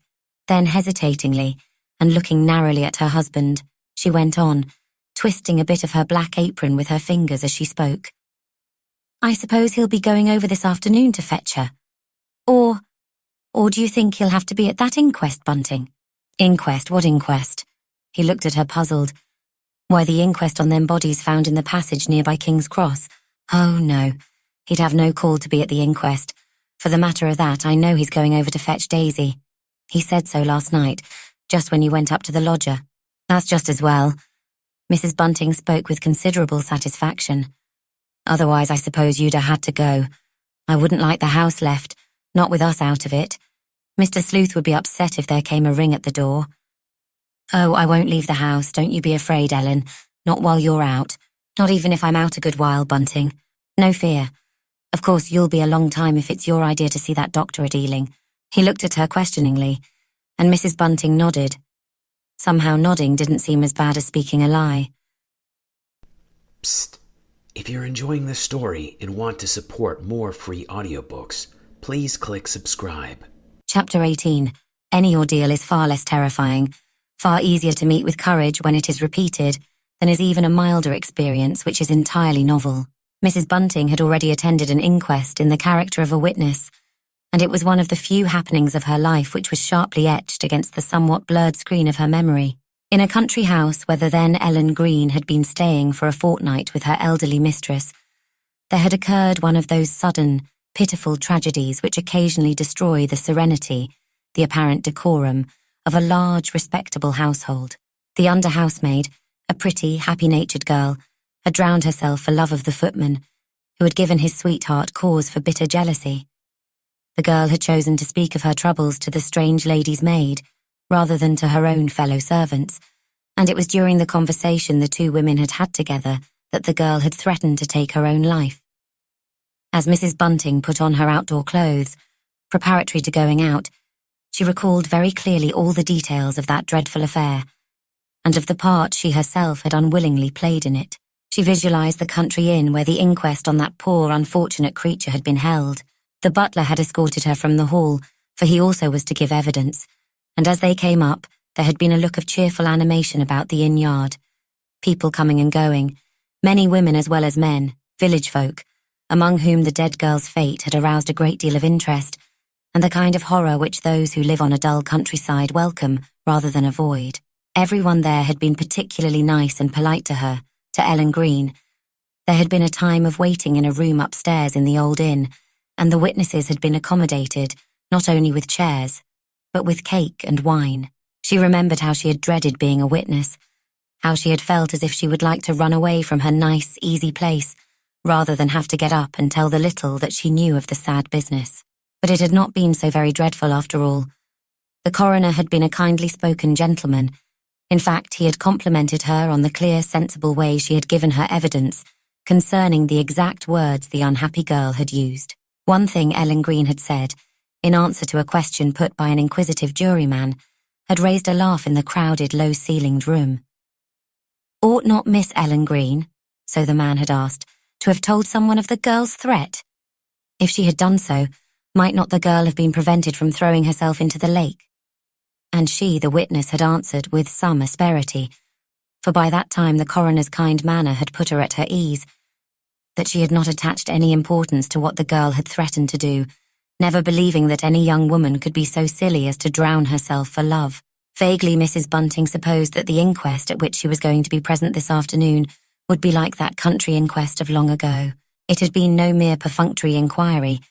She remembered very well how little by little that pleasant-spoken gentleman, the coroner, had got the whole truth out. The story, that is, of how that horrid footman, whom she, Ellen Green, had disliked from the first minute she had set eyes on him, had taken up with another young woman. It had been supposed that this fact would not be elicited by the coroner, but it had been quietly, remorselessly. More, the dead girl's letters had been read out, piteous, queerly expressed letters, full of wild love and bitter, threatening jealousy, and the jury had censured the young man most severely. She remembered the look on his face when the people, shrinking back, had made a passage for him to slink out of the crowded room. Come to think of it now, it was strange she had never told Bunting that long-ago tale. It had occurred years before she knew him, and somehow nothing had ever happened to make her tell him about it.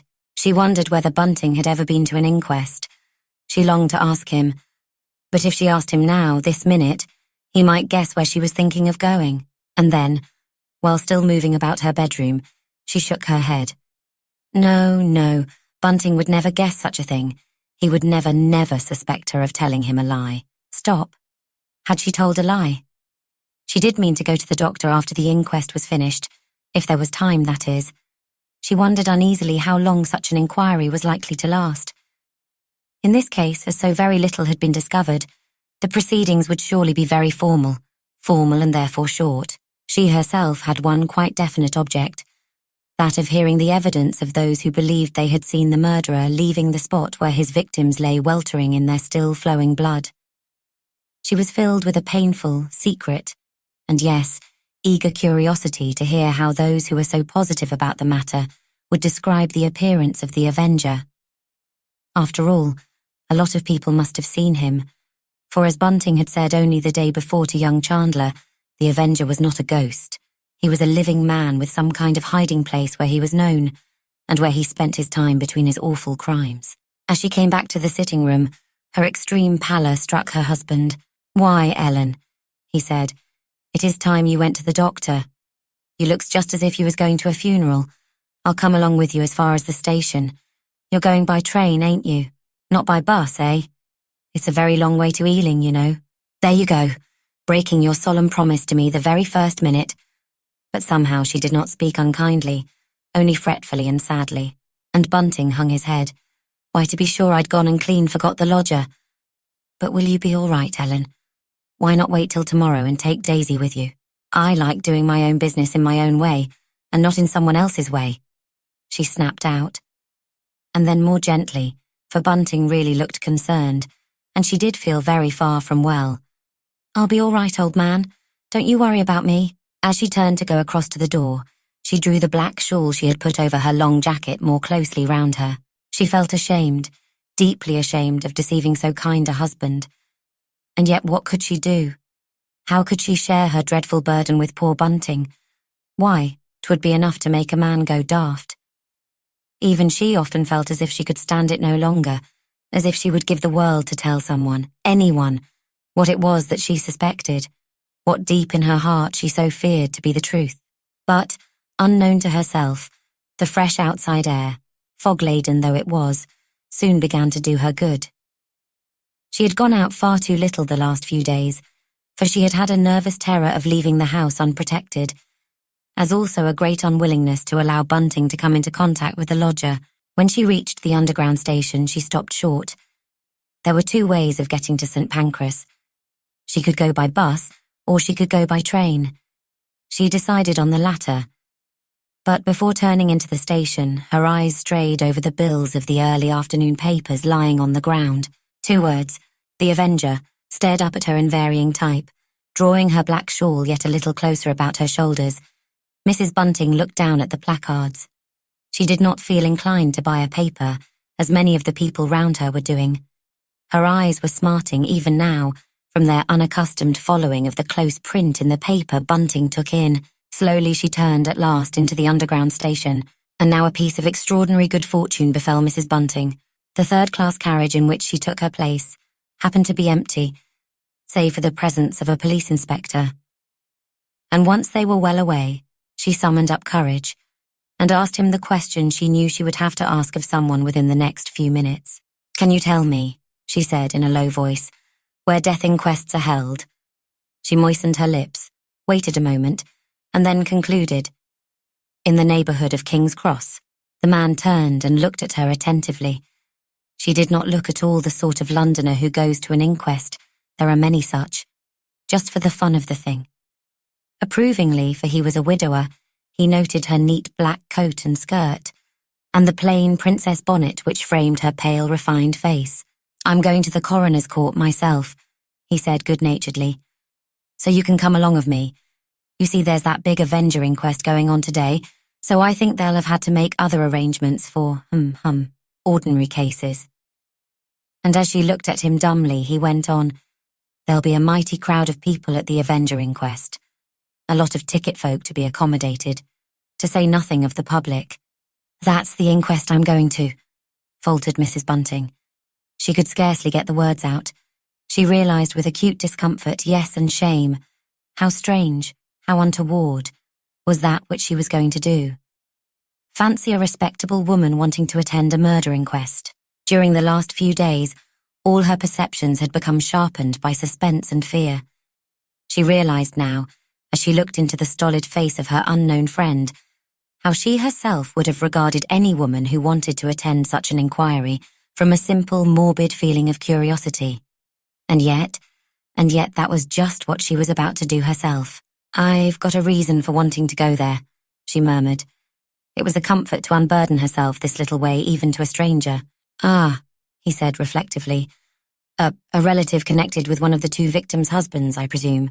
And Mrs. Bunting bent her head. "Going to give evidence?" he asked casually, and then he turned and looked at Mrs. Bunting with far more attention than he had yet done. "Oh no." There was a world of horror, of fear in the speaker's voice, and the inspector felt concerned and sorry. "Hadn't seen her for quite a long time, I suppose." "Never had seen her. I'm from the country." Something impelled Mrs. Bunting to say these words, but she hastily corrected herself. "At least I was." "Will he be there?" She looked at him dumbly, not in the least knowing to whom he was alluding. "I mean the husband," went on the inspector hastily. "I felt sorry for the last poor chap.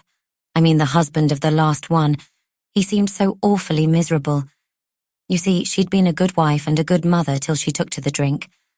"It always is so," breathed out Mrs. Bunting. "Aye." He waited a moment. "Do you know anyone about the court?" he asked. She shook her head. "Well, don't you worry. I'll take you in along of me. You'd never get in by yourself." They got out. And oh, the comfort of being in someone's charge, of having a determined man in uniform to look after one. And yet even now there was to Mrs. Bunting something dreamlike, unsubstantial about the whole business. If he only knew what I know," she kept saying over and over again to herself as she walked lightly by the big burly form of the police inspector. "'Tisn't far, not 3 minutes," he said suddenly. "Am I walking too quick for you, ma'am?" "No, not at all. I'm a quick walker." And then suddenly they turned a corner and came on a mass of people, a densely packed crowd of men and women, staring at a mean-looking little door sunk into a high wall. "Better take my arm," the inspector suggested. "Make way there. Make way," he cried authoritatively, and he swept her through the serried ranks which parted at the sound of his voice, at the sight of his uniform. "Lucky you met me," he said, smiling. "You'd never have got through alone. And 'tain't a nice crowd, not by any manner of means." The small door opened just a little way, and they found themselves on a narrow stone-flagged path leading into a square yard. A few men were out there smoking. Before preceding her into the building which rose at the back of the yard, Mrs. Bunting's kind new friend took out his watch. "There's another 20 minutes before they'll begin," he said. "There's the mortuary." He pointed with his thumb to a low room built out to the right of the court. "Would you like to go in and see them?" he whispered. "Oh no," she cried in a tone of extreme horror, and he looked down at her with sympathy and with increased respect. She was a nice, respectable woman, she was. She had not come here imbued with any morbid, horrible curiosity, but because she thought it her duty to do so. He suspected her of being sister-in-law to one of the Avenger's victims. They walked through into a big room or hall, now full of men talking in subdued yet eager animated tones. "I think you'd better sit down here," he said considerately, and leading her to one of the benches that stood out from the whitewashed walls. "Unless you'd rather be with the witnesses, that is." But again she said, "Oh no," and then with an effort, "Oughtn't I to go into the court now, if it's likely to be so full?" "Don't you worry," he said kindly. "I'll see you get a proper place. I must leave you now for a minute, but I'll come back in good time and look after you." She raised the thick veil she had pulled down over her face while they were going through that sinister, wolfish-looking crowd outside, and looked about her. Many of the gentlemen, they mostly wore tall hats and good overcoats, standing round and about her looked vaguely familiar. She picked out one at once. He was a famous journalist whose shrewd, animated face was familiar to her, owing to the fact that it was widely advertised in connection with the preparation for the hair. The preparation which in happier, more prosperous days Bunting had had great faith in, and used, or so he always said, with great benefit to himself. This gentleman was the centre of an eager circle. Half a dozen men were talking to him, listening deferentially when he spoke, and each of these men, so Mrs. Bunting realised, was a somebody. How strange, how amazing to reflect that from all parts of London, from their doubtless important avocations, one unseen, mysterious beckoner had brought all these men here together to this sordid place on this bitterly cold, dreary day. Here they were, all thinking of, talking of, evoking one unknown, mysterious personality, that of the shadowy and yet terribly real human being who chose to call himself the Avenger. And somewhere, not so very far away from them all, the Avenger was keeping these clever, astute, highly trained minds, aye, and bodies too, at bay. Even Mrs. Bunting, sitting here unnoticed, realised the irony of her presence among them. Chapter 19. It seemed to Mrs. Bunting that she had been sitting there a long time. It was really about a quarter of an hour, when her official friend came back. "Better come along now," he whispered. "It'll begin soon." She followed him out into a passage up a row of steep stone steps, and so into the coroner's court. The court was big, well-lighted room, in some ways not unlike a chapel, the more so that a kind of gallery ran halfway round, a gallery evidently set aside for the general public, for it was now crammed to its utmost capacity. Mrs. Bunting glanced timidly towards the serried row of faces. Had it not been for her good fortune in meeting the man she was now following, it was there that she would have had to try and make her way. And she would have failed. Those people had rushed in the moment the doors were opened, pushing, fighting their way in a way she could never have pushed or fought. There were just a few women among them, set, determined-looking women, belonging to every class but made one by their love of sensation and their power of forcing their way in where they wanted to be. But the women were few. The great majority of those standing there were men who were also representative of every class of Londoner. The centre of the court was like an arena. It was sunk 2 or 3 steps below the surrounding gallery. Just now it was comparatively clear of people, save for the benches on which sat the men who were to compose the jury. Some way from these men, huddled together in a kind of big pew, stood 7 people, 3 women and 4 men. "Do you see the witnesses?" whispered the inspector, pointing these out to her. He supposed her to know one of them with familiar knowledge, but, if that were so, she made no sign. Between the windows, facing the whole room, was a kind of little platform, on which stood a desk and an armchair. Mrs. Bunting guessed rightly that it was there the coroner would sit, and to the left of the platform was the witness stand, also raised considerably above the jury, amazingly different, and far, far more grim and awe-inspiring than the scene of the inquest which had taken place so long ago, on that bright April day, in the village inn. There the coroner had sat on the same level as the jury, and the witnesses had simply stepped forward one by one and taken their place before him. Looking round her fearfully, Mrs. Bunting thought she would surely die if ever she were exposed to the ordeal of standing in that curious box-like stand, and she stared across at the bench, where sat the 7 witnesses, with a feeling of sincere pity in her heart. But even she soon realized that her pity was wasted. Each woman witness looked eager, excited, and animated, well pleased to be the center of attention and attraction to the general public. It was plain each was enjoying her part of important, if humble, actress in the thrilling drama which was now absorbing the attention of all London. It might almost be said of the whole world. Looking at these women, Mrs. Bunting wondered vaguely which was which. Was it that rather draggle-tailed-looking young person who had certainly, or almost certainly, seen the Avenger within 10 seconds of the double crime being committed? The woman who, aroused by one of his victims' cry of terror, had rushed to her window and seen the murderer's shadowy form pass swiftly by in the fog. Yet another woman, so Mrs. Bunting now remembered, had given a most circumstantial account of what the Avenger looked like, for he, it was supposed, had actually brushed by her as he passed. Those 2 women now before her had been interrogated and cross-examined again and again, not only by the police, but by representatives of every newspaper in London. It was from what they had both said, unluckily their accounts materially differed, that official description of the Avenger had been worked up, that which described him as being a good-looking, respectable young fellow of 28, carrying a newspaper parcel. As for the 3rd woman, she was doubtless an acquaintance, a boon companion of the dead. Mrs. Bunting looked away from the witnesses and focused her gaze on another unfamiliar sight. Specially prominent, running indeed through the whole length of the shut-in space, that is, from the coroner's high dais right across to the opening in the wooden barrier, was an ink-splashed table at which, when she had first taken her place, there had been sitting 3 men busily sketching. But now every seat at the table was occupied by tired, intelligent-looking men, each with a notebook or with some loose sheets of paper before him. "Them's the reporters," whispered her friend. "They don't like coming till the last minute, for they has to be the last to go. At an ordinary inquest there are only 2, maybe 3 attending, but now every paper in the kingdom has pretty well applied for a pass to that reporter's table." He looked consideringly down into the well of the court. "Now let me see what I can do for you." Then he beckoned to the coroner's officer. "Perhaps you could put this lady just over there, in a corner by herself, related to a relation of the deceased, but doesn't want to be—" He whispered a word or two, and the other nodded sympathetically, and looked at Mrs. Bunting with interest. "I'll put her just here," he muttered. "There's no one coming there today. You see, there are only 7 witnesses. Sometimes we have a lot more than that." And he kindly put her on a now empty bench opposite to where the 7 witnesses stood and sat with their eager, set faces, ready, aye, more than ready, to play their part.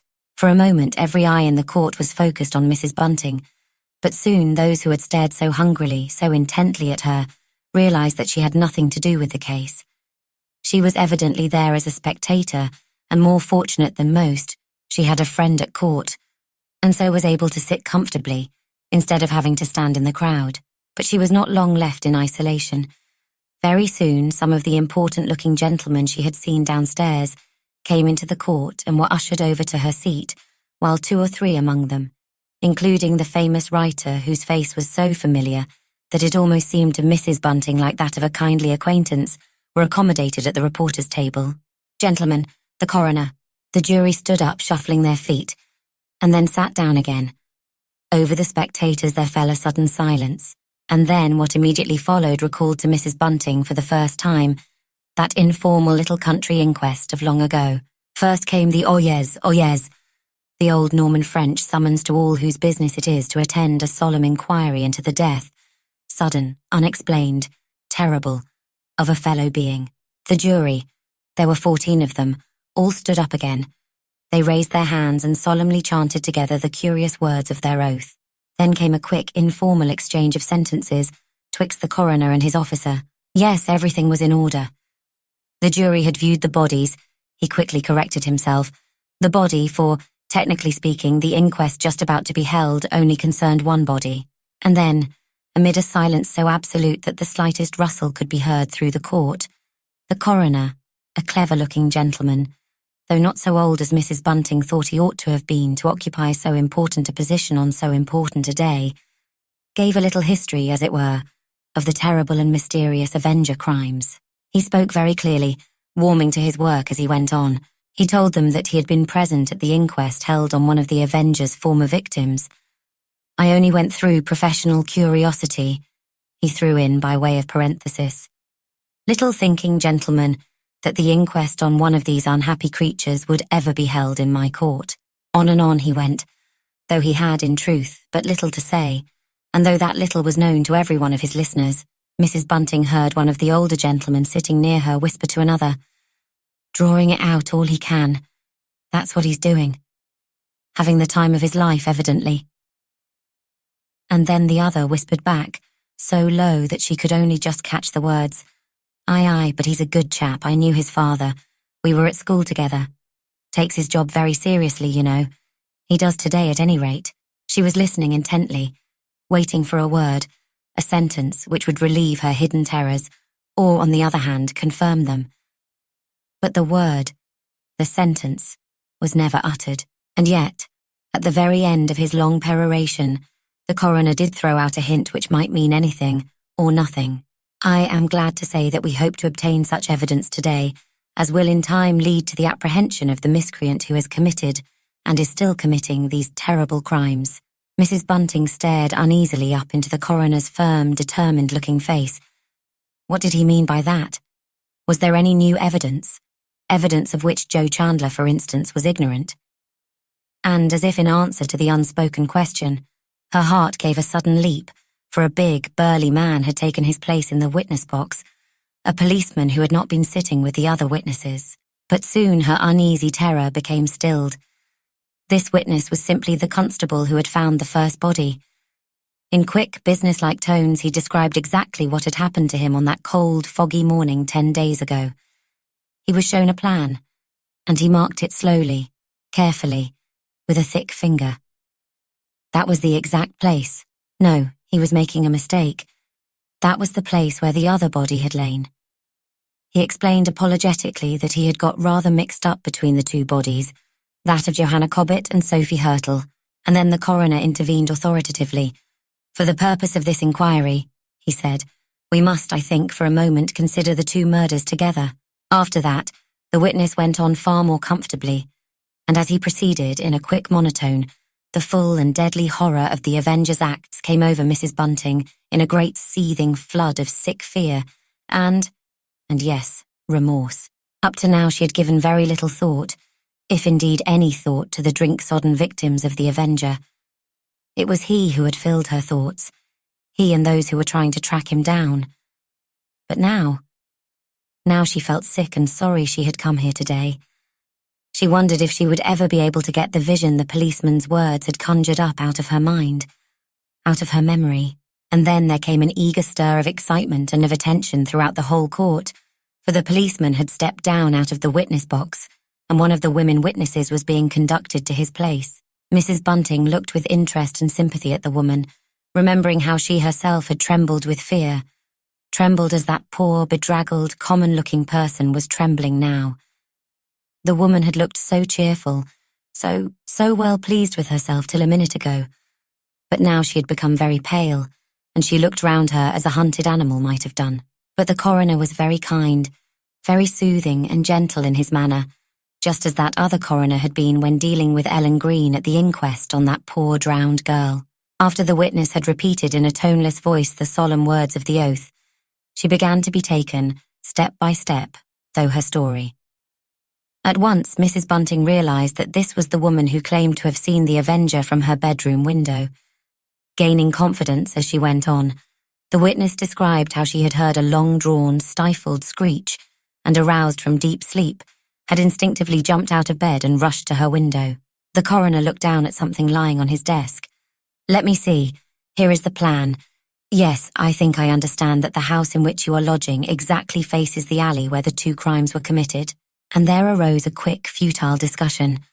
The house did not face the alley, but the window of the witness's bedroom faced the alley. A distinction without a difference, said the coroner testily. And now tell us as clearly and quickly as you can what you saw when you looked out. There fell a dead silence on the crowded court. And then the woman broke out, speaking more volubly and firmly than she had yet done. I saw him, she cried. I shall never forget it. No, not till my dying day. And she looked round defiantly. Mrs. Bunting suddenly remembered a chat one of the newspaper men had had with a person who slept under this woman's room. That person had unkindly said she felt sure that Lizzie Cole had not got up that night, that she had made up the whole story. She, the speaker, slept lightly, and that night had been tending a sick child. Accordingly, she would have heard if there had been either the scream described by Lizzie Cole or the sound of Lizzie Cole jumping out of bed. We quite understand that you think you saw the coroner hesitated, the individual who had just perpetrated these terrible crimes. But what we want to have from you is a description of him. In spite of the foggy atmosphere about which all are agreed, you say you saw him distinctly walking along for some yards below your window. Now please try and tell us what he was like. The woman began twisting and untwisting the corner of a coloured handkerchief she held in her hand. Let us begin at the beginning, said the coroner patiently. What sort of a hat was this man wearing when you saw him hurrying from the passage? It was just a black hat, said the witness at last in a husky, rather anxious tone.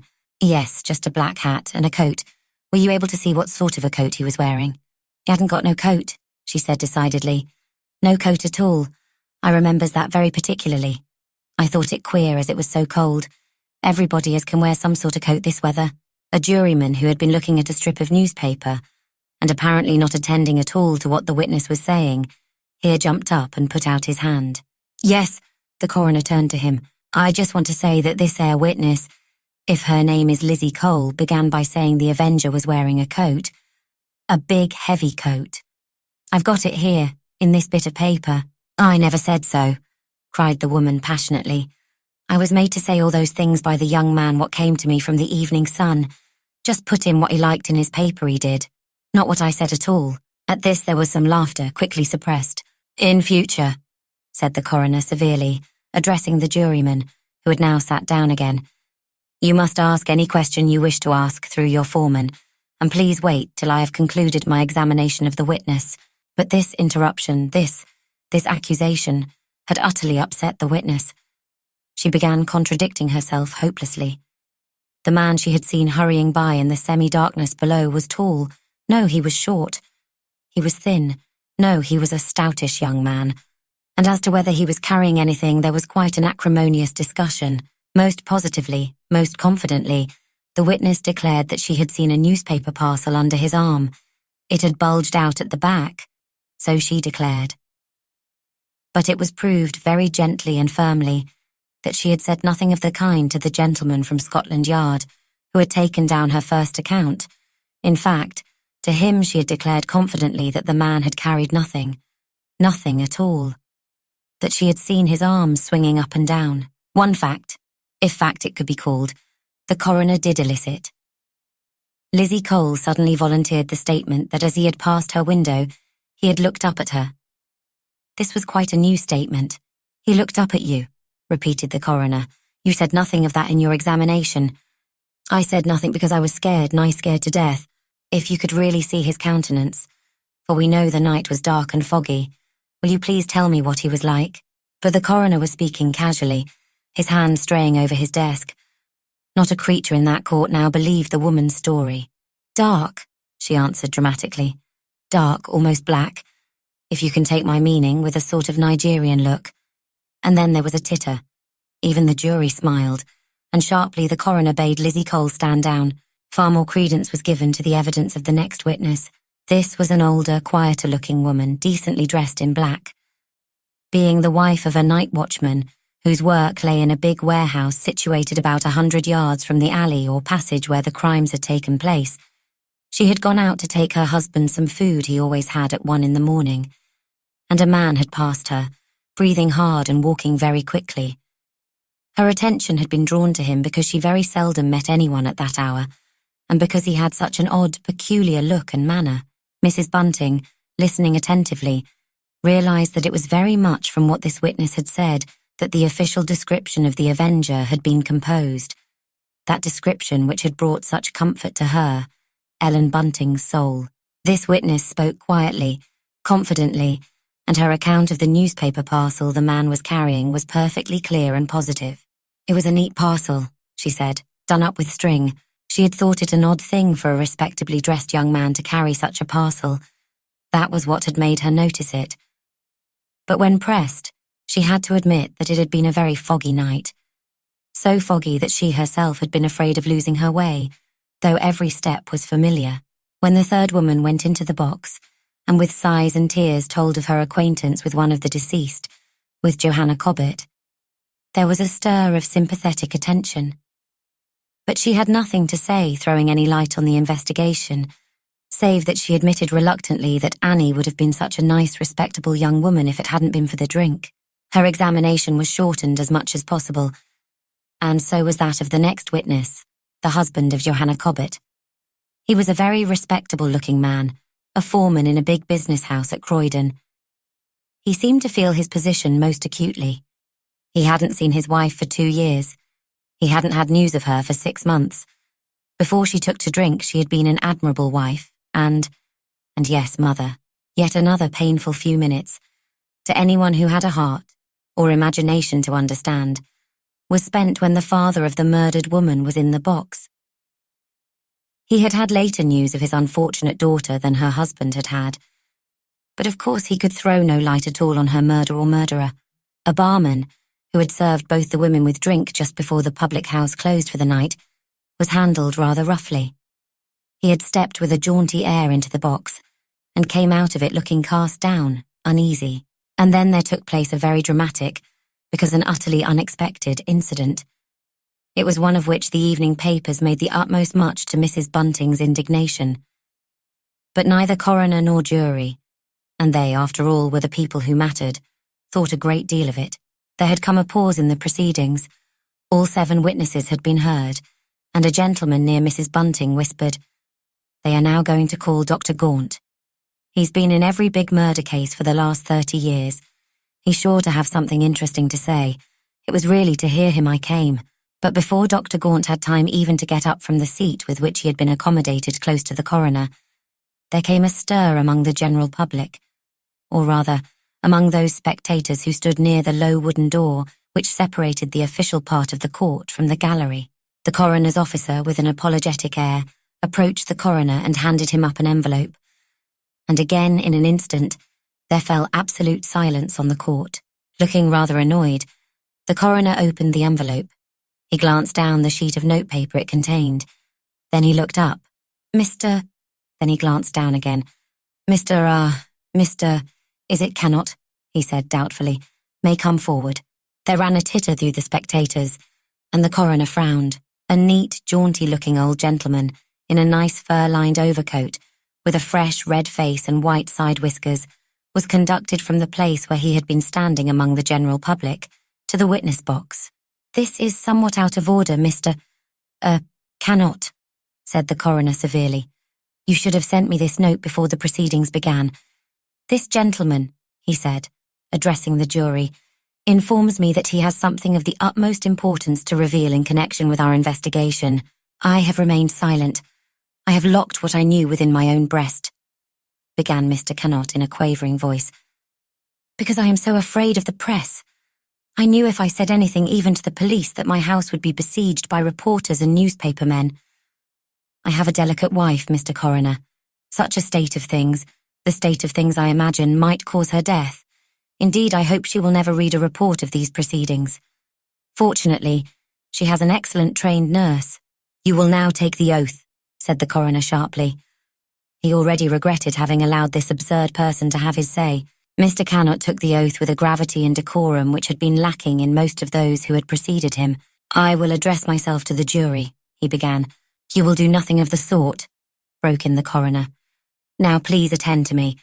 You assert in your letter that you know who is the Avenger," put in Mr. Cannot promptly. the perpetrator of these crimes. You further declare that you met him on the very night he committed the murder we are now investigating. I do so declare, said Mr. Cannot confidently, though in the best of health myself. He beamed round the court, a now amused, attentive court. It is my fate to be surrounded by sick people, to have only ailing friends.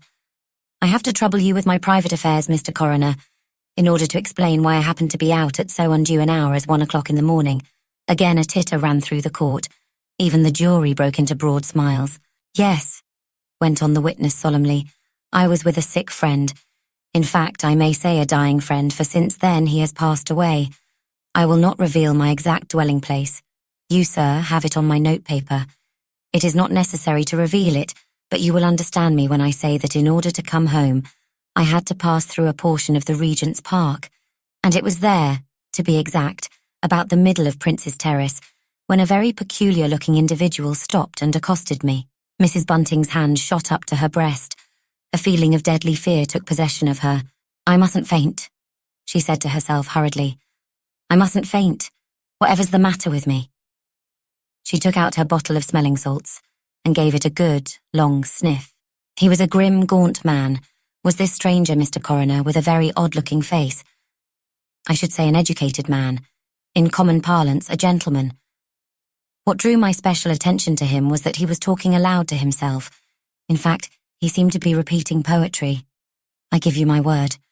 I had no thought of the Avenger, no thought at all. To tell you the truth, I thought this gentleman was a poor escaped lunatic, a man who'd got away from his keeper. The Regent's Park, sir, as I need hardly tell you, is a most quiet and soothing neighbourhood. And then a member of the general public gave a loud guffaw. I appeal to you, sir, the old gentleman suddenly cried out, to protect me from this unseemly levity. I've not come here with any other object than that of doing my duty as a citizen. I must ask you to keep to what is strictly relevant, said the coroner stiffly. Time is going on, and I have another important witness to call. A medical witness. Kindly tell me, as shortly as possible, what made you suppose that this stranger could possibly be— With an effort, he brought out for the first time since the proceedings began the words, "The Avenger." I am coming to that, said Mr. Cannot hastily. I am coming to that. Bear with me a little longer, Mr. Coroner. It was a foggy night, but not as foggy as it became later, and just when we were passing one another, I and this man, who was talking aloud to himself, he, instead of going on, stopped and turned towards me. That made me feel queer and uncomfortable, the more so that there was a very wild, mad look on his face. I said to him as soothingly as possible, "A very foggy night, sir." And he said, yes, it is a foggy night, a night fit for the commission of dark and salutary deeds. A very strange phrase, sir, that dark and salutary deeds. He looked at the coroner expectantly. Well, Mr. Cannot, was that all? Did you see this person go off in the direction of King's Cross, for instance? No. Mr. Cannot reluctantly shook his head. No, I must honestly say I did not. He walked along a certain way by my side, and then he crossed the road and was lost in the fog. That will do, said the coroner. He spoke more kindly. I thank you, Mr. Cannot, for coming here and giving us what you evidently consider important information. Mr. Cannot bowed, a funny little old-fashioned bow, and again some of those present tittered rather foolishly. As he was stepping down from the witness box, he turned and looked up at the coroner, opening his lips as he did so. There was a murmur of talking going on, but Mrs. Bunting, at any rate, heard quite distinctly what it was that he said. One thing I have forgotten, sir, which may be of importance. The man carried a bag, a rather light-coloured leather bag, in his left hand. It was such a bag, sir, as might well contain a long-handled knife. Mrs. Bunting looked at the reporter's table. She remembered suddenly that she had told Bunting about the disappearance of Mr. Sleuth's bag. And then a feeling of intense thankfulness came over her. Not a single reporter at the long, ink-stained table had put down that last remark of Mr. Cannot. In fact, not one of them had heard it. Again, the last witness put up his hand to command attention, and then silence did fall on the court. One word more, he said in a quavering voice. May I ask to be accommodated with a seat for the rest of the proceedings? I see there is some room left on the witnesses' bench. And without waiting for permission, he nimbly stepped across and sat down. Mrs. Bunting looked up, startled. Her friend, the inspector, was bending over her. Perhaps you'd like to come along now, he said urgently. I don't suppose you want to hear the medical evidence. It's always painful for a female to hear that. And there'll be an awful rush when the inquest's over. I could get you away quietly now. She rose and, pulling her veil down over her pale face, followed him obediently. Down the stone staircase they went, and through the big, now empty room downstairs. I'll let you out the back way, he said. I expect you're tired, Mum, and would like to get home to a cup of tea. I don't know how to thank you. There were tears in her eyes. She was trembling with excitement and emotion. You have been good to me. Oh, that's nothing, he said a little awkwardly. I expect you went through a pretty bad time, didn't you? Will they be having that old gentleman again? She spoke in a whisper and looked up at him with a pleading, agonized look. Good Lord, no. Crazy old fool. We're troubled with a lot of those sort of people, you know, ma'am. And they often do have funny names too. You see, that sort is busy all their lives in the city or whatnot. Then they retires when they gets about 60 and they're fit to hang themselves with dullness. Why, there's hundreds of loonies of the sort to be met in London. You can't go about at night and not meet 'em. Plenty of 'em. Then you don't think there was anything in what he said? She ventured. In what that old gent said? Goodness, no. He laughed good-naturedly. But I'll tell you what I do think. If it wasn't for the time that had gone by, I should believe that the second witness had seen that crafty devil. He lowered his voice. But there, Dr. Gaunt declares most positively, so did 2 other medical gentlemen, that the poor creatures had been dead hours when they was found. Medical gentlemen are always very positive about their evidence. They have to be. Otherwise, who'd believe 'em? If we'd time, I could tell you of a case in which, well, 'twas all because of Dr. Gaunt that the murderer escaped. We all knew perfectly well the man we caught did it, but he was able to prove an alibi as to the time Dr. Gaunt said the poor soul was killed. Chapter 20. It was not late even now, for the inquest had begun very punctually, but Mrs. Bunting felt that no power on earth should force her to go to Ealing. She felt quite tired out and as if she could think of nothing. Pacing along very slowly, as if she were an old woman, she began listlessly turning her steps towards home. Somehow she felt that it would do her more good to stay out in the air than take the train. Also, she would thus put off the moment to which she looked forward with dread and dislike, when she would have to invent a circumstantial story as to what she had said to the doctor, and what the doctor had said to her. Like most men and women of his class, Bunting took a great interest in other people's ailments, the more interest that he was himself so remarkably healthy. He would feel quite injured if Ellen didn't tell him everything that had happened.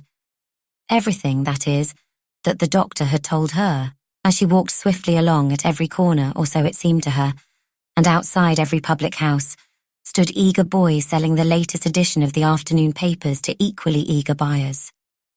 Avenger inquest, they shouted exultantly. All the latest evidence. At one place, where there were a row of contents bills pinned to the pavement by stones, she stopped and looked down. Opening of the Avenger inquest. What is he really like? Full description. On yet another ran the ironic query, Avenger inquest, do you know him? And as that facetious question stared up at her in huge print, Mrs. Bunting turned sick. So sick and faint that she did what she had never done before in her life. She pushed her way into a public house, and putting 2 pennies down on the counter, asked for and received a glass of cold water. As she walked along the now gas-lit streets, she found her mind dwelling persistently, not on the inquest at which she had been present, not even on the Avenger, but on his victims. Shudderingly, she visualized the 2 cold bodies lying in the mortuary. She seemed also to see that third body, which, though cold, must yet be warmer than the other 2, for at this time yesterday, the Avenger's last victim had been alive, poor soul. Alive and, according to a companion of hers whom the papers had already interviewed, particularly merry and bright. Hitherto, Mrs. Bunting had been spared in any real sense a vision of the Avenger's victims. Now they haunted her, and she wondered wearily if this fresh horror was to be added to the terrible fear which encompassed her night and day. As she came within sight of home, her spirit suddenly lightened. The narrow, drab-coloured little house, flanked each side by others exactly like it in every single particular, save that their front yards were not so well kept, looked as if it could, and would, keep any secret closely hidden. For a moment, at any rate, The Avengers' victims receded from her mind. She thought of them no more. All her thoughts were concentrated on Bunting and Mr. Sleuth. She wondered what had happened during her absence, whether the lodger had rung his bell, and if so, how he had got on with Bunting and Bunting with him. She walked up the little flagged path wearily, and yet with a pleasant feeling of homecoming. And then she saw that Bunting must have been watching for her behind the now closely drawn curtains, for before she could either knock or ring, he had opened the door. "I was getting quite anxious about you," he exclaimed. "Come in, Ellen, quick. You must be fair perished a day like now, and you out so little as you are. Well, I hope you found the doctor all right." He looked at her with affectionate anxiety, and then there came a sudden happy thought to Mrs. Bunting. "No," she said slowly. "Dr. Evans wasn't in. I waited and waited and waited, but he never came in at all. 'Twas my own fault," she added quickly. Even at such a moment as this, she told herself that though she had, in a sort of way, a kind of right to lie to her husband, she had no sight to slander the doctor who had been so kind to her years ago. "I ought to have sent him a card yesterday night," she said. "Of course, I was a fool to go all that way, just on chance of finding a doctor in. It stands to reason they've got to go out to people at all times of day.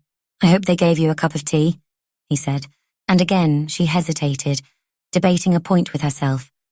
If the doctor had a decent sort of servant, of course she, Ellen Bunting, would have been offered a cup of tea, especially if she explained she'd known him a long time. She compromised. "I was offered some," she said in a weak, tired voice. "But there, Bunting, I didn't feel as if I wanted it. I'd be very grateful for a cup now, if you'd just make it for me over the ring." "Course I will," he said eagerly. "You just come in and sit down, my dear. Don't trouble to take your things off now. Wait till you've had tea." And she obeyed him. "Where's Daisy?" she asked suddenly. "I thought the girl would be back by the time I got home. She ain't coming home today." There was an odd, sly, smiling look on Bunting's face. "Did she send a telegram?" asked Mrs. Bunting. "No. Young Chandler's just come in and told me. He's been over there and— Would you believe it, Ellen? He's managed to make friends with Margaret. Wonderful what love will do, ain't it? He went over there just to help Daisy carry her bag back, you know, and then Margaret told him that her lady had sent her some money to go to the play, and she actually asked Joe to go with them this evening, she and Daisy to the pantomime. Did you ever hear of such a thing? Very nice for them, I'm sure," said Mrs. Bunting absently, but she was pleased to have her mind taken off herself. "Then when is that girl coming home?" she asked patiently. "Well, it appears that Chandler's got tomorrow morning off too, this evening and tomorrow morning. He'll be on duty all night, but he proposes to go over and bring Daisy back in time for early dinner." "Will that suit you, Ellen?" "Yes, that'll be all right," she said. "I don't grudge the girl her bit of pleasure. One's only young once. By the way, did the lodger ring while I was out?" Bunting turned round from the gas ring, which he was watching to see the kettle boil. "No," he said. "Come to think of it, it's rather a funny thing. But the truth is, Ellen, I never gave Mr. Sleuth a thought. You see, Chandler came in and was telling me all about Margaret, laughing like, and then something else happened while you was out, Ellen. Something else happened," she said in a startled voice. Getting up from her chair, she came towards her husband. "What happened? Who came?" "Just a message for me, asking if I could go tonight to wait at a young lady's birthday party. In Hanover Terrace it is. A waiter, one of them nasty Swiss fellows as works for nothing, fell out just at the last minute and so they had to send for me." His honest face shone with triumph. The man who had taken over his old friend's business in Baker Street had hitherto behaved very badly to Bunting, and that though Bunting had been on the books for ever so long, and had always given every satisfaction, but this new man had never employed him, no, not once. "I hope you didn't make yourself too cheap," said his wife jealously. "No, that I didn't. I hummed and hawed a lot, and I could see the fellow was quite worried. In fact, at the end he offered me £0.50 more, so I graciously consented." Husband and wife laughed more merrily than they had done for a long time. "You won't mind being alone here? I don't count the lodger. He's no good." Bunting looked at her anxiously. He was only prompted to ask the question because lately Ellen had been so queer, so unlike herself. Otherwise it never would have occurred to him that she could be afraid of being alone in the house. She had often been so in the days when he got more jobs. She stared at him a little suspiciously. "I be afraid?" she echoed. "Certainly not. Why should I be? I've never been afraid before. What do you exactly mean by that, Bunting?" "Oh, nothing. I only thought you might feel funny-like, all alone on this ground floor. You were so upset yesterday when that young fool Chandler came, dressed up, to the door." "I shouldn't have been frightened if he'd just been an ordinary stranger," she said shortly. "He said something silly to me, just in keeping with his character-like, and it upset me. Besides, I feel better now." As she was sipping gratefully her cup of tea, there came a noise outside, the shouts of newspaper sellers. "I'll just run out," said Bunting apologetically, "and see what happened at that inquest today. Besides, they may have a clue about the horrible affair last night. Chandler was full of it, when he wasn't talking about Daisy and Margaret, that is. He's on tonight, luckily not till 12 o'clock. Plenty of time to escort the two of them back after the play. Besides, he said he'll put them into a cab and blow the expense if the panto goes on too long for him to take 'em home." "On tonight," repeated Mrs. Bunting. "Whatever for?" "Well, you see, the Avengers always done 'em in couples, so to speak. They've got an idea that he'll have a try again tonight. However, even so, Joe's only on from midnight till 5 o'clock. Then he'll go and turn in a bit before going off to fetch Daisy. Fine thing to be young, ain't it, Ellen? I can't believe that he'd go out on such a night as this." "What do you mean?" said Bunting, staring at her. Ellen had spoken so oddly, as if to herself, and in so fierce and passionate a tone. "What do I mean?" she repeated, and a great fear clutched at her heart. What had she said? She had been thinking aloud. Why, by saying he won't go out. Of course he has to go out. Besides, he'll have been to the play as it is. 'Twould be a pretty thing if the police didn't go out just because it was cold. I was thinking of the Avenger," said Mrs. Bunting. She looked at her husband fixedly. Somehow she had felt impelled to utter those true words. "He don't take no heed of heat nor cold," said Bunting somberly. "I take it the man's dead to all human feeling. Saving, of course, revenge. So that's your idea about him, is it?" She looked across at her husband. Somehow this dangerous, this perilous conversation between them attracted her strangely. She felt as if she must go on with it. "Do you think he was the man that woman said she saw? That young man what passed her with the newspaper parcel? Let me see," he said slowly. "I thought that was from the bedroom window a woman saw him." No, I mean the other woman. What was taking her husband's breakfast to him in the warehouse? She was far the most respectable-looking woman of the two," said Mrs. Bunting impatiently, and then, seeing her husband's look of utter, blank astonishment, she felt a thrill of unreasoning terror. She must have gone suddenly mad to have said what she did. Hurriedly, she got up from her chair. "There now," she said. "Here I am gossiping all about nothing when I ought to be seeing about the lodger's supper. It was someone in the train talked to me about that person as thinks she saw the Avenger." Without waiting for an answer, she went into her bedroom, lit the gas, and shut the door. A moment later, she heard Bunting go out to buy the paper they had both forgotten during their dangerous discussion. As she slowly, languidly took off her nice warm coat and shawl, Mrs. Bunting found herself shivering. It was dreadfully cold, quite unnaturally cold even for the time of year. She looked longingly towards the fireplace. It was now concealed by the wash-hand stand, but how pleasant it would be to drag that stand aside and light a bit of fire, especially as Bunting was going to be out tonight.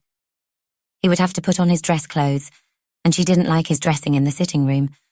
It didn't suit her ideas that he should do so. How if she did light the fire here, in their bedroom? It would be nice for her to have a bit of fire to cheer her up after he had gone.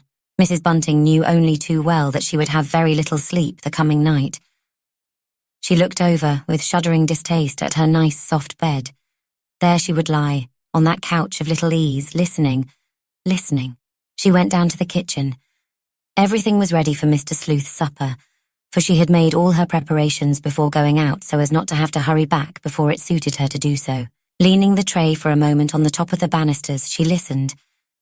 Even in that nice warm drawing room, and with a good fire, how cold the lodger must feel sitting studying at the table.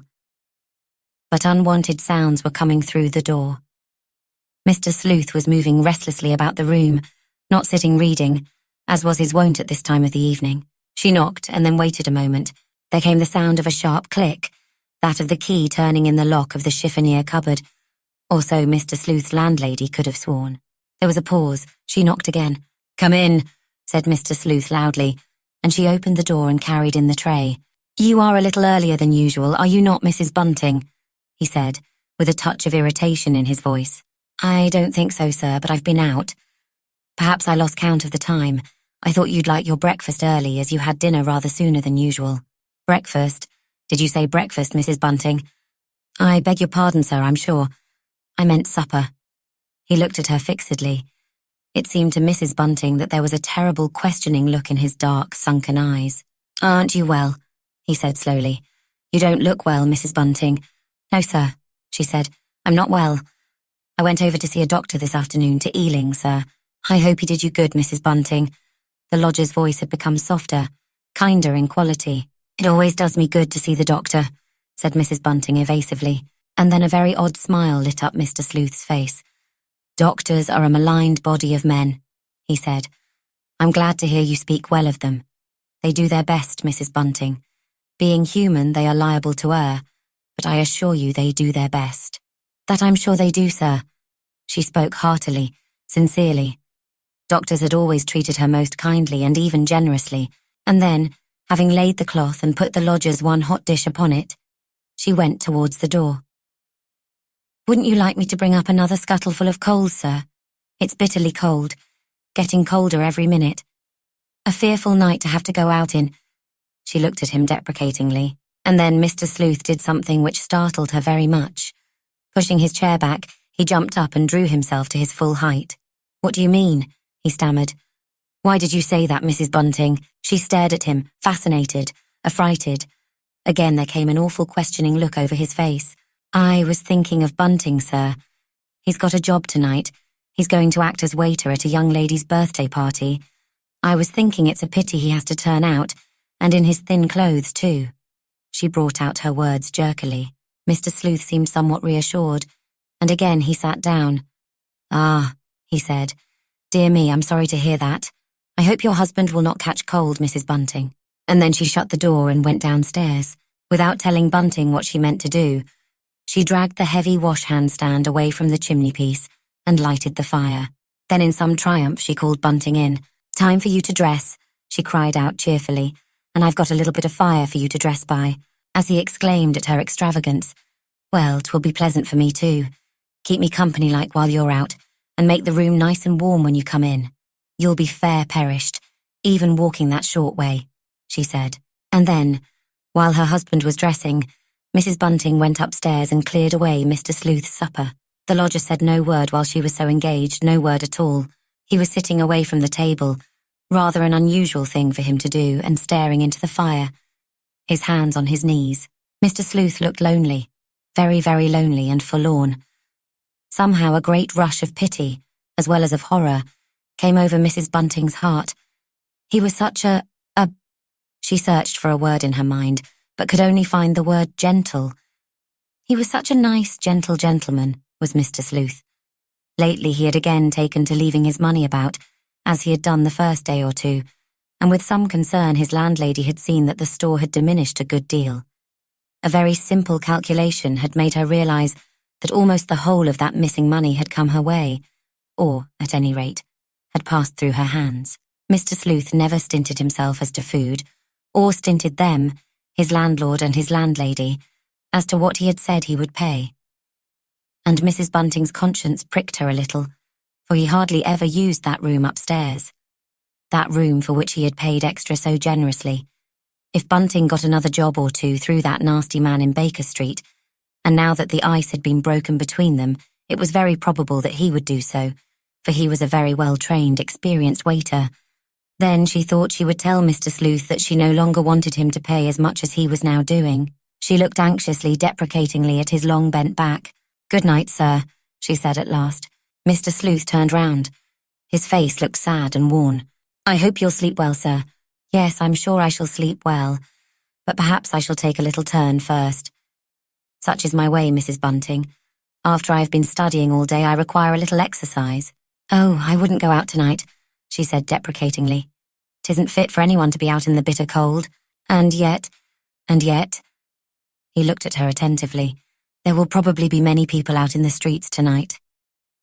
Many more than usual, I fear, sir. Indeed, said Mr. Sleuth quickly. Is it not a strange thing, Mrs. Bunting, that people who have all day in which to amuse themselves should carry their revels far into the night? Oh, I wasn't thinking of revellers, sir. I was thinking— She hesitated. Then with a gasping effort, Mrs. Bunting brought out the words, of the police. The police. He put up his right hand and stroked his chin 2 or 3 times with a nervous gesture. But what is man? What is man's puny power or strength against that of God, or even of those over whose feet God has set a guard? Mr. Sleuth looked at his landlady with a kind of triumph lighting up his face, and Mrs. Bunting felt a shuddering sense of relief. Then she had not offended her lodger. She had not made him angry by that. Was it a hint she had meant to convey to him? Very true, sir, she said respectfully, but Providence means us to take care of ourselves too. And then she closed the door behind her and went downstairs. But Mr. Sleuth's landlady did not go on down to the kitchen. She came into her sitting room, and careless of what Bunting would think the next morning, put the tray with the remains of the lodger's meal on her table. Having done that, and having turned out the gas in the passage and the sitting room, she went into her bedroom and closed the door. The fire was burning brightly and clearly. She told herself that she did not need any other light to undress by. What was it made the flames of the fire shoot down in that queer way? But watching it for a while, she did at last doze off a bit. And then Mrs. Bunting woke with a sudden thumping of her heart. Woke to see that the fire was almost out. Woke to hear 11:45 chime out. Woke at last to the sound she had been listening for before she fell asleep. The sound of Mr. Sleuth, wearing his rubber-soled shoes, creeping downstairs along the passage, and so out very, very quietly by the front door. But once she was in bed, Mrs. Bunting turned restless. She tossed this way and that, full of discomfort and unease. Perhaps it was the unaccustomed firelight dancing on the walls, making queer shadows all round her, which kept her so wide awake. She lay thinking and listening and thinking. It even occurred to her to do the one thing that might have quieted her excited brain, to get a book, one of those detective stories of which Bunting had a slender store in the next room, and then, lighting the gas, to sit up and read. No, Mrs. Bunting had always been told it was very wrong to read in bed, and she was not in a mood just now to begin doing anything that she had been told was wrong. Chapter 21. It was a very cold night. So cold, so windy, so snow-laden was the atmosphere, that everyone who could do so stayed indoors. Bunting, however, was now on his way home from what had proved a really pleasant job. A remarkable piece of luck had come his way this evening, all the more welcome because it was quite unexpected. The young lady at whose birthday party he had been present in capacity of waiter had come into a fortune that day, and she had had the surprising thought of presenting each of the hired waiters with a sovereign. This gift, which had been accompanied by a few kind words, had gone to Bunting's heart. It had confirmed him in his conservative principles. Only gentlefolk ever behaved in that way. Quiet, old-fashioned, respectable gentlefolk, the sort of people of whom those nasty radicals know nothing and care less. But the ex-butler was not as happy as he should have been. Slackening his footsteps, he began to think with puzzled concern of how queer his wife had seemed lately. Ellen had become so nervous, so jumpy, that he didn't know what to make of her sometimes. She had never been really good-tempered. Your capable, self-respecting woman seldom is. But she had never been like what she was now. And she didn't get better as the days went on. In fact, she got worse. Of late, she had been quite hysterical, and for no reason at all. Take that little practical joke of young Joe Chandler. Ellen knew quite well he often had to go about in some kind of disguise, and yet how she had gone on, quite foolish-like, not at all as one would have expected her to do. There was another queer thing about her which disturbed him in more senses than one. During the last 3 weeks or so, Ellen had taken to talking in her sleep. "No, no, no," she had cried out, only the night before. "It isn't true. I won't have it said. It's a lie." And there had been a wail of horrible fear and revolt in her usually quiet, mincing voice. Whew! It was cold, and he had stupidly forgotten his gloves. He put his hands in his pockets to keep them warm, and began walking more quickly. As he tramped steadily along, the ex-butler suddenly caught sight of his lodger walking along the opposite side of the solitary street. one of those short streets leading off the broad road which encircles Regent's Park. Well, this was a funny time of night to be taking a stroll for pleasure like. Glancing across, Bunting noticed that Mr. Sleuth's tall, thin figure was rather bowed, and that his head was bent toward the ground. His left arm was thrust into his long Inverness cape, and so was quite hidden, but the other side of the cape bulged out, as if the lodger were carrying a bag or parcel in the hand which hung down straight. Mr. Sleuth was walking rather quickly, and as he walked he talked aloud, which, as Bunting knew, is not unusual with gentlemen who live much alone. It was clear that he had not yet become aware of the proximity of his landlord. Bunting told himself that Ellen was right. Their lodger was certainly a most eccentric, peculiar person. Strange, was it not, that that odd, loony-like gentleman should have made all the difference to his, Bunting's, and Mrs. Bunting's happiness and comfort in life. Again glancing across at Mr. Sleuth, he reminded himself, not for the first time, of this perfect lodger's one fault, his odd dislike to meat, and to what Bunting vaguely called to himself, sensible food. But there, you can't have everything. The more so that the lodger was not one of those crazy vegetarians who won't eat eggs and cheese. No, he was reasonable in this, as in everything else connected with his dealings with the Buntings. As we know, Bunting saw far less of the lodger than did his wife. Indeed, he had been upstairs only 3 or 4 times since Mr. Sleuth had been with them, and when his landlord had had occasion to wait on him, the lodger had remained silent. Indeed, their gentleman had made it very clear that he did not like either the husband or wife to come up to his rooms without being definitely asked to do so. Now surely would be a good opportunity for a little genial conversation. Bunting felt pleased to see his lodger. It increased his general comfortable sense of satisfaction. So it was that the butler, still an active man for his years, crossed over the road, and stepping briskly forward, began trying to overtake Mr. Sleuth. But the more he hurried along, the more the other hastened, and that without ever turning round to see whose steps he could hear echoing behind him on the now freezing pavement. Mr. Sleuth's own footsteps were quite inaudible, an odd circumstance when you came to think of it, as Bunting did think of it later, lying awake by Mrs. Bunting's side in the pitch darkness. What it meant, of course, was that the lodger had rubber soles on his shoes. Now Bunting had never had a pair of rubber-soled shoes sent down to him to clean. He had always supposed the lodger had only one pair of outdoor boots. The two men, the pursued and the pursuer, at last turned into the Marylebone Road. They were now within a few hundred yards of home. Plucking up courage, Bunting called out, his voice echoing freshly on the still air. "Mr. Sleuth, sir, Mr. Sleuth." The lodger stopped and turned round. He had been walking so quickly, and he was in so poor a physical condition, that the sweat was pouring down his face. "Ah, so it's you, Mr. Bunting. I heard footsteps behind me and I hurried on. I wish I'd known that it was you. There are so many queer characters about at night in London." "Not on a night like this, sir.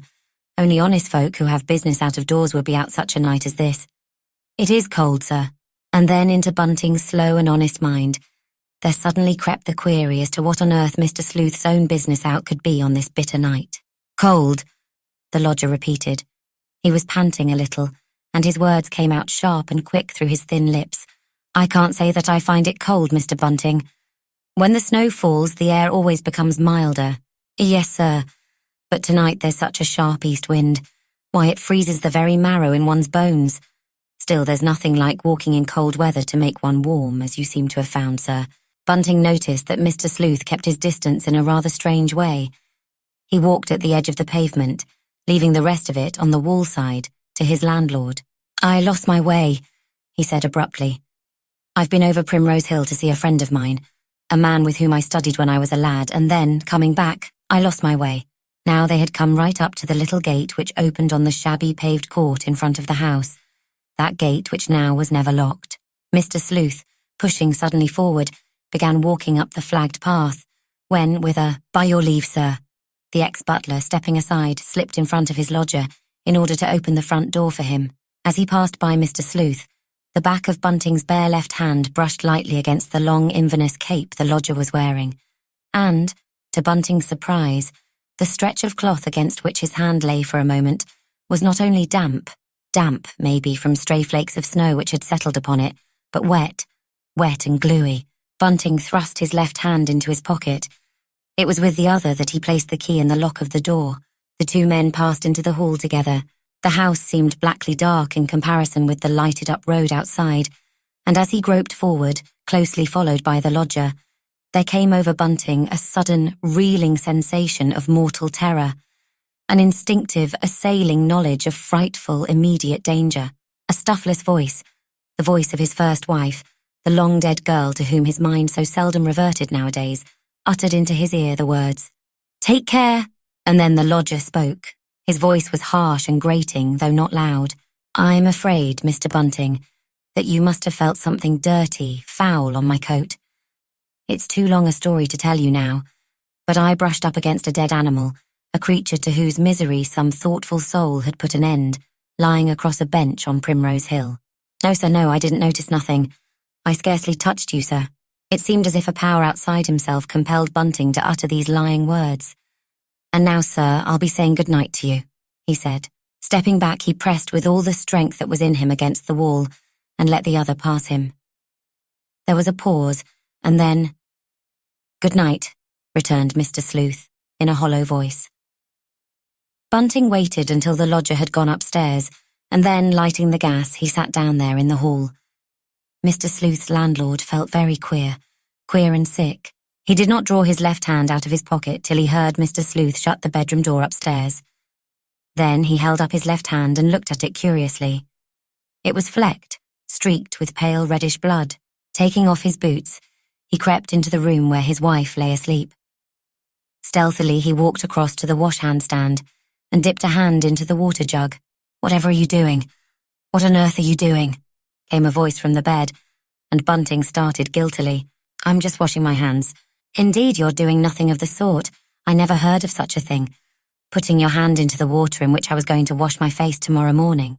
"I'm very sorry, Ellen," he said meekly. "I meant to throw it away.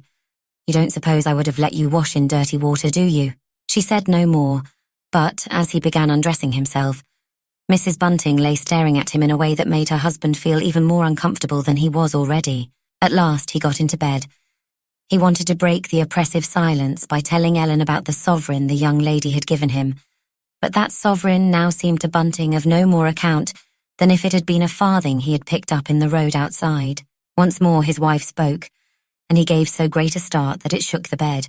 "I suppose that you don't know that you've left the light burning in the hall, wasting our good money," she observed tartly. He got up painfully and opened the door into the passage. It was as she had said. The gas was flaring away, wasting their good money. Or rather, Mr. Sleuth's good money. Since he had come to be their lodger, they had not had to touch their rent money. Bunting turned out the light and groped his way back to the room, and so to bed.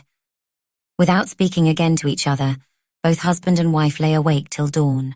The next morning, Mr. Sleuth's landlord awoke with a start. He felt curiously heavy about the limbs and tired about the eyes. Drawing his watch from under his pillow, he saw that it was 7 o'clock. Without waking his wife, he got out of bed and pulled the blind a little to one side. It was snowing heavily, and as is the way when it snows, even in London, everything was strangely, curiously still. After he had dressed, he went out into the passage. As he had at once dreaded and hoped, their newspaper was already lying on the mat. It was probably the sound of its being pushed through the letterbox which had waked him from his unrestful sleep. He picked the paper up and went into the sitting room. Then, shutting the door behind him carefully, he spread the newspaper wide open on the table and bent over it. As Bunting at last looked up and straightened himself, an expression of intense relief shone upon his stolid face. The item of news he had felt certain would be printed in big type on the middle sheet was not there. Chapter 22. Feeling amazingly light-hearted, almost light-headed, Bunting lit the gas ring to make his wife her morning cup of tea. While he was doing it, he suddenly heard her call out. "Bunting!" she cried weakly. "Bunting!" Quickly he hurried in response to her call. "Yes," he said. "What is it, my dear? I won't be a minute with your tea." And he smiled broadly, rather foolishly. She sat up and looked at him, a dazed expression on her face. "What are you grinning at?" she asked suspiciously. "I've had a wonderful piece of luck," he explained. "But you were so cross last night that I simply didn't dare tell you about it." "Well, tell me now," she said in a low voice. "I had a sovereign given me by the young lady. You see, it was her birthday party, Ellen, and she'd come into a nice bit of money, and she gave each of us waiters a sovereign. Mrs. Bunting made no comment. Instead, she lay back and closed her eyes. "What time do you expect Daisy?" she asked languidly. "You didn't say what time Joe was going to fetch her when we was talking about it yesterday, didn't I? Well, I expect they'll be into dinner. I wonder how long that old aunt of hers expects us to keep her," said Mrs. Bunting thoughtfully. All the cheer died out of Bunting's round face. He became sullen and angry. It would be a pretty thing if he couldn't have his own daughter for a bit, especially now that they were doing so well. "Daisy'll stay here just as long as she can," he said shortly. "It's too bad of you, Ellen, to talk like that. She helps you all she can, and she brisks us both up ever so much. Besides, 'twould be cruel to take the girl away just now, just as she and that young chap are making friends like. One would suppose that even you would see the justice of that." But Mrs. Bunting made no answer. Bunting went off back into the sitting room. The water was boiling now, so he made the tea, and then, as he brought the little tray in, his heart softened. Ellen did look really ill and wizened. He wondered if she had a pain about which she wasn't saying anything. She had never been one to grouse about herself. "The lodger and me came in together last night," he observed genially. "He's certainly a funny kind of gentleman. It wasn't the sort of night one would have chosen to go out for a walk now, was it? And yet he must have been out a long time if what he said was true. I don't wonder a quiet gentleman like Mr. Sleuth hates the crowded streets," she said slowly. "They gets worse every day, that they do. But go along now. I want to get up." He went back into their sitting room, and having laid the fire and put a match to it, he sat down comfortably with his newspaper. Deep down in his heart, Bunting looked back to this last night with a feeling of shame and self-rebuke. Whatever had made such horrible thoughts and suspicions as had possessed him suddenly come into his head. And just because of a trifling thing like that blood. No doubt Mr. Sleuth's nose had bled. That was what had happened, though come to think of it, he had mentioned brushing up against a dead animal. Perhaps Ellen was right after all. It didn't do for one to be always thinking of dreadful subjects, of murders and such like. It made one go dotty. That's what it did. And just as he was telling himself that, there came to the door a loud knock, the peculiar rat-tat-tat of a telegraph boy. But before he had time to get across the room, let alone to the front door, Ellen had rushed through the room, clad only in a petticoat and shawl. "I'll go," she cried breathlessly. "I'll go, Bunting, don't you trouble." He stared at her surprised and followed her into the hall. She put out a hand, and hiding herself behind the door took the telegram from the invisible boy.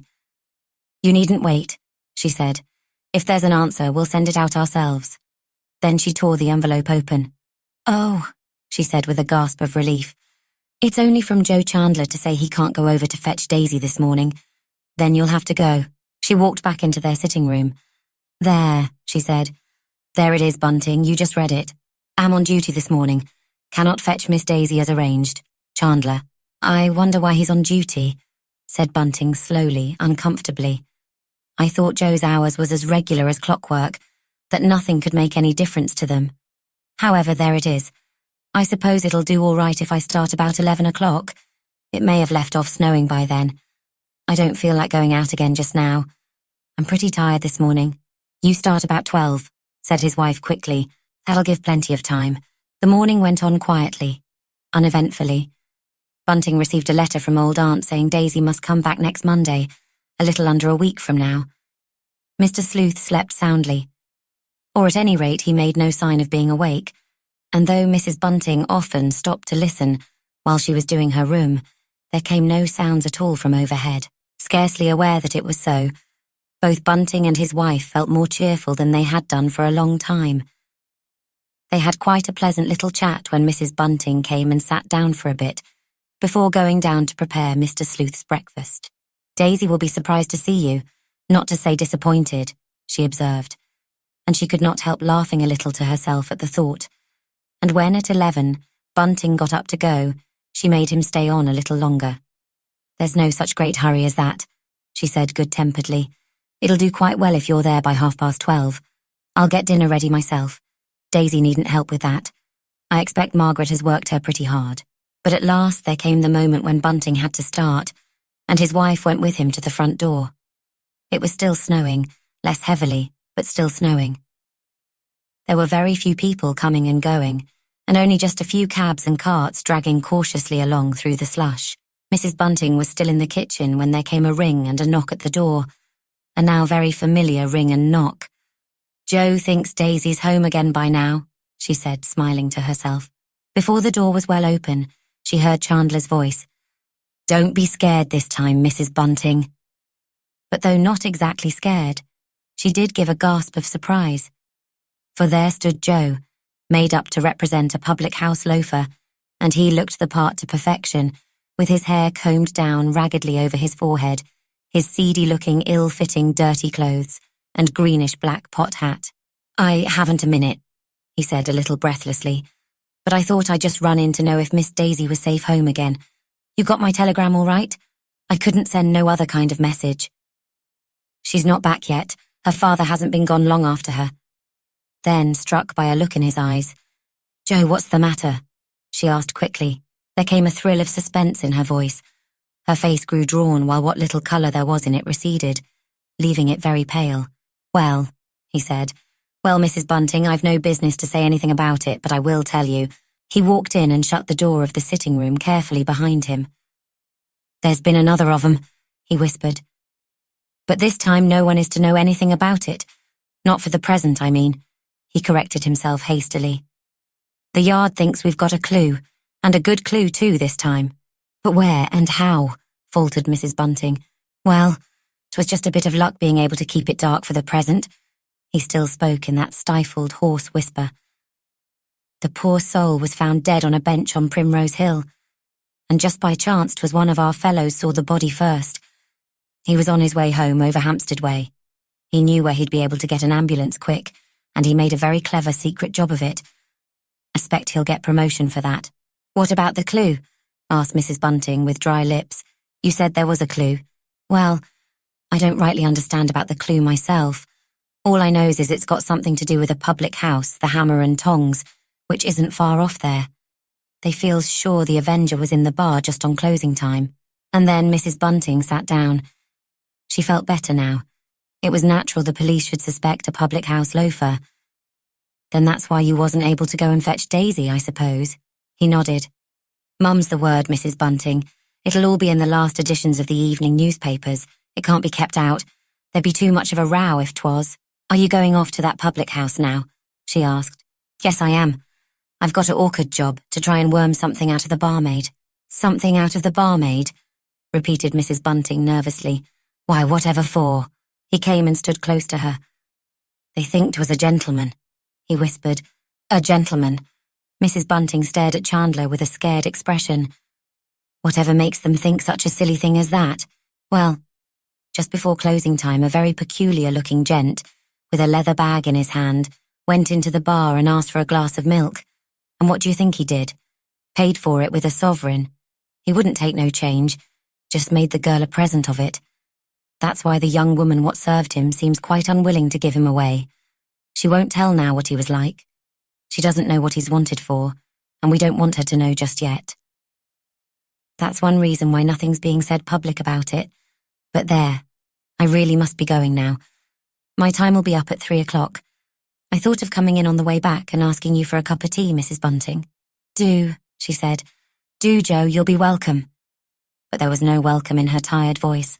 She let him go alone to the door, and then she went down to her kitchen and began cooking Mr. Sleuth's breakfast. The lodger would be sure to ring soon, and then any minute Bunting and Daisy might be home, and they'd want something too. Margaret always had breakfast even when the family were away, unnaturally early. As she bustled about, Mrs. Bunting tried to empty her mind of all thought, but it is very difficult to do that when one is in a state of torturing uncertainty. She had not dared to ask Chandler what they supposed that man who had gone into the public house was really like. It was fortunate indeed that the lodger and that inquisitive young chap had never met face to face. At last Mr. Sleuth's bell rang, a quiet little tinkle. But when she went up with his breakfast, the lodger was not in his sitting room. Supposing him to be still in his bedroom, Mrs. Bunting put the cloth on the table, and then she heard the sound of his footsteps coming down the stairs, and her quick ears detected the slight whirring sound which showed that the gas stove was alight. Mr. Sleuth had already lit the stove. That meant that he would carry out some elaborate experiment this afternoon. "Still snowing?" he said doubtfully. How very, very quiet and still London is when under snow, Mrs. Bunting. I have never known it quite as quiet as this morning. Not a sound, outside or in. A very pleasant change from the shouting which sometimes goes on in the Marylebone Road. Yes, she said dully. It's awful quiet today, too quiet to my thinking. Tain't natural-like. The outside gate swung to, making a noisy clatter in the still air. Is that someone coming in here? Asked Mr. Sleuth, drawing a quick, hissing breath. Perhaps you will oblige me by going to the window and telling me who it is, Mrs. Bunting. And his landlady obeyed him. It's only Bunting, sir, Bunting and his daughter. Oh, is that all? Mr. Sleuth hurried after her, and she shrank back a little. She had never been quite so near to the lodger before, save on that first day when she had been showing him her rooms. Side by side they stood, looking out of the window. And as if aware that someone was standing there, Daisy turned her bright face up towards the window and smiled at her stepmother, and at the lodger, whose face she could only dimly discern. A very sweet-looking young girl, said Mr. Sleuth thoughtfully, and then he quoted a little bit of poetry, and this took Mrs. Bunting very much aback. Wordsworth, he murmured dreamily. A poet too little read nowadays, Mrs. Bunting, but one with a beautiful feeling for nature, for youth, for innocence. Indeed, sir. Mrs. Bunting stepped back a little. Your breakfast will be getting cold, sir, if you don't have it now. He went back to the table obediently and sat down as a child rebuked might have done, and then his landlady left him. Well, said Bunting cheerily, everything went off quite all right, and Daisy's a lucky girl, that she is. Her Aunt Margaret gave her 5 shillings. But Daisy did not look as pleased as her father thought she ought to do. I hope nothing's happened to Mr. Chandler, she said a little disconsolately. The very last words he said to me last night was that he'd be there at 10 o'clock. I got quite fidgety as the time went on and he didn't come. He's been here, said Mrs. Bunting slowly. Been here? Cried her husband. Then why on earth didn't he go and fetch Daisy if he'd time to come here? He was on the way to his job, his wife answered. You run along, child, downstairs. Now that you are here, you can make yourself useful, and Daisy reluctantly obeyed. She wondered what it was her stepmother didn't want her to hear. I've something to tell you, Bunting. Yes? He looked across uneasily. Yes, Ellen, there's been another of those murders, but the police don't want anyone to know about it, not yet. That's why Joe couldn't go over and fetch Daisy. They're all on duty again. Bunting put out his hand and clutched hold of the edge of the mantelpiece. He had gone very red, but his wife was far too much concerned with her own feelings and sensations to notice it. There was a long silence between them. Then he spoke, making a great effort to appear unconcerned. And where did it happen? He asked. Close to the other one. She hesitated, then, I don't know, he didn't say. But hush, she added quickly. Here's Daisy. Don't let's talk of that horror in front of her like. Besides, I promised Chandler I'd be mum, and he acquiesced. You can be laying the cloth, child, while I go up and clear away the lodger's breakfast. Without waiting for an answer, she hurried upstairs. Mr. Sleuth had left the greater part of the nice lemon sole untouched. I don't feel well today, he said fretfully. And Mrs. Bunting, I should be much obliged if your husband would lend me that paper I saw in his hand. I do not often care to look at the public prints, but I should like to do so now. She flew downstairs. Bunting, she said a little breathlessly. The lodger would like you just to lend him the Sun. Bunting handed it over to her. I've read it through, he observed. You can tell him that I don't want it back again. On her way up, she glanced down at the pink sheet. Occupying a third of the space was an irregular drawing, and under it was written, in rather large characters, we are glad to be able to present our readers with an authentic reproduction of the footprint of the half-worn rubber sole, which was almost certainly worn by the Avenger when he committed his double murder 10 days ago.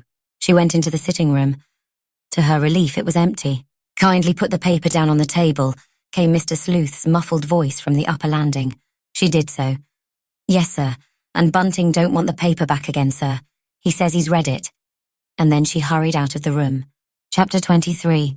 All afternoon it went on snowing, and the 3 of them sat there listening and waiting. Bunting and his wife hardly knew for what. Daisy for the knock which would herald Joe Chandler.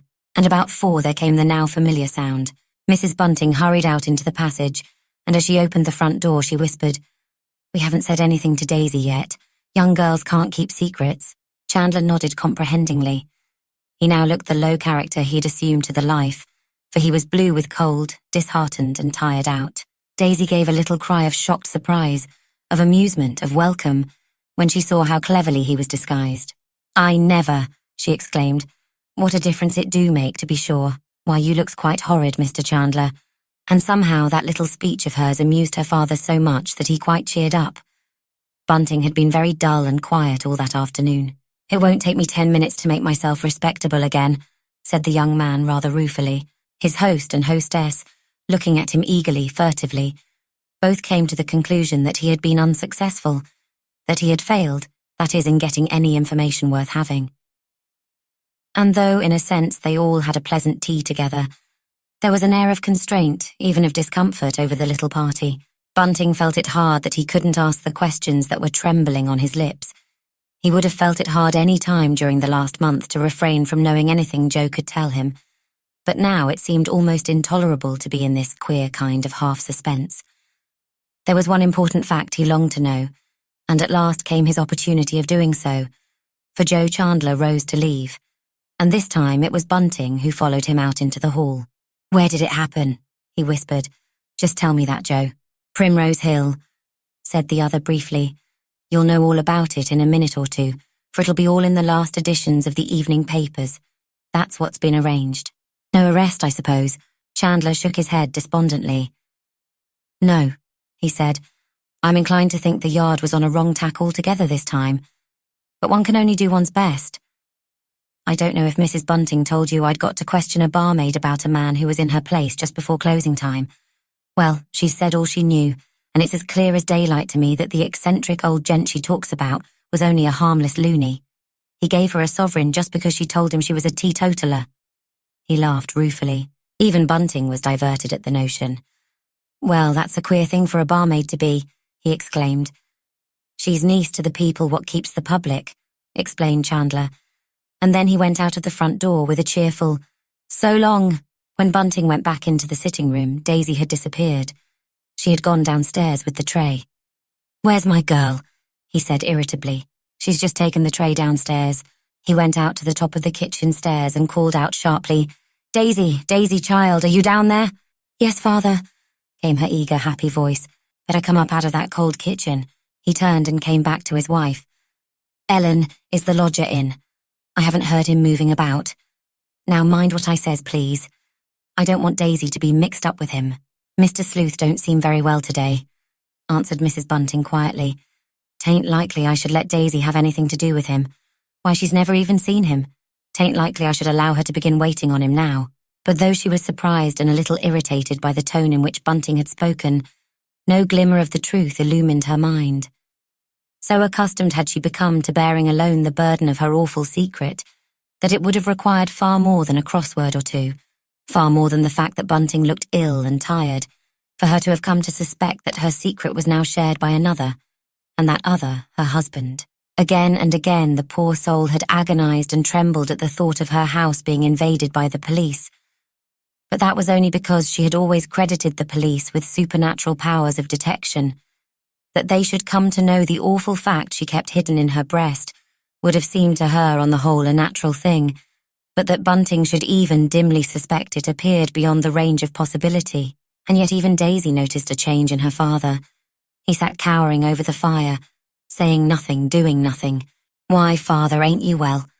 the girl asked more than once, and looking up he would answer, "Yes, I'm well enough, my girl, but I feels cold. It's awful cold. I never did feel anything like the cold we've got just now." At 8, the now familiar shouts and cries began again outside. "The Avenger again! Another horrible crime! Extra special edition!" Such were the shouts, the exultant yells hurled through the clear, cold air. They fell like bombs into the quiet room.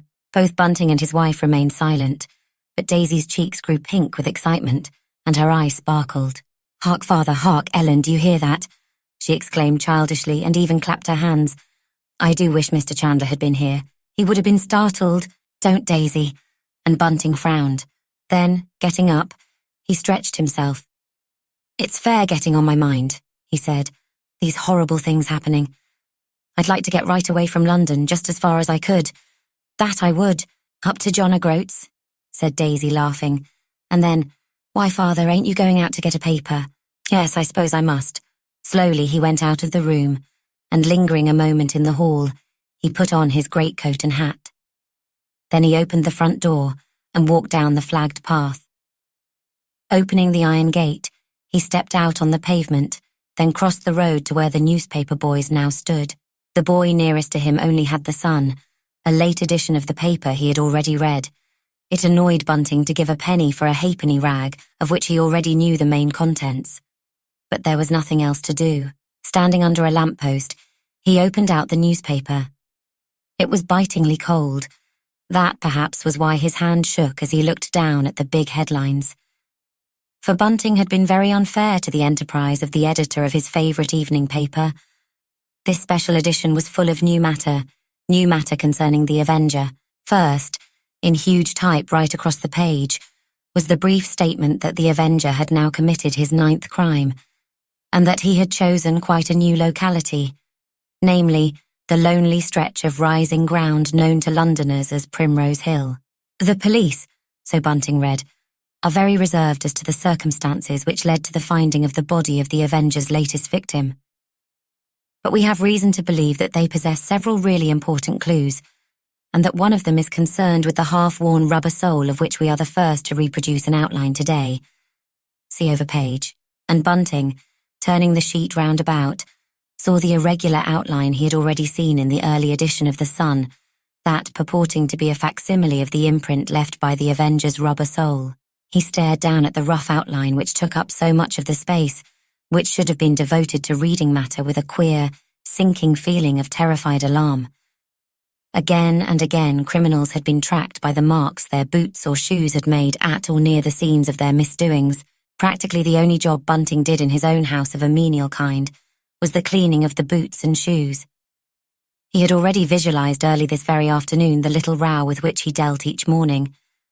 First came his wife's strong, serviceable boots, then his own 2 pairs, a good deal patched and mended, and next to his own Mr. Sleuth's strong, hardly worn and expensive buttoned boots. Of late, a dear little coquettish high-heeled pair of outdoor shoes with thin, paper-like soles, bought by Daisy for her trip to London, had ended the row. The girl had worn these thin shoes persistently, in defiance of Ellen's reproof and advice, and he, Bunting, had only once had to clean her more sensible country pair, and that only because the others had become wet through the day. He and she had accompanied young Chandler to Scotland Yard. Slowly he returned across the road. Somehow the thought of going in again, of hearing his wife's sarcastic comments, of parrying Daisy's eager questions, had become intolerable. So he walked slowly, trying to put off the evil moment when he would have to tell them what was in his paper. The lamp under which he had stood reading was not exactly opposite the house. It was rather to the right of it.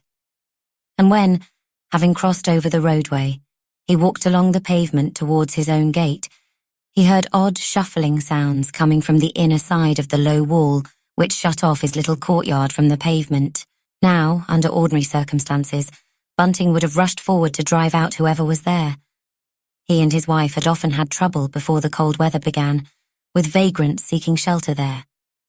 But tonight he stayed outside, listening intently, sick with suspense and fear. Was it possible that their place was being watched, already? He thought it only too likely. Bunting, like Mrs. Bunting, credited the police with almost supernatural powers, especially since he had paid that visit to Scotland Yard. But to Bunting's amazement and, yes, relief, it was his lodger who suddenly loomed up in the dim light.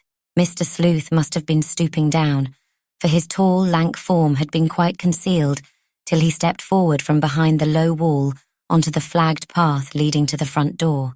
The lodger was carrying a brown paper parcel, and as he walked along, the new boots he was wearing creaked, and the tap-tap of hard nail-studded heels rang out on the flat stones of the narrow path. Bunting, still standing outside the gate, suddenly knew what it was his lodger had been doing on the other side of the low wall. Mr. Sleuth had evidently been out to buy himself another pair of new boots, and then he had gone inside the gate and had put them on, placing his old footgear in the paper in which the new pair had been wrapped. The ex-butler waited quite a long time, not only until Mr. Sleuth had let himself into the house, but till the lodger had had time to get well away upstairs. Then he also walked up the flagged pathway and put his latchkey in the door.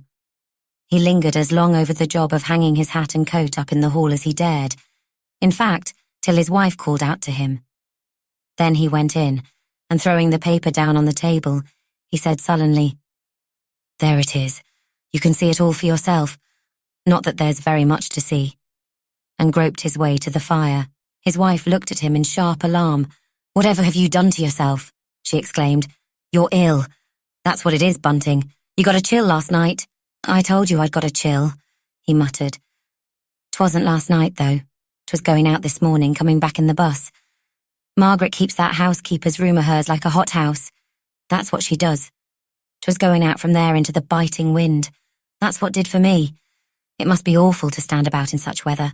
'Tis a wonder to me how that young fellow, Joe Chandler, can stand the life, being out in all weathers like he is."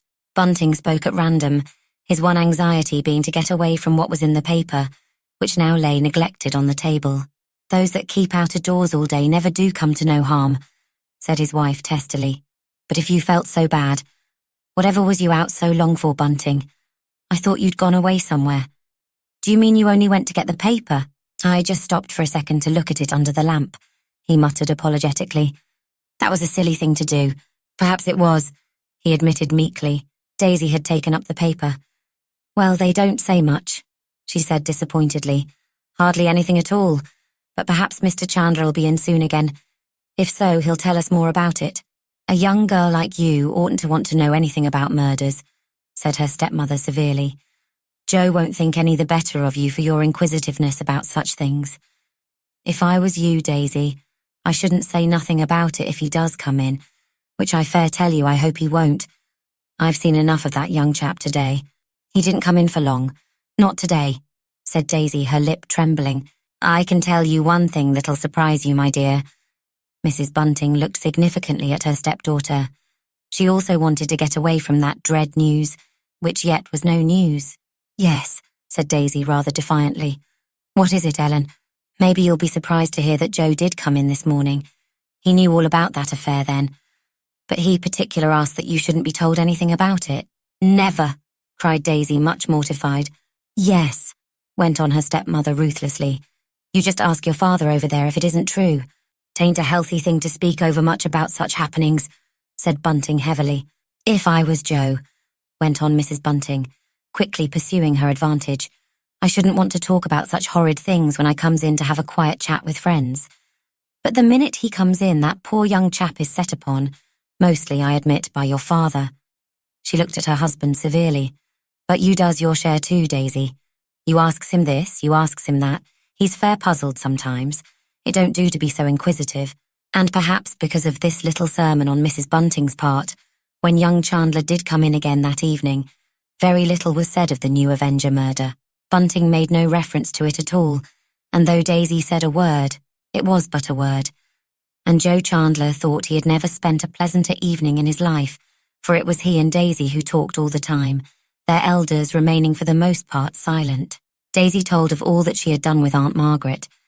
She described the long, dull hours and the queer jobs her aunt set her to do, the washing up of all the fine drawing-room china in a big basin lined with flannel, and how terrified she, Daisy, had been lest there should come even one teeny little chip to any of it. Then she went on to relate some of the funny things Aunt Margaret had told her about the family. There came a really comic tale, which hugely interested and delighted Chandler. This was of how Aunt Margaret's lady had been taken in by an impostor who had come up, just as she was stepping out of her carriage, and pretended to have a fit on the doorstep. Aunt Margaret's lady, being a soft one, had insisted on the man coming into the hall, where he had been given all kinds of restoratives. When the man had at last gone off, it was found that he had wolfed young master's best walking stick, one with a fine tortoise-shell top to it. Thus had Aunt Margaret proved to her lady that the man had been shamming, and her lady had been very angry, near had a fit herself. "There's a lot of that about," said Chandler, laughing. "Incorrigible rogues and vagabonds, that's what those sort of people are." And then he, in his turn, told an elaborate tale of an exceptionally clever swindler whom he himself had brought to book. He was very proud of that job. It had formed a white stone in his career as a detective, and even Mrs. Bunting was quite interested to hear about it. Chandler was still sitting there when Mr. Sleuth's bell rang. For a while no one stirred. Then Bunting looked questioningly at his wife. "Did you hear that?" he said. "I think, Ellen, that was the lodger's bell." She got up without alacrity and went upstairs. "I rang," said Mr. Sleuth weakly, "to tell you I don't require any supper tonight, Mrs. Bunting. Only a glass of milk with a lump of sugar in it. That is all I require, nothing more. I feel very, very far from well." And he had a hunted, plaintive expression on his face. "And then I thought your husband would like his paper back again, Mrs. Bunting." Mrs. Bunting, looking at him fixedly, with a sad intensity of gaze of which she was quite unconscious, answered, "Oh, no, sir. Bunting don't require that paper now. He read it all through." Something impelled her to add ruthlessly, "He's got another paper by now, sir. You may have heard them come shouting outside. Would you like me to bring you up that other paper, sir?" And Mr. Sleuth shook his head. "No," he said querulously. "I much regret now having asked for the one paper I did read, for it disturbed me, Mrs. Bunting. There was nothing of any value in it. There never is in any public print. I gave up reading newspapers years ago, and I much regret that I broke through my rule today." As if to indicate to her that he did not wish for any more conversation, the lodger then did what he had never done before in his landlady's presence. He went over to the fireplace and deliberately turned his back on her. She went down and brought up the glass of milk and the lump of sugar he had asked for. Now he was in his usual place, sitting at the table, studying the book. When Mrs. Bunting went back to the others, they were chatting merrily. She did not notice that the merriment was confined to the two young people. "Well," said Daisy pertly, "how about the lodger, Ellen? Is he all right?" "Yes," she said stiffly, "of course he is. He must feel pretty dull sitting up there all by himself. Awful lonely-like, I call it," said the girl. But her stepmother remained silent. "Whatever does he do with himself all day?" persisted Daisy. "Just now he's reading the Bible," Mrs. Bunting answered shortly and dryly. "Well, I never. That's a funny thing for a gentleman to do." And Jo, alone of her three listeners, laughed, a long hearty peal of amusement. "There's nothing to laugh at," said Mrs. Bunting sharply. "I should feel ashamed of being caught laughing at anything connected with the Bible." And poor Jo became suddenly quite serious. This was the first time that Mrs. Bunting had ever spoken really nastily to him, and he answered very humbly, "I beg pardon. I know I oughtn't to have laughed at anything to do with the Bible. But you see, Miss Daisy said it's so funny-like, and by all accounts your lodger must be a queer card, Mrs. Bunting." "He's no queerer than many people I could mention," she said quickly, and with these enigmatic words she got up and left the room. Psst. If you want more free audiobooks, please click subscribe. Chapter 24. Each hour of the days that followed held for Bunting its full meed of aching fear and suspense. The unhappy man was ever debating within himself what course he should pursue, and, according to his mood and to the state of his mind at any particular moment, he would waver between various widely differing lines of action. He told himself again and again, and with fretful unease, that the most awful thing about it all was that he wasn't sure. If only he could have been sure, he might have made up his mind exactly what it was he ought to do. But when telling himself this, he was deceiving himself, and he was vaguely conscious of the fact, for from Bunting's point of view, almost any alternative would have been preferable to that which to some, nay, perhaps to most householders, would have seemed the only thing to do, namely, to go to the police. But Londoners of Bunting's class have an uneasy fear of the law. To his mind it would be ruin for him, and for his Ellen to be mixed up publicly in such a terrible affair. No one concerned in the business would give them and their future a thought, but it would track them to their dying day. And above all, it would make it quite impossible for them ever to get again into a good joint situation. It was that for which Bunting, in his secret soul, now longed with all his heart. No, some other way than going to the police must be found, and he racked his slow brain to find it. The worst of it was that every hour that went by made his future course more difficult and more delicate, and increased the awful weight on his conscience. If only he really knew, if only he could feel quite sure, and then he would tell himself that after all, he had very little to go upon. Only suspicion, and a secret, horrible certainty that his suspicion was justified. And so at last Bunting began to long for a solution which he knew to be indefensible from every point of view. He began to hope, that is, in the depths of his heart, that the lodger would again go out one evening on his horrible business and be caught, red-handed. But far from going out on any business, horrible or other, Mr. Sleuth now never went out at all. He kept upstairs and often spent quite a considerable part of his day in bed. He still felt, so he assured Mrs. Bunting, very far from well. He had never thrown off the chill he had caught on that bitter night he and his landlord had met on their several ways home. Joe Chandler, too, had become a terrible complication to Daisy's father. The detective spent every waking hour that he was not on duty with the Buntings, and Bunting, who at one time had liked him so well and so cordially, now became mortally afraid of him. But though the young man talked of little else than the Avenger, and though on one evening he described at immense length the eccentric-looking gent who had given the barmaid a sovereign, picturing Mr. Sleuth with such awful accuracy that both Bunting and Mrs. Bunting secretly and separately turned sick when they listened to him, he never showed the slightest interest in their lodger. At last there came a morning when Bunting and Chandler held a strange conversation about the Avenger. The young fellow had come in earlier than usual, and just as he arrived, Mrs. Bunting and Daisy were starting out to do some shopping. The girl would fain have stopped behind, but her stepmother had given her a very peculiar, disagreeable look, daring her, so to speak, to be so forward, and Daisy had gone on with a flushed, angry look on her pretty face. And then, as young Chandler stepped through into the sitting room, it suddenly struck Bunting that the young man looked unlike himself. Indeed, to the ex-butler's apprehension, there was something almost threatening in Chandler's attitude. "I want a word with you, Mr. Bunting," he began abruptly, falteringly, "and I'm glad to have the chance now that Mrs. Bunting and Miss Daisy are out." Bunting braced himself to hear the awful words, the accusation of having sheltered a murderer, the monster whom all the world was seeking under his roof. And then he remembered a phrase, a horrible legal phrase, accessory after the fact. Yes, he had been that. There wasn't any doubt about it. "Yes," he said. "What is it, Joe?" And then the unfortunate man sat down in his chair. "Yes," he said again uncertainly, for young Chandler had now advanced to the table. He was looking at Bunting fixedly, the other thought threateningly. "Well, out with it, Joe. Don't keep me in suspense." And then a slight smile broke over the young man's face. "I don't think what I've got to say can take you by surprise, Mr. Bunting." And Bunting wagged his head in a way that might mean anything, yes or no, as the case might be. The two men looked at one another for what seemed a very, very long time to the elder of them. And then, making a great effort, Joe Chandler brought out the words, "Well, I suppose you know what it is I want to talk about. I'm sure Mrs. Bunting would, from a look or two she's lately cast on me. It's your daughter. It's Miss Daisy."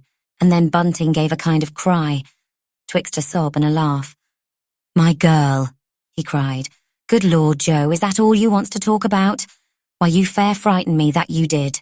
And indeed the relief was so great that the room swam round as he stared across it at his daughter's lover, that lover who was also the embodiment of that now awful thing to him, the law.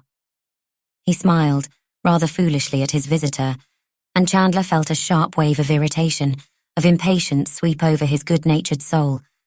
Daisy's father was an old stupid, that's what he was. And then Bunting grew serious. The room ceased to go round. "As far as I'm concerned," he said with a good deal of solemnity, even a little dignity, "you have my blessing, Joe. You're a very likely young chap, and I had a true respect for your father." "Yes," said Chandler, "that's very kind of you, Mr. Bunting. But how about her herself?" Bunting stared at him. It pleased him to think that Daisy hadn't given herself away, as Ellen was always hinting the girl was doing. "I can't answer for Daisy," he said heavily. "You'll have to ask her yourself. That's not a job any other man can do for you, my lad. I never gets a chance. I never sees her. Not by our two selves," said Chandler with some heat. "You don't seem to understand, Mr. Bunting, that I never do see Miss Daisy alone," he repeated. "I hear now that she's going away Monday, and I've only once had the chance of a walk with her. Mrs. Bunting's very particular, not to say pernickety, in her ideas, Mr. Bunting. That's a fault on the right side, that is. With a young girl," said Bunting thoughtfully, and Chandler nodded. He quite agreed that as regarded other young chaps, Mrs. Bunting could not be too particular. "She's been brought up like a lady, my Daisy has," went on Bunting with some pride. "That old aunt of hers hardly lets her out of her sight." "I was coming to the old aunt," said Chandler heavily. "Mrs. Bunting, she talks as if your daughter was going to stay with that old woman the whole of her natural life. Now, is that right?" That's what I wants to ask you, Mr. Bunting. Is that right? I'll say a word to Ellen, don't you fear, said Bunting abstractedly. His mind had wandered off, away from Daisy and this nice young chap, to his now constant anxious preoccupation. You come along tomorrow, he said, and I'll see you get your walk with Daisy. It's only right you and she should have a chance of seeing one another without old folk being by. Else how's the girl to tell whether she likes you or not? For the matter of that, you hardly knows her, Joe. He looked at the young man consideringly. Chandler shook his head impatiently. I knows her quite as well as I wants to know her, he said. I made up my mind the very first time I seed her, Mr. Bunting. No, did you really? Said Bunting. Well, come to think of it, I did so with her mother. Aye, and years after, with Ellen too. But I hope you'll never want no second, Chandler. God forbid, said the young man under his breath. And then he asked rather longingly, Do you think they'll be out long now, Mr. Bunting? And Bunting woke up to a due sense of hospitality. Sit down, do, he said hastily. I don't believe they'll be very long. They've only got a little bit of shopping to do. And then, in a ringing, nervous tone, he asked, And how about your job, Joe? Nothing new, I take it. I suppose you're all just waiting for the next time. Aye, that's about the figure of it. Chandler's voice had also changed. It was now sombre, menacing. We're fair tired of it, beginning to wonder when it'll end, that we are. Do you ever try and make to yourself a picture of what the master's like? Asked Bunting. Somehow he felt he must ask that. Yes, said Joe slowly. I've a sort of notion. A savage, fierce-looking devil the chap must be. It's that description that was circulated put us wrong. I don't believe it was the man that knocked up against that woman in the fog. No, not one bit, I don't. But I wavers, I can't quite make up my mind. Sometimes I think it's a sailor, the foreigner they talks about, that goes away for 8 or 9 days in between, to Holland maybe, or to France. Then again, I says to myself that it's a butcher, a man from the Central Market. Whoever it is, it's someone used to killing, that's flat. Then it don't seem to you possible. Bunting got up and walked over to the window. You don't take any stock, I suppose, in that idea some of the papers put out, that the man is... Then he hesitated and brought out with a gasp. A gentleman. Chandler looked at him surprised. No, he said deliberately. I've made up my mind that's quite a wrong tack, though I knows that some of our fellows, big pots too, are quite sure that the fellow what gave the girl the sovereign is the man we're looking for. You see, Mr. Bunting, if that's the fact, well, it stands to reason the fellow's an escaped lunatic, and if he's an escaped lunatic, he's got a keeper, and they'd be raising a hue and cry after him, now wouldn't they? You don't think, went on Bunting, lowering his voice, that he could be just staying somewhere, lodging like? Do you mean that the Avenger may be a toff, staying in some West End hotel, Mr. Bunting? Well, things almost as funny as that, UDB, have come to pass. He smiled as if the notion was a funny one. Yes, something of that sort, muttered Bunting. Well, if your idea's correct, Mr. Bunting, I never said 'twas my idea, said Bunting, all in a hurry. Well, if that idea's correct then, 'twill make our task more difficult than ever. Why, 'twould be looking for a needle in a field of hay, Mr. Bunting. But there, I don't think it's anything quite so unlikely as that. Not myself, I don't. He hesitated. There's some of us, he lowered his voice, that hopes he'll betake himself off, the Avenger, I mean, to another big city, to Manchester or to Edinburgh. There'd be plenty of work for him to do there. And Chandler chuckled at his own grim joke. And then, to both men's secret relief, for Bunting was now mortally afraid of this discussion concerning the Avenger and his doings, they heard Mrs. Bunting's key in the lock. Daisy blushed rosy red with pleasure when she saw that young Chandler was still there. She had feared that when they got home he would be gone, the more so that Ellen, just as if she was doing it on purpose, had lingered aggravatingly long over each small purchase. Here's Joe come to ask if he can take Daisy out for a walk, blurted out Bunting. My mother says as how she'd like you to come to tea over at Richmond, said Chandler awkwardly. I just come in to see whether we could fix it up, Miss Daisy. And Daisy looked imploringly at her stepmother. Do you mean now, this minute? Asked Mrs. Bunting tartly. No, of course not, Bunting broke in hastily. How you do go on, Ellen? What day did your mother mention would be convenient to her? Asked Mrs. Bunting, looking at the young man satirically. Chandler hesitated. His mother had not mentioned any special day. In fact, his mother had shown a surprising lack of anxiety to see Daisy at all. But he had talked her round. "How about Saturday?" suggested Bunting. "That's Daisy's birthday. 'Twould be a birthday treat for her to go to Richmond, and she's going back to old aunt on Monday." "I can't go Saturday," said Chandler disconsolately. "I'm on duty Saturday." "Well then, let it be Sunday," said Bunting firmly, and his wife looked at him surprised. He seldom asserted himself so much in her presence. "What do you say, Miss Daisy?" said Chandler. "Sunday would be very nice," said Daisy demurely. And then, as the young man took up his hat, and as her stepmother did not stir, Daisy ventured to go out into the hall with him for a minute. Chandler shut the door behind them, and so was spared the hearing of Mrs. Bunting's whispered remark. "When I was a young woman, folk didn't gallivant about on Sunday. Those who was courting used to go to church together, decent-like." Chapter 25. Daisy's 18th birthday dawned uneventfully. Her father gave her what he had always promised she should have on her 18th birthday, a watch. It was a pretty little silver watch, which Bunting had bought second-hand on the last day he had been happy. It seemed a long, long time ago now. Mrs. Bunting thought a silver watch a very extravagant present, but she was far too wretched, far too absorbed in her own thoughts to trouble much about it. Besides, in such matters she had generally had the good sense not to interfere between her husband and his child. In the middle of the birthday morning, Bunting went out to buy himself some more tobacco. He had never smoked so much as in the last 4 days, excepting perhaps the week that had followed on his leaving service. Smoking a pipe had then held all the exquisite pleasure which we are told attaches itself to the eating of forbidden fruit. His tobacco had now become his only relaxation. It acted on his nerves as an opiate, soothing his fears and helping him to think. But he had been overdoing it, and it was that which now made him feel so jumpy. So he assured himself, when he found himself starting at any casual sound outside, or even when his wife spoke to him suddenly. Just now, Ellen and Daisy were down in the kitchen, and Bunting didn't quite like the sensation of knowing that there was only one pair of stairs between Mr. Sleuth and himself.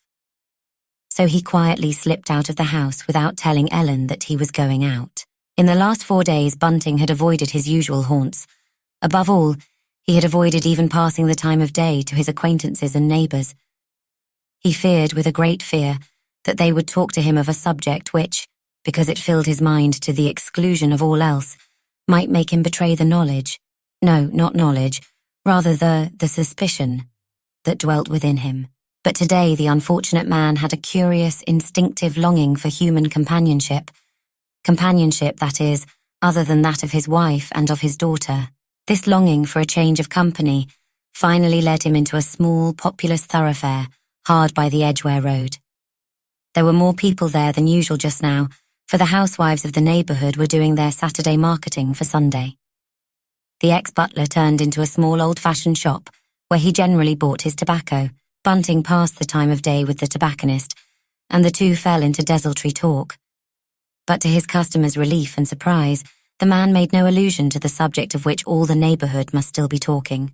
And then, quite suddenly, while still standing by the counter, and before he had paid for the packet of tobacco he held in his hand, Bunting, through the open door, saw with horrified surprise that Ellen, his wife, was standing alone outside a greengrocer's shop just opposite. Muttering a word of apology, he rushed out of the shop and across the road. "Ellen," he gasped hoarsely, "you've never gone and left my little girl alone in the house with the lodger." Mrs. Bunting's face went yellow with fear. "I thought you was indoors," she cried. "You was indoors. Whatever made you come out for without first making sure I'd stay in?" Bunting made no answer, but as they stared at each other in exasperated silence, each now knew that the other knew. They turned and scurried down the crowded street. "Don't run," he said suddenly. "We shall get there just as quickly if we walk fast. People are noticing you, Ellen. Don't run." He spoke breathlessly, but it was breathlessness induced by fear and by excitement, not by the quick pace at which they were walking. At last they reached their own gate, and Bunting pushed past in front of his wife. After all, Daisy was his child. Ellen couldn't know how he was feeling. He seemed to take the path in one leap, then fumbled for a moment with his latchkey, opening wide the door. "Daisy," he called out in a wailing voice. "Daisy, my dear, where are you?" "Here I am, father. What is it?" She's all right. Bunting turned a grey face to his wife. She's all right, Ellen. He waited a moment, leaning against the wall of the passage. It did give me a turn, he said, and then warningly, don't frighten the girl, Ellen. Daisy was standing before the fire in their sitting room, admiring herself in the glass. Oh, Father, she exclaimed without turning round. I've seen the lodger. He's quite a nice gentleman, though, to be sure. He does look a cure. He rang his bell, but I didn't like to go up, and so he came down to ask Ellen for something. We had quite a nice little chat, that we had. I told him it was my birthday, and he asked me and Ellen to go to Madame Tussaud's with him this afternoon. She laughed a little self-consciously. Of course, I could see he was centric, and then at first he spoke so funnily. And who be you? He says, threatening-like. And I says to him, I'm Mr. Bunting's daughter, sir. Then you're a very fortunate girl. That's what he says, Ellen. To have such a nice stepmother as you've got. That's why, he says. You look such a good, innocent girl. And then he quoted a bit of the prayer book. Keep innocency, he says, wagging his head at me. Lord. It made me feel as if I was with old aunt again. I won't have you going out with the lodger. That's flat. Bunting spoke in a muffled, angry tone. He was wiping his forehead with one hand, while with the other he mechanically squeezed the little packet of tobacco, for which, as he now remembered, he had forgotten to pay. Daisy pouted. Oh, Father, I think you might let me have a treat on my birthday. I told him that Saturday wasn't a very good day, at least, so I'd heard, for Madame Tussaud's. Then he said we could go early while the fine folk are still having their dinners. She turned to her stepmother, then giggled happily. He particularly said you was to come too. The lodger has a wonderful fancy for you, Ellen. If I was father, I'd feel quite jealous. Her last words were cut across by a tap-tap on the door. Bunting and his wife looked at each other apprehensively. Was it possible that in their agitation they had left the front door open, and that someone, some merciless myrmidon of the law, had crept in behind them? Both felt a curious thrill of satisfaction when they saw that it was only Mr. Sleuth. Mr. Sleuth, dressed for going out.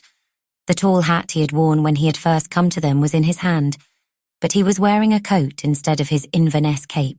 I heard you come in, he addressed Mrs. Bunting in his high, whistling, hesitating voice, and so I've come down to ask you if you and Miss Bunting will come to Madame Tussaud's now.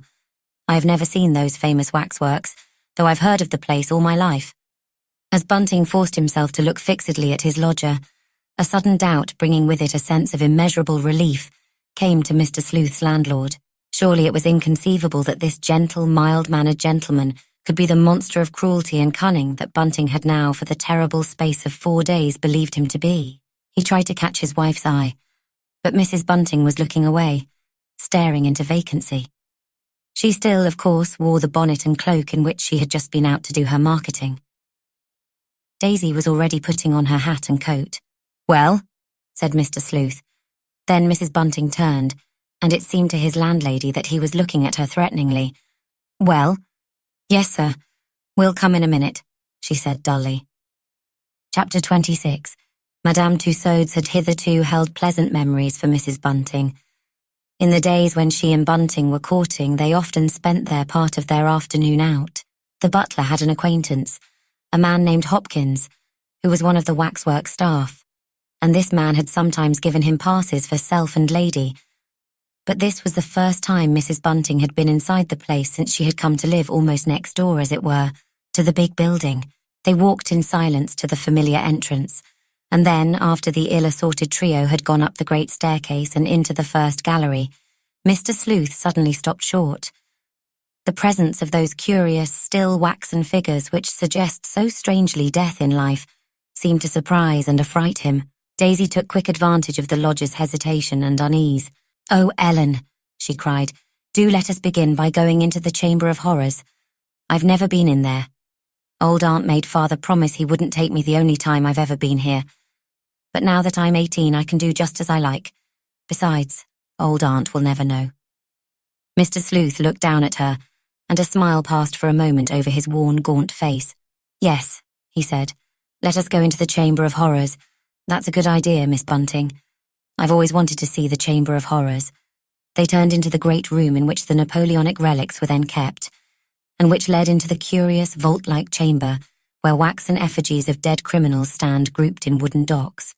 Mrs. Bunting was at once disturbed and relieved to see her husband's old acquaintance, Mr. Hopkins, in charge of the turnstile admitting the public to the Chamber of Horrors.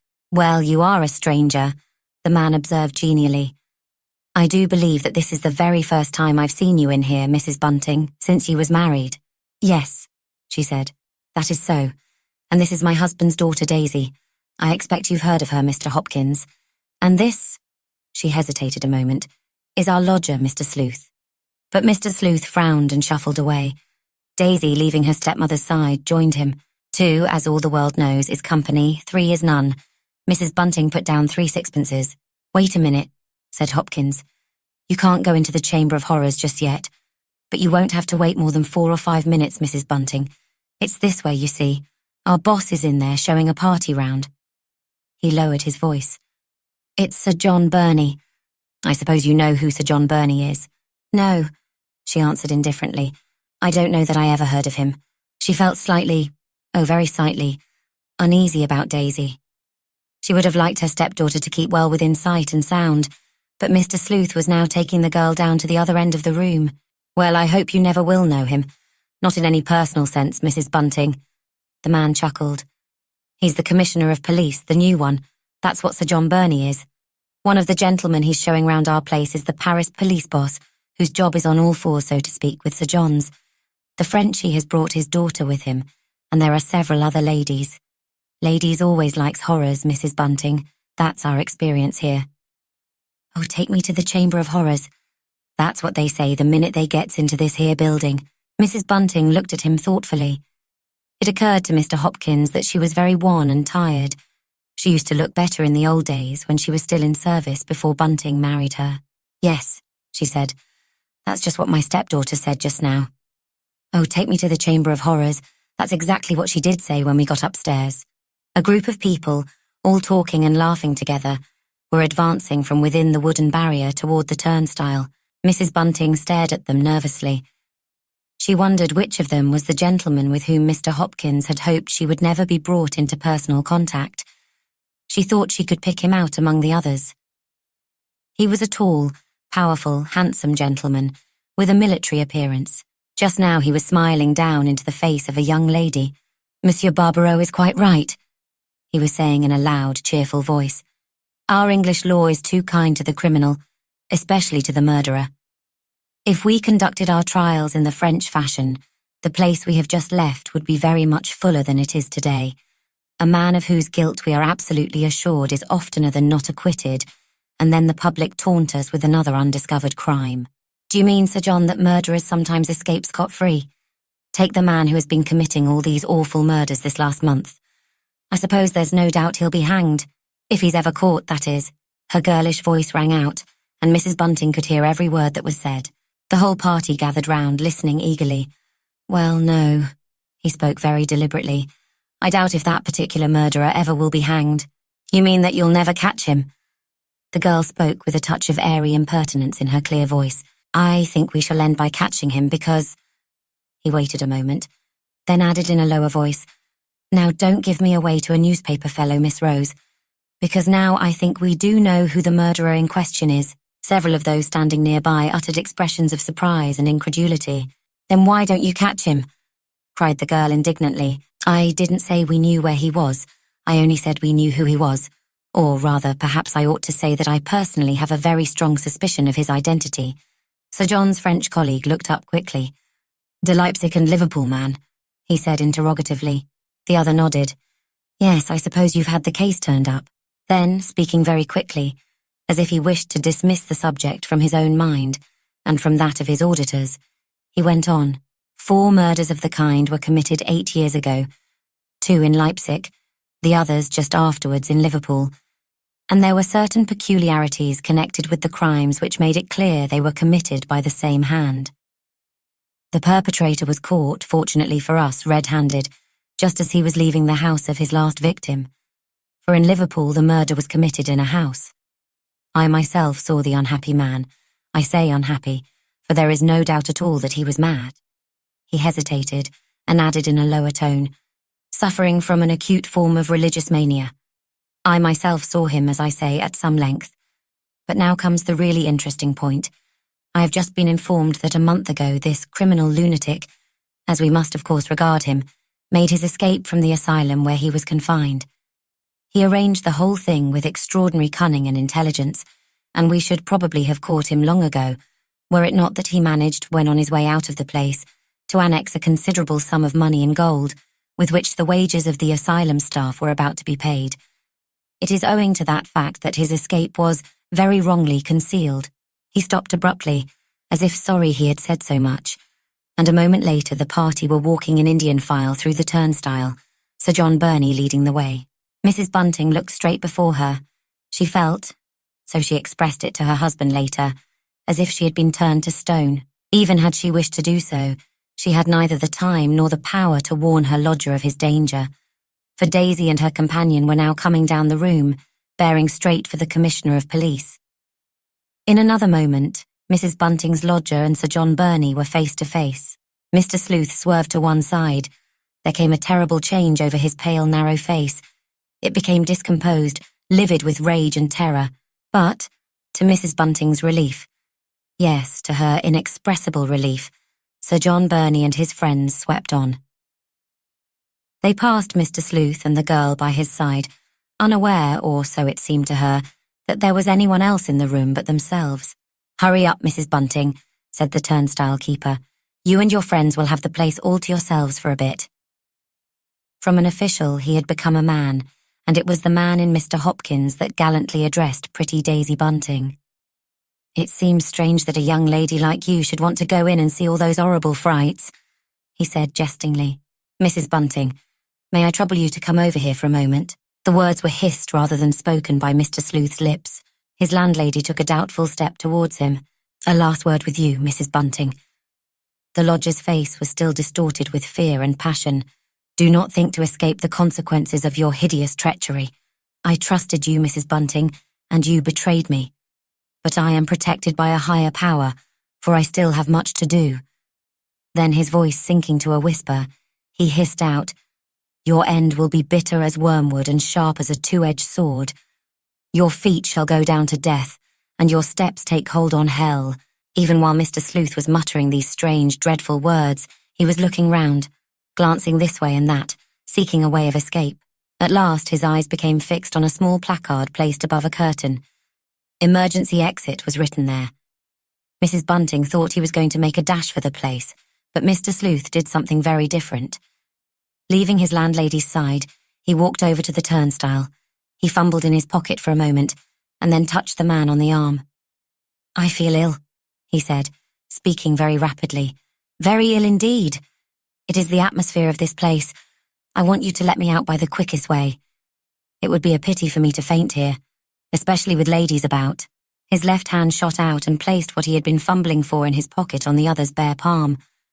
"I see there's an emergency exit over there. Would it be possible for me to get out that way?" "Well, yes, sir, I think so." The man hesitated. He felt a very slight feeling of misgiving.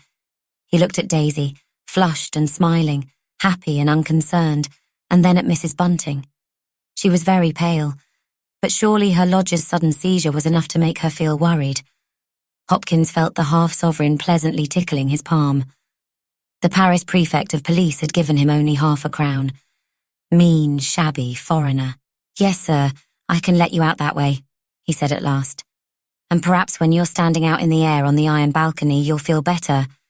But then, you know, sir, you'll have to come round to the front if you wants to come in again, for those emergency doors only open outward."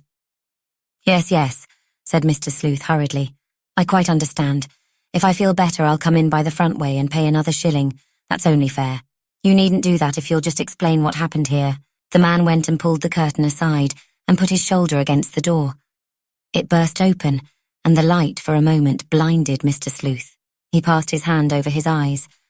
"Thank you," he muttered. "Thank you. I shall get all right out there." An iron stairway led down into a small stable yard, of which the door opened into a side street. Mr. Sleuth looked round once more. He really did feel very ill and dazed. How pleasant it would be to take a flying leap over the balcony railing and find rest, eternal rest below. But no, He thrust the thought, the temptation from him. Again, a convulsive look of rage came over his face. He had remembered his landlady. How could the woman whom he had treated so generously have betrayed him to his arch-enemy? To the official, that is, who had entered into a conspiracy years ago to have him confined, him, an absolutely sane man with a great avenging work to do in the world, in a lunatic asylum. He stepped out into the open air, and the curtain, falling to behind him, blotted out the tall, thin figure from the little group of people who had watched him disappear. Even Daisy felt a little scared. He did look bad, didn't he now? She turned appealingly to Mr. Hopkins. Yes, that he did, poor gentleman. Your lodger too? He looked sympathetically at Mrs. Bunting. She moistened her lips with her tongue. Yes, she repeated dully. My lodger. Chapter 27. In vain Mr. Hopkins invited Mrs. Bunting and her pretty stepdaughter to step through into the Chamber of Horrors. I think we ought to go straight home, said Mr. Sleuth's landlady decidedly, and Daisy meekly assented. Somehow the girl felt confused, a little scared by the lodger's sudden disappearance. Perhaps this unwanted feeling of hers was induced by the look of stunned surprise and, yes, pain on her stepmother's face. Slowly they made their way out of the building, and when they got home it was Daisy who described the strange way Mr. Sleuth had been taken. I don't suppose he'll be long before he comes home, said Bunting heavily, and he cast an anxious, furtive look at his wife. She looked as if stricken in a vital part. He saw from her face that there was something wrong, very wrong indeed. The hours dragged on. All three felt moody and ill at ease. Daisy knew there was no chance that young Chandler would come in today. About 6 o'clock, Mrs. Bunting went upstairs. She lit the gas in Mr. Sleuth's sitting room and looked about her with a fearful glance. Somehow, everything seemed to speak to her of the lodger. There lay her Bible and his concordance, side by side on the table, exactly as he had left them when he had come downstairs and suggested that ill-starred expedition to his landlord's daughter. She took a few steps forward, listening the while anxiously for the familiar sound of the click in the door, which would tell her that the lodger had come back, and then she went over to the window and looked out.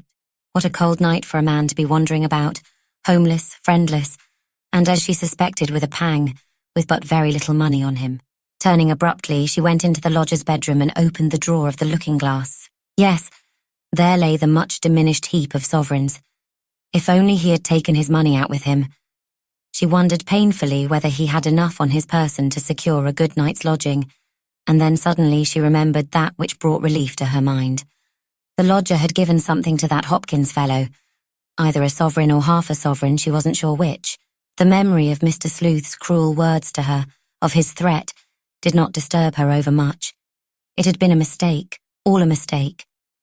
Far from betraying Mr. Sleuth, she had sheltered him, kept his awful secret as she could not have kept it had she known, or even dimly suspected, the horrible fact with which Sir John Burney's words had made her acquainted. Namely, that Mr. Sleuth was victim of no temporary aberration, but that he was, and had been for years, a madman, a homicidal maniac. In her ears there still rang the Frenchman's half-careless yet confident question, "De Leipzig and Liverpool, man?" Following a sudden impulse, she went back into the sitting room and, taking a black-headed pin out of her bodice, stuck it amid the leaves of the Bible. Then she opened the book and looked at the page the pin had marked. "My tabernacle is spoiled and all my cords are broken. There is none to stretch forth my tent any more and to set up my curtains." At last, leaving the Bible open, Mrs. Bunting went downstairs, and as she opened the door of her sitting room, Daisy came towards her stepmother. "I'll go down and start getting the lodger's supper ready for you," said the girl good-naturedly. "He's certain to come in when he gets hungry, but he did look upset, didn't he, Ellen? Right down bad, that he did." Mrs. Bunting made no answer. She simply stepped aside to allow Daisy to go down. "Mr. Sleuth won't never come back no more," she said somberly, and then she felt both glad and angry at the extraordinary change which came over her husband's face. Yet, perversely, that look of relief, of right-down joy, chiefly angered her, and tempted her to add, "That's to say, I don't suppose he will," and Bunting's face altered again. The old anxious, depressed look, the look it had worn the last few days, returned. "What makes you think he mayn't come back?" he muttered. "Too long to tell you now," she said. "Wait till the child's gone to bed." And Bunting had to restrain his curiosity. And then, when at last Daisy had gone off to the back room where she now slept with her stepmother, Mrs. Bunting beckoned to her husband to follow her upstairs. Before doing so, he went down the passage and put the chain on the door. And about this they had a few sharp whispered words. "You're never going to shut him out," she expostulated angrily beneath her breath. "I'm not going to leave Daisy down here with that man perhaps walking in any minute. Mr. Sleuth won't hurt Daisy, bless you. Much more likely to hurt me." And she gave a half sob. Bunting stared at her. "What do you mean?" he said roughly. "Come upstairs and tell me what you mean." And then, in what had been the lodger's sitting room, Mrs. Bunting told her husband exactly what it was that had happened. He listened in heavy silence. "So you see," she said at last. "You see, Bunting, that was me that was right after all. The lodger was never responsible for his actions. I never thought he was for my part." And Bunting stared at her ruminatingly. "Depends on what you call responsible," he began argumentatively, but she would have none of that. "I heard the gentleman say myself that he was a lunatic," she said fiercely, and then dropping her voice, "A religious maniac, that's what he called him." "Well, he never seemed so to me," said Bunting stoutly. "He simply seemed to me eccentric, that's all he did. Not a bit madder than many I could tell you of." He was walking round the room restlessly, but he stopped short at last. "And what do you think we ought to do now?" Mrs. Bunting shook her head impatiently. "I don't think we ought to do nothing," she said. "Why should we?" And then again he began walking round the room in an aimless fashion that irritated her. "If only I could put out a bit of supper for him somewhere where he would get it. And his money too. I hate to feel it's in there. Don't you make any mistake, he'll come back for that," said Bunting with decision. But Mrs. Bunting shook her head. She knew better. "Now," she said, "you go off up to bed. It's no use us sitting up any longer." And Bunting acquiesced. She ran down and got him a bedroom candle. There was no gas in the little back bedroom upstairs. And then she watched him go slowly up. Suddenly he turned and came down again. "Ellen," he said in an urgent whisper, "if I was you, I'd take the chain off the door and I'd lock myself in. That's what I'm going to do. Then he can sneak in and take his dirty money away." Mrs. Bunting neither nodded nor shook her head. Slowly she went downstairs, and there she carried out half of Bunting's advice. She took, that is, the chain off the front door. But she did not go to bed. Neither did she lock herself in. She sat up all night, waiting. At 7:30 she made herself a cup of tea, and then she went into her bedroom. Daisy opened her eyes. "Why, Ellen," she said, "I suppose I was that tired and slept so sound that I never heard you come to bed or get up. Funny, wasn't it? Young people don't sleep as light as do old folks," Mrs. Bunting said sententiously. "Did the lodger come in after all? I suppose he's upstairs now." Mrs. Bunting shook her head. "It looks as if 'twould be a fine day for you down at Richmond," she observed in a kindly tone, and Daisy smiled, a very happy, confident little smile. That evening Mrs. Bunting forced herself to tell young Chandler that their lodger had, so to speak, disappeared. She and Bunting had thought carefully over what they would say, and so well did they carry out their programme, or, what is more likely, so full was young Chandler of the long, happy day he and Daisy had spent together, that he took their news very calmly. "Gone away, has he?" he observed casually. "Well, I hope he paid up all right." "Oh, yes, said Mrs. Bunting hastily. "No trouble of that sort." And Bunting said shamefacedly, Aye, the lodger was quite an honest gentleman, Joe, but I feel worried about him. He was such a poor, gentle chap, not the sort of man one likes to think of as wandering about by himself." "You always said he was eccentric," said Joe thoughtfully. "Yes, he was that," said Bunting slowly. "Regular right down queer. Leetle touched, you know, under the thatch." And as he tapped his head significantly, both young people burst out laughing. "Would you like a description of him circulated?" asked Joe good-naturedly. Mr. and Mrs. Bunting looked at one another. "No, I don't think so. Not yet a while at any rate. 'Twould upset him awfully, you see," and Joe acquiesced. "You'd be surprised at the number of people who disappears and are never heard of again," he said cheerfully. And then he got up, very reluctantly. Daisy, making no bones about it this time, followed him out into the passage and shut the sitting-room door behind her. When she came back, she walked over to where her father was sitting in his easy-chair, and standing behind him, she put her arms round his neck. Then she bent down her head. "Father," she said, "I've a bit of news for you."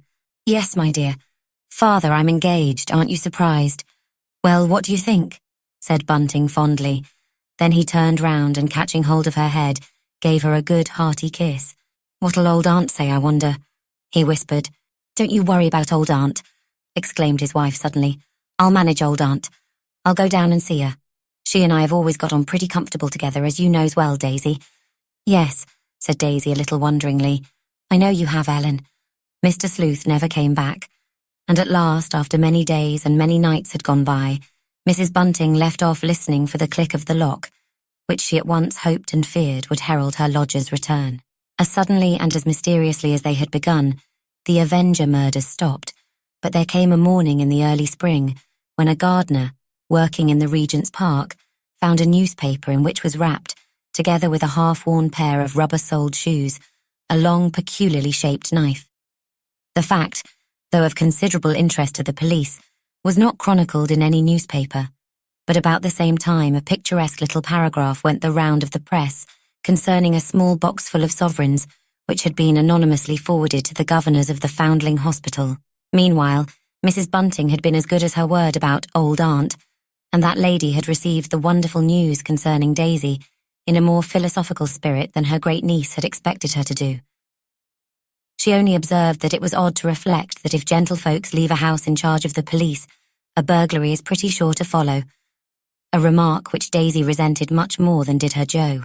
Mr. Bunting and his Ellen are now in the service of an old lady, by whom they are feared as well as respected, and whom they make very comfortable.